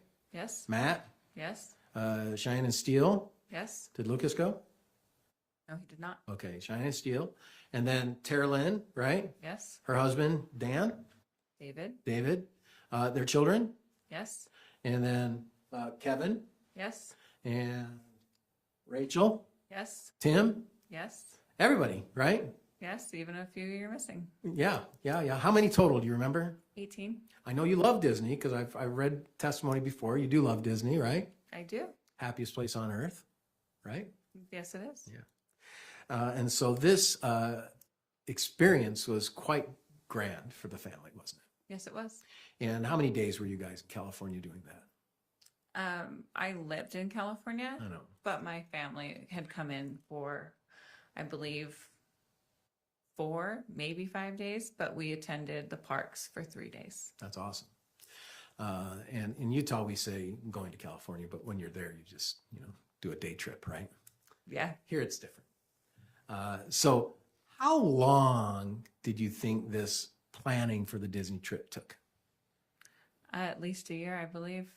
So it was a plan for, you went in, was it February of 2024? Does that sound right? Yes. You went in February 24, and you're going back to like February of 2023 to begin the plan of Disney, right? I believe so. My mother is the one who did most of the planning. Yeah, but that's pretty close, isn't it? I believe so. Yeah, you guys didn't just stay at the hotel across the street, did you?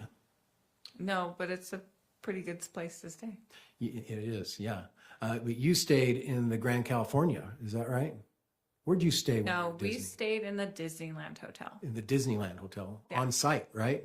Yes. And then you in also the Disney bubble. in the awesome. And you also did an Airbnb time, is that right? They did, yes. Yeah.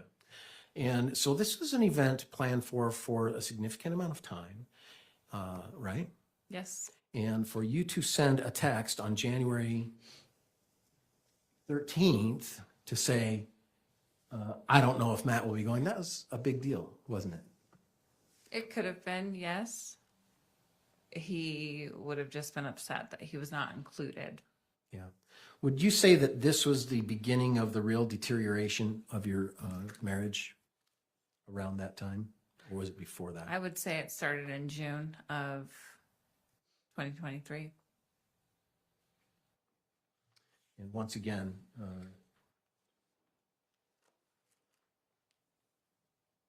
I'll strike that.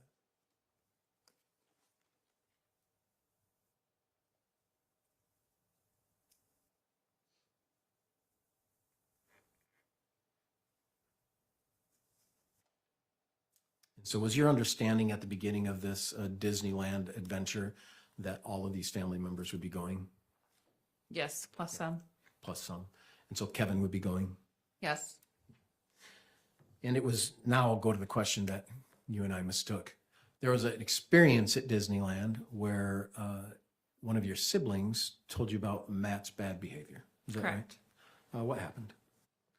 My children were, it was Cheyenne, Steele, and Terrell's 2 children, and they were hanging out in our room, Matt's and my children's room. And my kids spilt goldfish on the bed, and he was upset. And my sister said, "Oh, Matt, it's no big deal," paraphrasing. And she brushed off the crackers onto the floor. And he proceeded to get very upset. And instead of confronting my sister about it, he took my children into the bathroom. And my sister said she heard spanking and my children crying. Who in your family became aware of this? As far as I know, it was Tara Lynn. I believe her husband. I don't know who else became aware of it. I believe Rachel. I don't know how. Your mom? I believe so. Kevin? I'm not sure.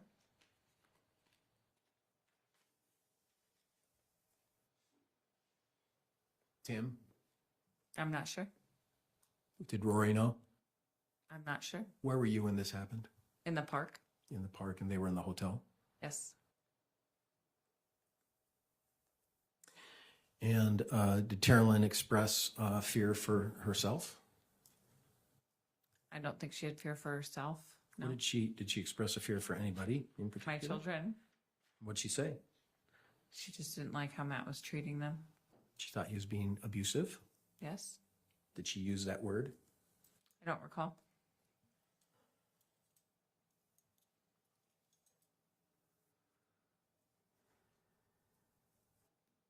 Have any of your siblings or spouses been fearful of Matt? Yes. This calls for speculation.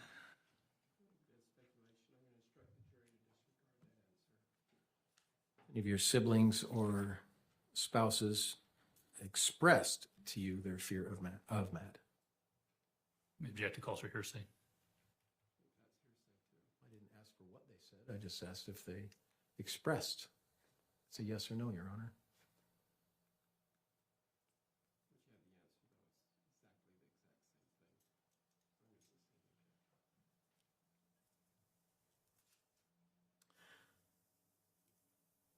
You described an incident where Matt shot a bobcat. Yes. Did Matt share that experience with other members of your family, like your siblings or their spouses? I believe so. And what do you recall from that? I was not in those conversations, so I don't know. You never heard it? Not him telling this story. Did they ever tell you about hearing about that story? Not directly, no. How about indirectly?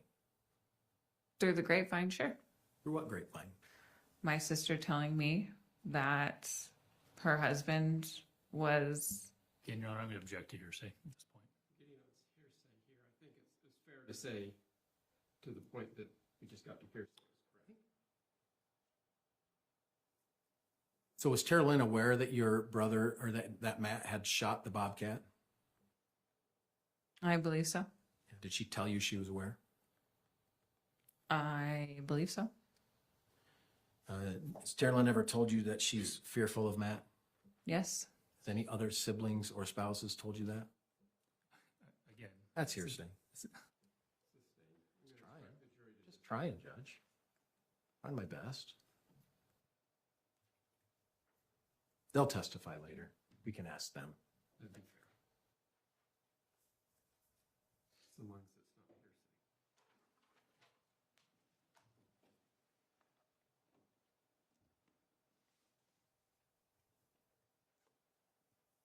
Shortly after Disney, which Matt went to, right?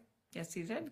Shortly after Disney, you had an opportunity to visit with Matt's mom, Diane, right? Yes.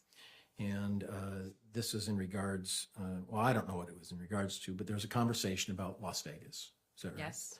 And can you tell the court what is the Las Vegas deal in your family with Matt? It was an annual summer trip that Diane and her late husband always planned. And we would go to TD Village where they enjoyed their timeshare. And Matt and myself, it originally started Matt and myself and his son before I had children. We joined them yearly. We enjoyed Las Vegas. We enjoyed the lazy river. So it was something that we enjoyed doing with them. And when her husband passed, she continued the annual trip. And what happened in 2024? I'm sorry, what was that last part? I'm sorry, I'm going to ask a question instead of forcing anything on you. I apologize. Did you have a conversation about the Las Vegas trip after your Disney trip with Diane? Yes, I did. And what happened? What'd she say? She suggested that we not go on that trip And why was that? due to our financial burdens. And what was your thoughts on that? I was not pleased about it, but Matt was more upset with me than he was his mom. And he told me I owed him a Vegas trip. Matt said you owed him a Vegas trip. Yes. Why would he say you owed him a Vegas trip when his mom was the one to provide the Vegas trip? Because in some way he felt that it was my responsibility on why we had to cancel. And why is that? You'd have to ask Diane on why she canceled. What did you say to Diane that caused her to cancel it? I don't know if I said anything directly to Diane. I don't recall. I may have said something. Were you surprised that she canceled it? A little, yes. Yeah. Has Diane helped you and Matt throughout your marriage? She has. Has she helped you financially? Yes, she bought us a home. Bought you a home? She did. Her and her late husband. And what about the land that the home's on in Temecula? 7 acres, right? Yes. Did she buy that? It was originally in Matt's name, but when he got the IRS issue, he transferred it to her name so it would be safe. Did Matt buy it or did his mom buy it originally? I don't know. I wasn't that part of the financials. So you weren't aware? Never been told? You would have to ask Diane. I know it was in his name at some point. I know that there were loans back and forth between Matt and his parents, but I do not know the ins and the outs. Has Matt's parents consistently helped you throughout your marriage financially, providing financial assistance? Yes. And how about your mom? Did she do the same? Yes, not as much as Diane and Tom did. Your mom would send out money when bills were tight and things like that? Yep. And Diane? $100 here, $100 there when I asked. Going back to the Disneyland experience, do you recall a conversation that your mom had with Matt regarding the anger about not going to Disneyland? Yes. And what did you tell your mom to cause your mom to call Matt and to chide him? I don't recall what I had said to her. I know I asked her not to call him, and she took it upon herself and did anyway. And I did knew you- that it wouldn't have gone over well. And did it go over well? No, it did not. During that time, did you say to your mom, I can't recover it? Yes, I did. What are you referring to? Recovering the argument that we were having, more than likely about my infidelity. And how did your mom respond to that text? Do you recall? No, I don't. Didn't she say you can? Yes. Just say what you need to. Isn't that what she said? I believe so. You said, no, Mom, it's bad. Right? Yes. Then she said, what can I do to help if I can? Okay. Yes, that's what she said. Do you think your mom was trying to help you in your marriage with Matt? That could be debated. Okay, let's debate it. Do you think she didn't? On some levels, I knew that she had a strong hatred for Matt. So what happened in our marriage, she really didn't care. Do you think she tried to help you in your marriage with Matt? At some points. Think she tried to help during times of friction between her and Matt? Or would she not help your marriage during that time? Maybe she felt like she was helping, but she really wasn't. How about when she came down in May to California, May of 2024, before you went to Utah? She came to your house and stayed at your house, didn't she? Yes, she did. And how was that visit? It was turbulent. It's turbulent. Why? They had a little tiff about something and they bickered back and forth for a moment and it was awkward. Did your mom spend the night? I believe so. Yeah. And did she and you then go to her friend Amy's? We did. And who watched the kids during that time? Matthew. When your mom called Matt, didn't she say to you, quote, I just told your husband, don't mess with my child? Yes, So how was he messing with you? by arguing with me. And so would you frequently tell your sister and your mom about all the arguments you and Matt had? I would send them the voice clips so they could hear it firsthand. Yeah. And like we explained, we talked about the previous clips, it shows back and forth, isn't it? Yes, some points it is back and forth. Sometimes I allowed him to get under my skin.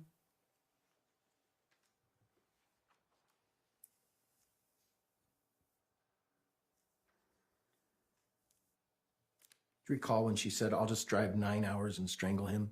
Yes, I recall that. What was that in relation to? Driving 9 hours from Utah to California.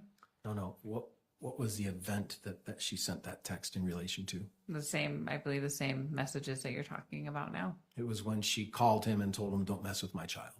Right. Right? Do you remember when that was? No, I told you January 13th, 2020. no, I would not have any reason to disagree. Do you think your mom was serious that she was going to drive 9 hours and strangle him? I don't know necessarily strangle him, but Kill him. cause him harm. Yeah, she was going to, wasn't she? I feel like she wanted to, And she did, didn't she? ultimately. She did? She went to California and strangled him? No, What happened about a month after that text? I don't know. Could You guys were in Disneyland having fun. Weren't you? I don't believe there was much interaction between my mother and Matt. There was 18 of us. There was no way that we were all going to be in one big group. We split off into smaller groups. Sure. But 1 month later, approximately, Matt, you, Cheyenne, Steele, all the family met up at Disneyland, according to the plan, right? Yes, And your mom's threat of strangling you knew to be a joke. Indeed, you testified of that today, didn't you? yes. But somehow when I question you that, you don't want to acknowledge that it was a joke. Is that because I'm wearing this suit? Is it because you don't like me? Or is it hard to tell the truth? If you think it's a joke, why don't you just say, it was a joke? Because on some level, I really honestly don't think it was a joke. Okay, then tell me on what level. That she wanted to cause Matt harm. And he's not. Your mom ended up saying sorry for calling him, didn't she?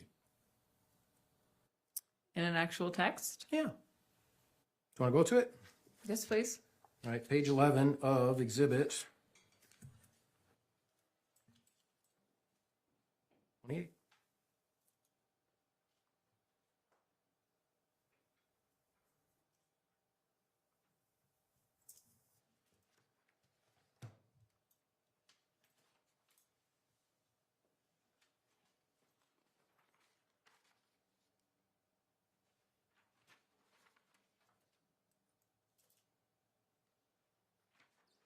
I don't believe that's what the I'm sorry was in reference to.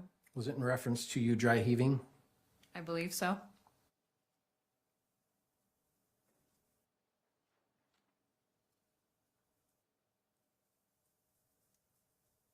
It was in around that time that she said, just come here for a break then. Isn't that true? I believe so. Right after she said, what can I do to help if I can? Right?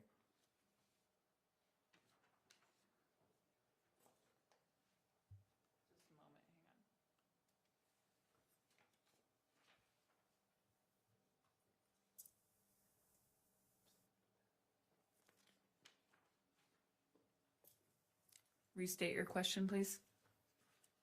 And earlier in that conversation, she says, what can I do to help if I can? Right. Yes. And then within 24 hours of that little spat between Matt and Tracey on page 12, she says, Matt says you have food poisoning, and that's why you've been acting so crazy past 2 days. Right? Yes, that's what he claimed. Well, that's what she said he claimed, right? Right. So they had a conversation, right? Yes. And I did not have food poisoning. I'm sorry. I did not have food poisoning. What did you have? Nothing. You're just faking it? No, I was not faking it. It was a lie that he told my mother. It was a lie he told your mom? Yes. What 'Cause was I it? remember when he said that, I was in shock. And what? Because he didn't want to admit that we were arguing about my infidelity. I see. That seems to be a common occurrence, doesn't it? He loved to throw it in my face. And you regretted that, didn't you? Yes, I did. Yeah. You regretted that not only did you cheat on him, but that you sort of had to hold it and not tell him. I had to eat crow every day he wanted me to. Yeah. Even when you came to Utah and met men here in Utah, right? I'm sorry? Even when you came to Utah on June 20th and met men here in Utah, He knew right? nothing of those men. I'm not asking if he knew. I'm saying that you felt bad about it, so much so that when you came to Utah, you started doing it again, didn't you? I was just trying to be happy. By meeting other men. Is that accurate or not? Sure. Is that a yes? Yes. It's okay to be honest today. I get it. You've done all you need to do with the state. You can be honest today. It's done. You just need to serve time. Okay? You understand? Yes. They can't hold it against you anymore. You've done your job. Okay? Good. After Matt died, you also met with some men after that too, didn't you? There's only two. Do you remember the evening that the police came and Matt's body was on the ground? Yes. Did you sleep at your house that night or your mother's house that night? No, they got us a hotel. Who got you a hotel? The police. Did you sleep in the hotel? I did. How late were you at the police department that night?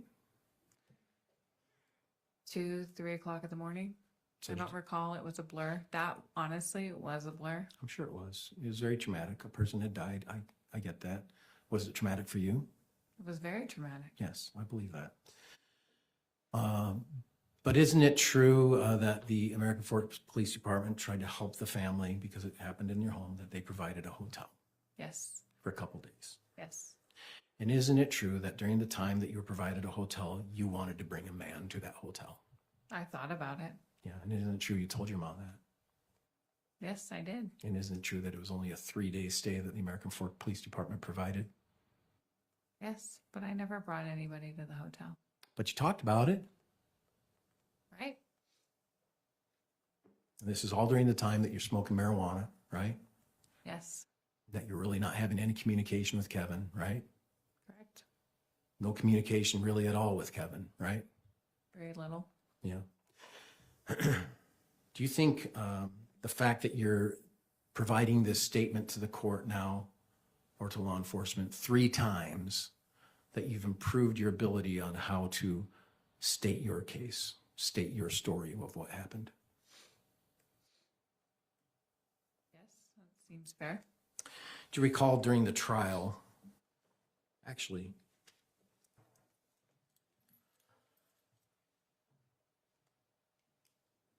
do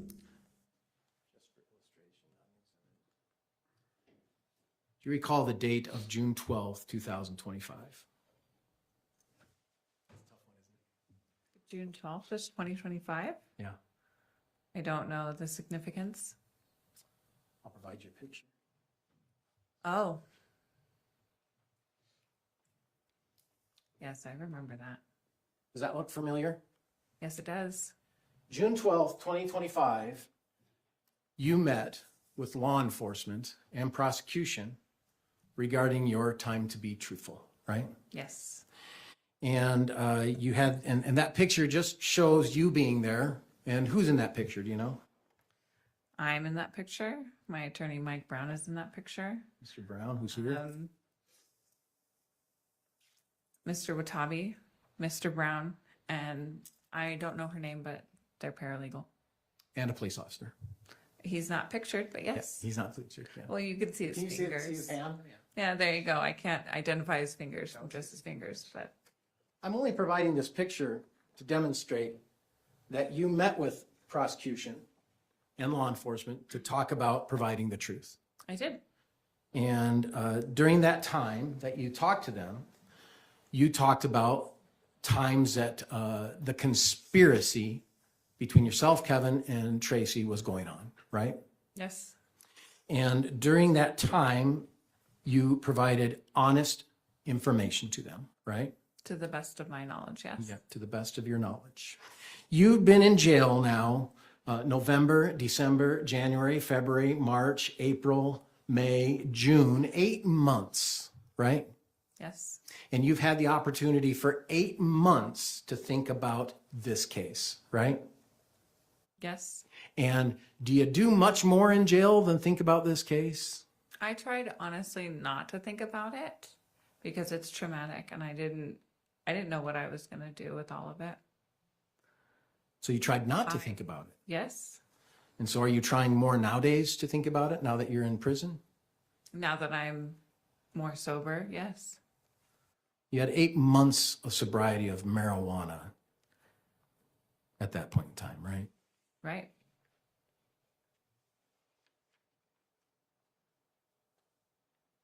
And so during this interview that you had with them, you told them of the story involving the conspiracy. Is that right? Yes. And they asked you a question. They asked you about getting a rental car. Yes. And they asked if you had told anyone about it, right? I believe so. And who knew about it? A handful of people. I mean, who? Tara Lynn knew about it. Rachel knew about it. I believe my friend Stephanie Slocum knew about it. My mother knew about it. Through the grapevine, I believe my father knew about it. Anyone else? Not that I can recall. Yeah. There may have been other people in passing, but nobody that I had told. And the whole play on this rental car was for you to go down to Enterprise in American Fork, right? And to, was it Enterprise? I think Enterprise. Are you talking about California now or Utah? No, I'm talking about American Fork, when you went down to attempt a rental. Okay. You know what I'm referring to? Yes. I thought you were talking about the first one you asked me. I thought you were talking about the rental car in California. Then let's go back. Let me correct. Sure. I'm aware, and I think we are all aware, that at the time you rented your vehicle in California and came to Utah, that Tara Lynn was there, right? Yes. And you explained that your father was there. Yes. So he knew you got a rental too, right? Yes. And then obviously you're going to Utah, so Tracey knew Yes. and Rachel knew, right? Yes. Let's go back and let's talk about the day you were going to, well, let's go forward and talk about the day you were going to rent a car to go back to California. Okay. Okay. And who knew about that? Kevin knew about that. My mom knew about that. In this interview, did you say Kevin knew about it? I don't recall. Isn't it true that they asked who knew about it and you did not say Kevin? I don't recall. But yes, Kevin knew about it because I had asked him to watch my children as I went down to get the rental car. Thank you. I appreciate that information. Do you recall the trial with Kevin? Yes, I do. And do you recall listening to the audio of that conversation with Kevin? Yes, we listened to it today as well. Yes, we did. Can we pull that up?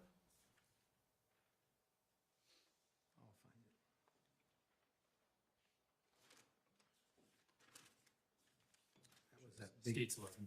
That was that big tag of ones you did in a row. States 11. 11? State- We can pull up exhibit 11.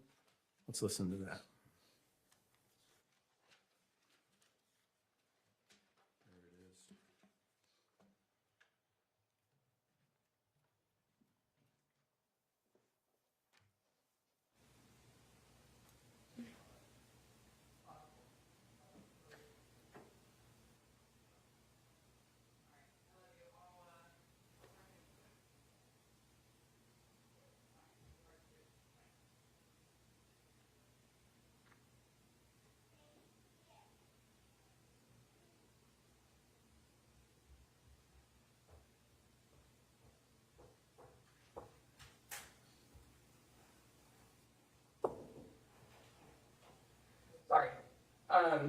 Sorry.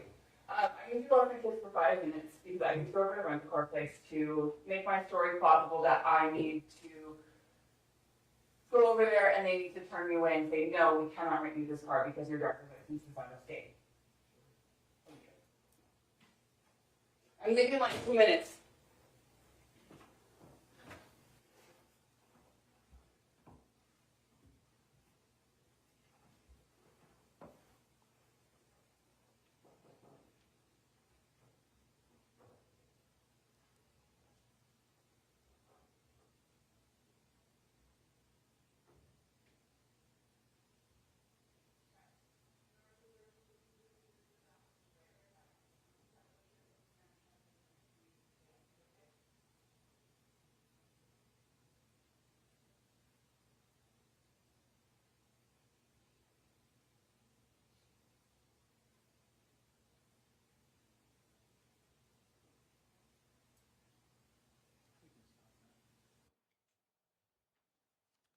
Do you remember hearing that during the trial of Kevin?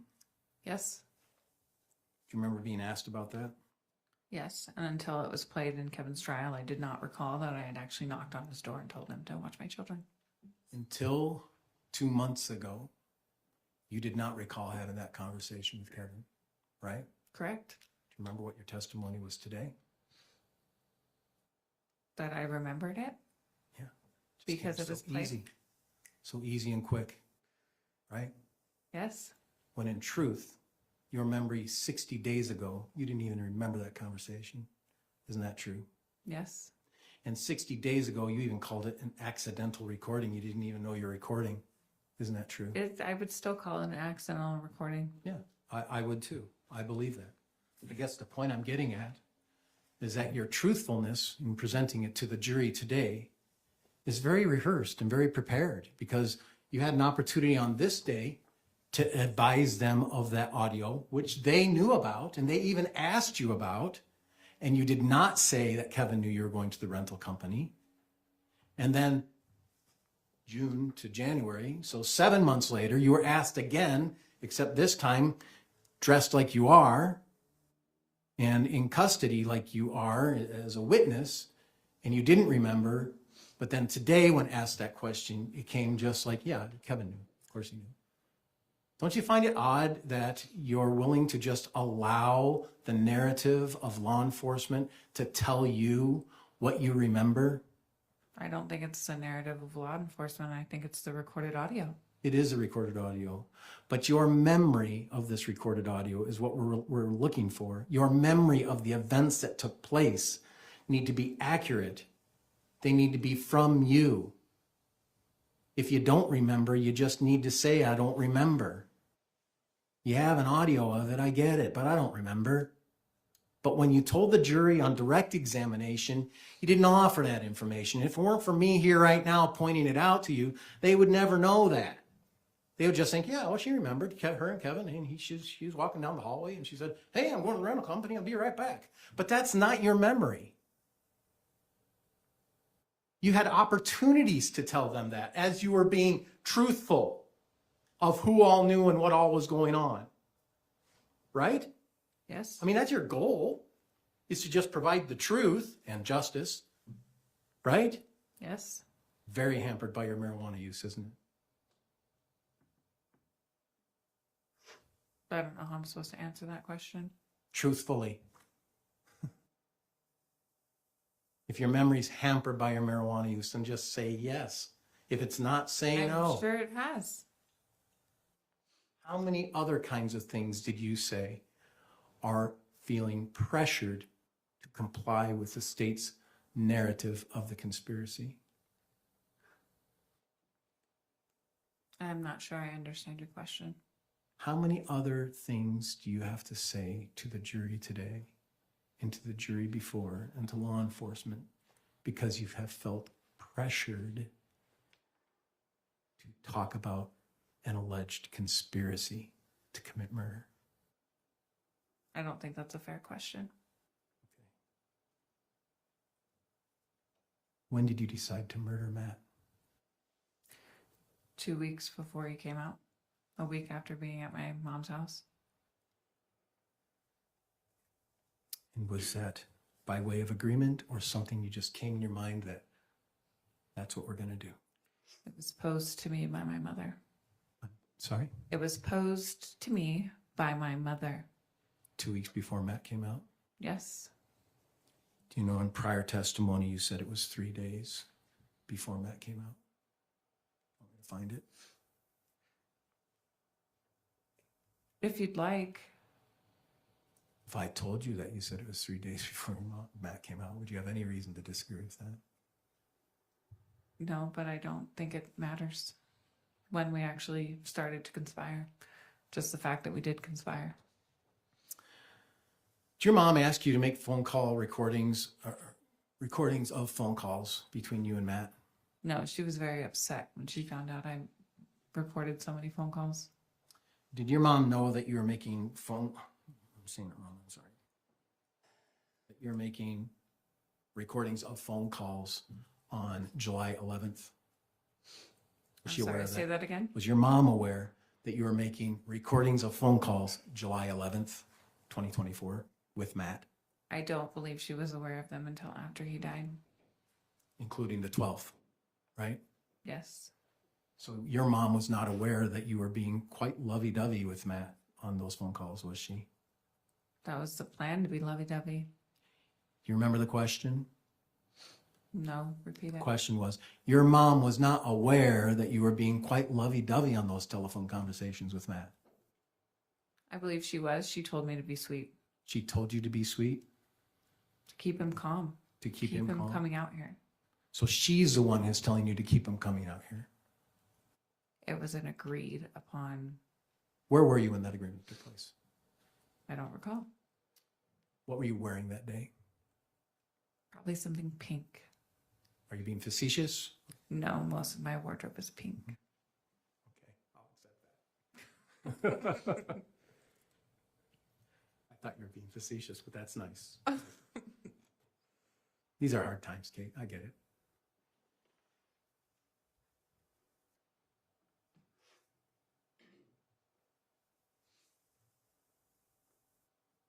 Do you remember what was the scenario of this alleged agreement? I mean, were you in a room? Were you in a car? Were you in a yard? Were you in When we were originally talking about killing Matt, Yeah. it was probably out on the lawn where we spent most of our time talking. I made her leave her phone inside and I left my phone inside.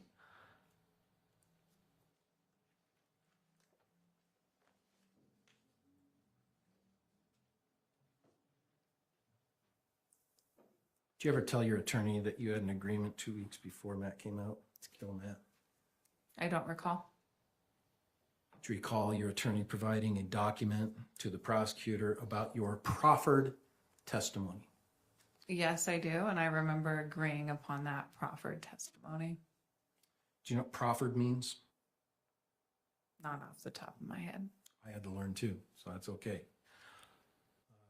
If I told you that proffered means a person will speak for you of what your testimony would be, that would be proffered testimony. Do you have any reason to disagree with that? No. And to your understanding, is that your understanding what proffered testimony was in Yes. this case? So your attorney wrote up a proffer of what you would testify to. Based on what I had told him, yes. Your lawyer did a great job, didn't he? I think my lawyer did a kick-ass job. He sure did. He got you a second-degree felony, maximum 15 years, right? I'm 1 to not 15. sure. I'm not sure how much I'll actually do. Well, on murder, it's 1 to 15 on the second degree. The Board of Pardons decides a lot. So it could be less than 15. I don't know. We'll talk about that more. In your proffer, did you have an opportunity to review this with your attorney before he sent it out to the prosecutor? I did.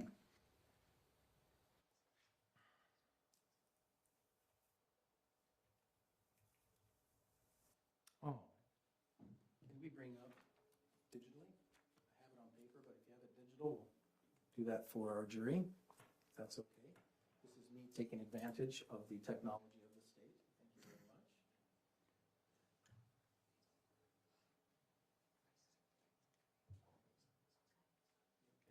Can you present it to me?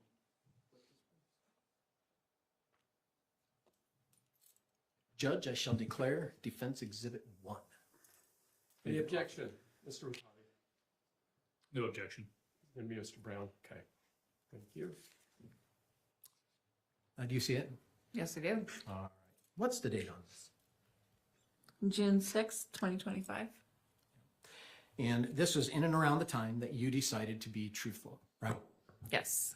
This is in and around the time that you spoke with your lawyer about the facts, as you recall, to the best of your ability, right? Yes.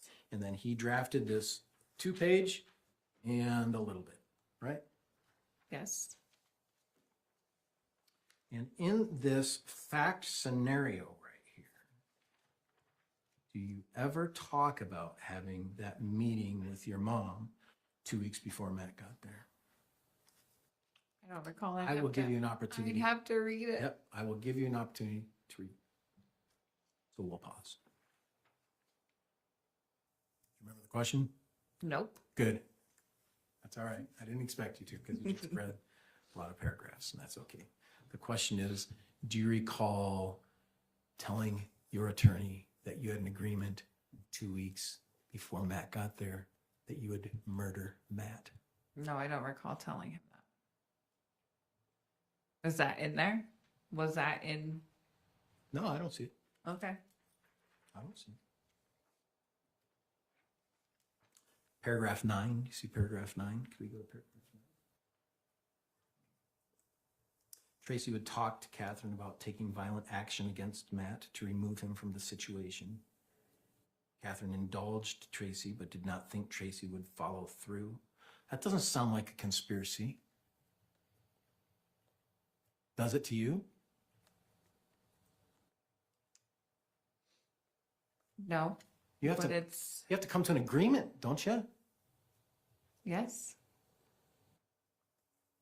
Tracey would make mention of her intentions in passing. I would ask to publish it this time.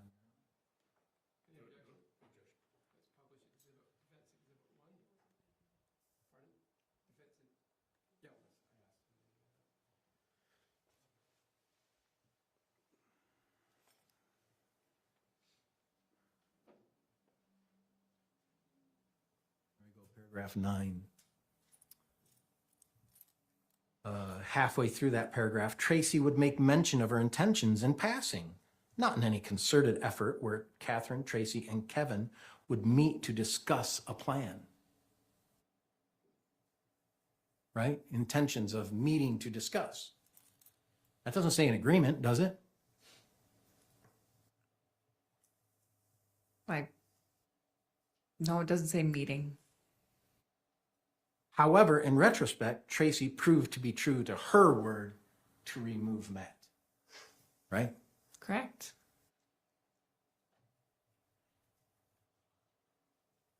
And so you don't have a description of when you came up with the agreement. You just say it was a couple weeks before. We already know that there's some frustration between Matt and Tracey. It's been like that for a long time, wouldn't you say? Yes. Based on the evidence you're feeding to your family about your relationship, wouldn't you say? Yes. Isn't it fair to say that you're feeding your family that you're fearful of Matt if he comes to Utah, wouldn't you say? Yes. You're fearful for your life that Matt would threaten and physically harm you while you're here in Utah, wouldn't you say you fed that to your family? Yes. Even though Matt had never physically touched you in any abusive way since your marriage in 2018. Isn't that right? 16. but 16. yes. Thank you. I apologize. Did you ever tell your family that he never physically assaulted you during your marriage? Or did in turn you do the opposite and lead them to believe that in fact you were victimized by his physical assaultive behavior? I never told them that he was physically abusive to me, but he was very scary. But he was scary. So scary, in fact, that you were afraid he was going to come up and kill you? Yeah, I didn't know what was going to happen. The night I got to my mother's house, I was scared shitless.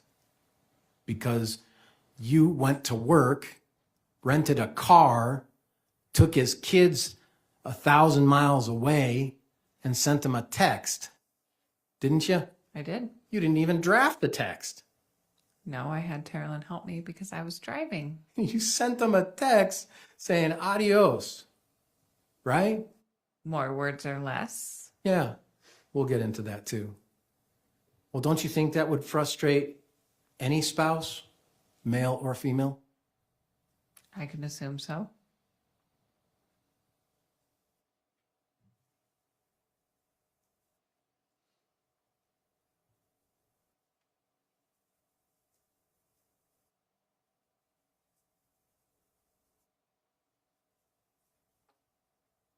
We do have to talk about this magnetic screen door thing.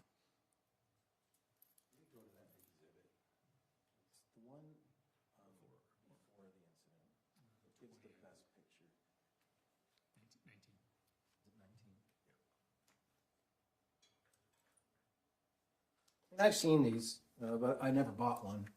But you know what I'm talking about, right? The screen door. Yes, I do. I thought about buying one, but I don't know. They're pretty nifty. Are they? They're still around. I see them. Oh yeah, if we could publish, thanks.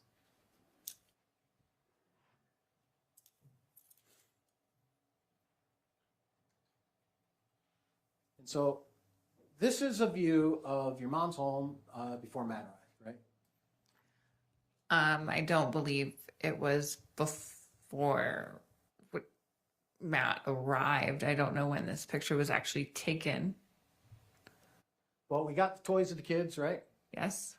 We got this cool tunnel that the kids can go climb through, right? Yep. And we have this line that goes right down the opening of the front door, right? Yes, but the screen door was put back on after the incident. So when this picture was actually taken, I don't know. Yeah, and I understand. And does that center line divide with Velcro? No, it divides with magnets. Right. And then the exterior is Velcro, right? Yes. So the framing is Velcro, right? Yes. The interior is. And so to take it off, how long does that take? 5 seconds. 5 seconds. But you do mention that, right? You do mention that in paragraph 11 of Defendant's Exhibit 1 in your proffer. Tracey removed the magnetic screen door, which attached to the front door. Do you remember saying that? Yes, I To your do. attorney. This is where Matt would likely enter the home. Yes. Did you think he was going to enter some other way? No. Just the way that's written certainly makes it seem like a conspiracy, doesn't it? He would likely enter through the front door. Or possibly through the garage. I digress. The intent was to make it so Matt could enter the home more easily. Yes, because when you want the screen open, it opens like a curtain, and it just kind of have to duck to get in. How much effort is it? Not much, but we were trying to make it more welcoming. And you told him that your door was always unlocked. Yes, I did. And you gave him the code. Yes, I did. At any time that day, did you think, I'm just going to tell him I want a divorce? I had tried that on multiple occasions. Not while I was in Utah, but I had tried it on multiple occasions, and he told me he would not give me a divorce. Did you believe him? Yeah, I did. That he would not give me a divorce. Yes, I believed him. Did you think you were stuck in that marriage no matter what you did? Yes, I did. You couldn't divorce him, could you? Financially, I was unable to divorce him. Financially, you were broke with him. Yes, I was. You were broke being divorced too, right? I've never been divorced, so I don't know. Did finances have anything to do with it? Filing papers, yes, it takes money, and I did not have any extra money stashed away that I could just go drop a couple $100s on filing papers without him questioning. So it was better just to murder him. Not in At retrospect. the time, that's what I thought. Yep.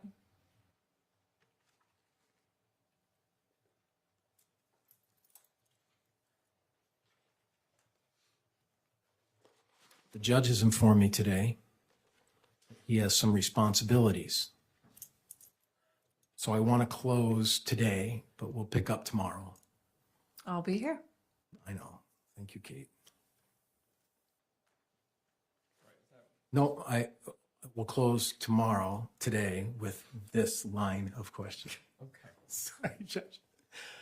That pause was just too We long. were getting excited. I know. I apologize. My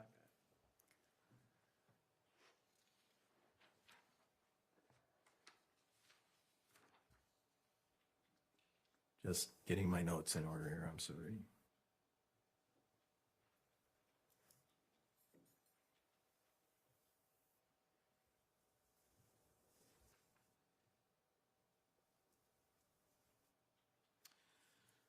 So,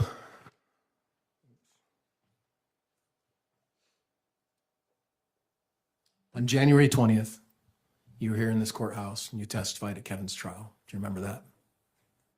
I don't remember the date, but yes, I did testify. And similar to today, you testified at one point and then took a break for the next day and then came back. Is that right? Yes, I did. And that's going to happen today too. And I'm sorry, but I still have a few questions I need to ask you tomorrow.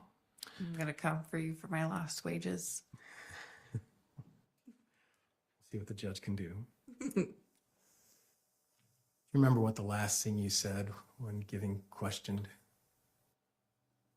on your first day? No, I do not. On page 135 of the transcripts, it says, and it ends on page 136. It says, when did you see your mother again after that? Do you remember what time? Referring to July 12th, 2024. When did you see your mother again after that time? Do you remember what time? Do you know what you said, what time? After what time? I'm not really sure of the That's question. about when she came back from sushi. Oh, okay. Do you remember what time? No, I You don't. said maybe around 3. Sounds about right. And then you know what the next question asked was? No, I do not. Okay. What about Kevin? And isn't it true that you said, I believe I saw him walking into the house around 3 o'clock. Did you have any interaction with him between 3 and 9:30 or 3 and 10 p.m.? I don't believe so, was your answer. Do you remember that? Sounds plausible. And then miraculously, the very next day after you got a chance to sleep on it and thought about your testimony, you then told a new story about Kevin, didn't you?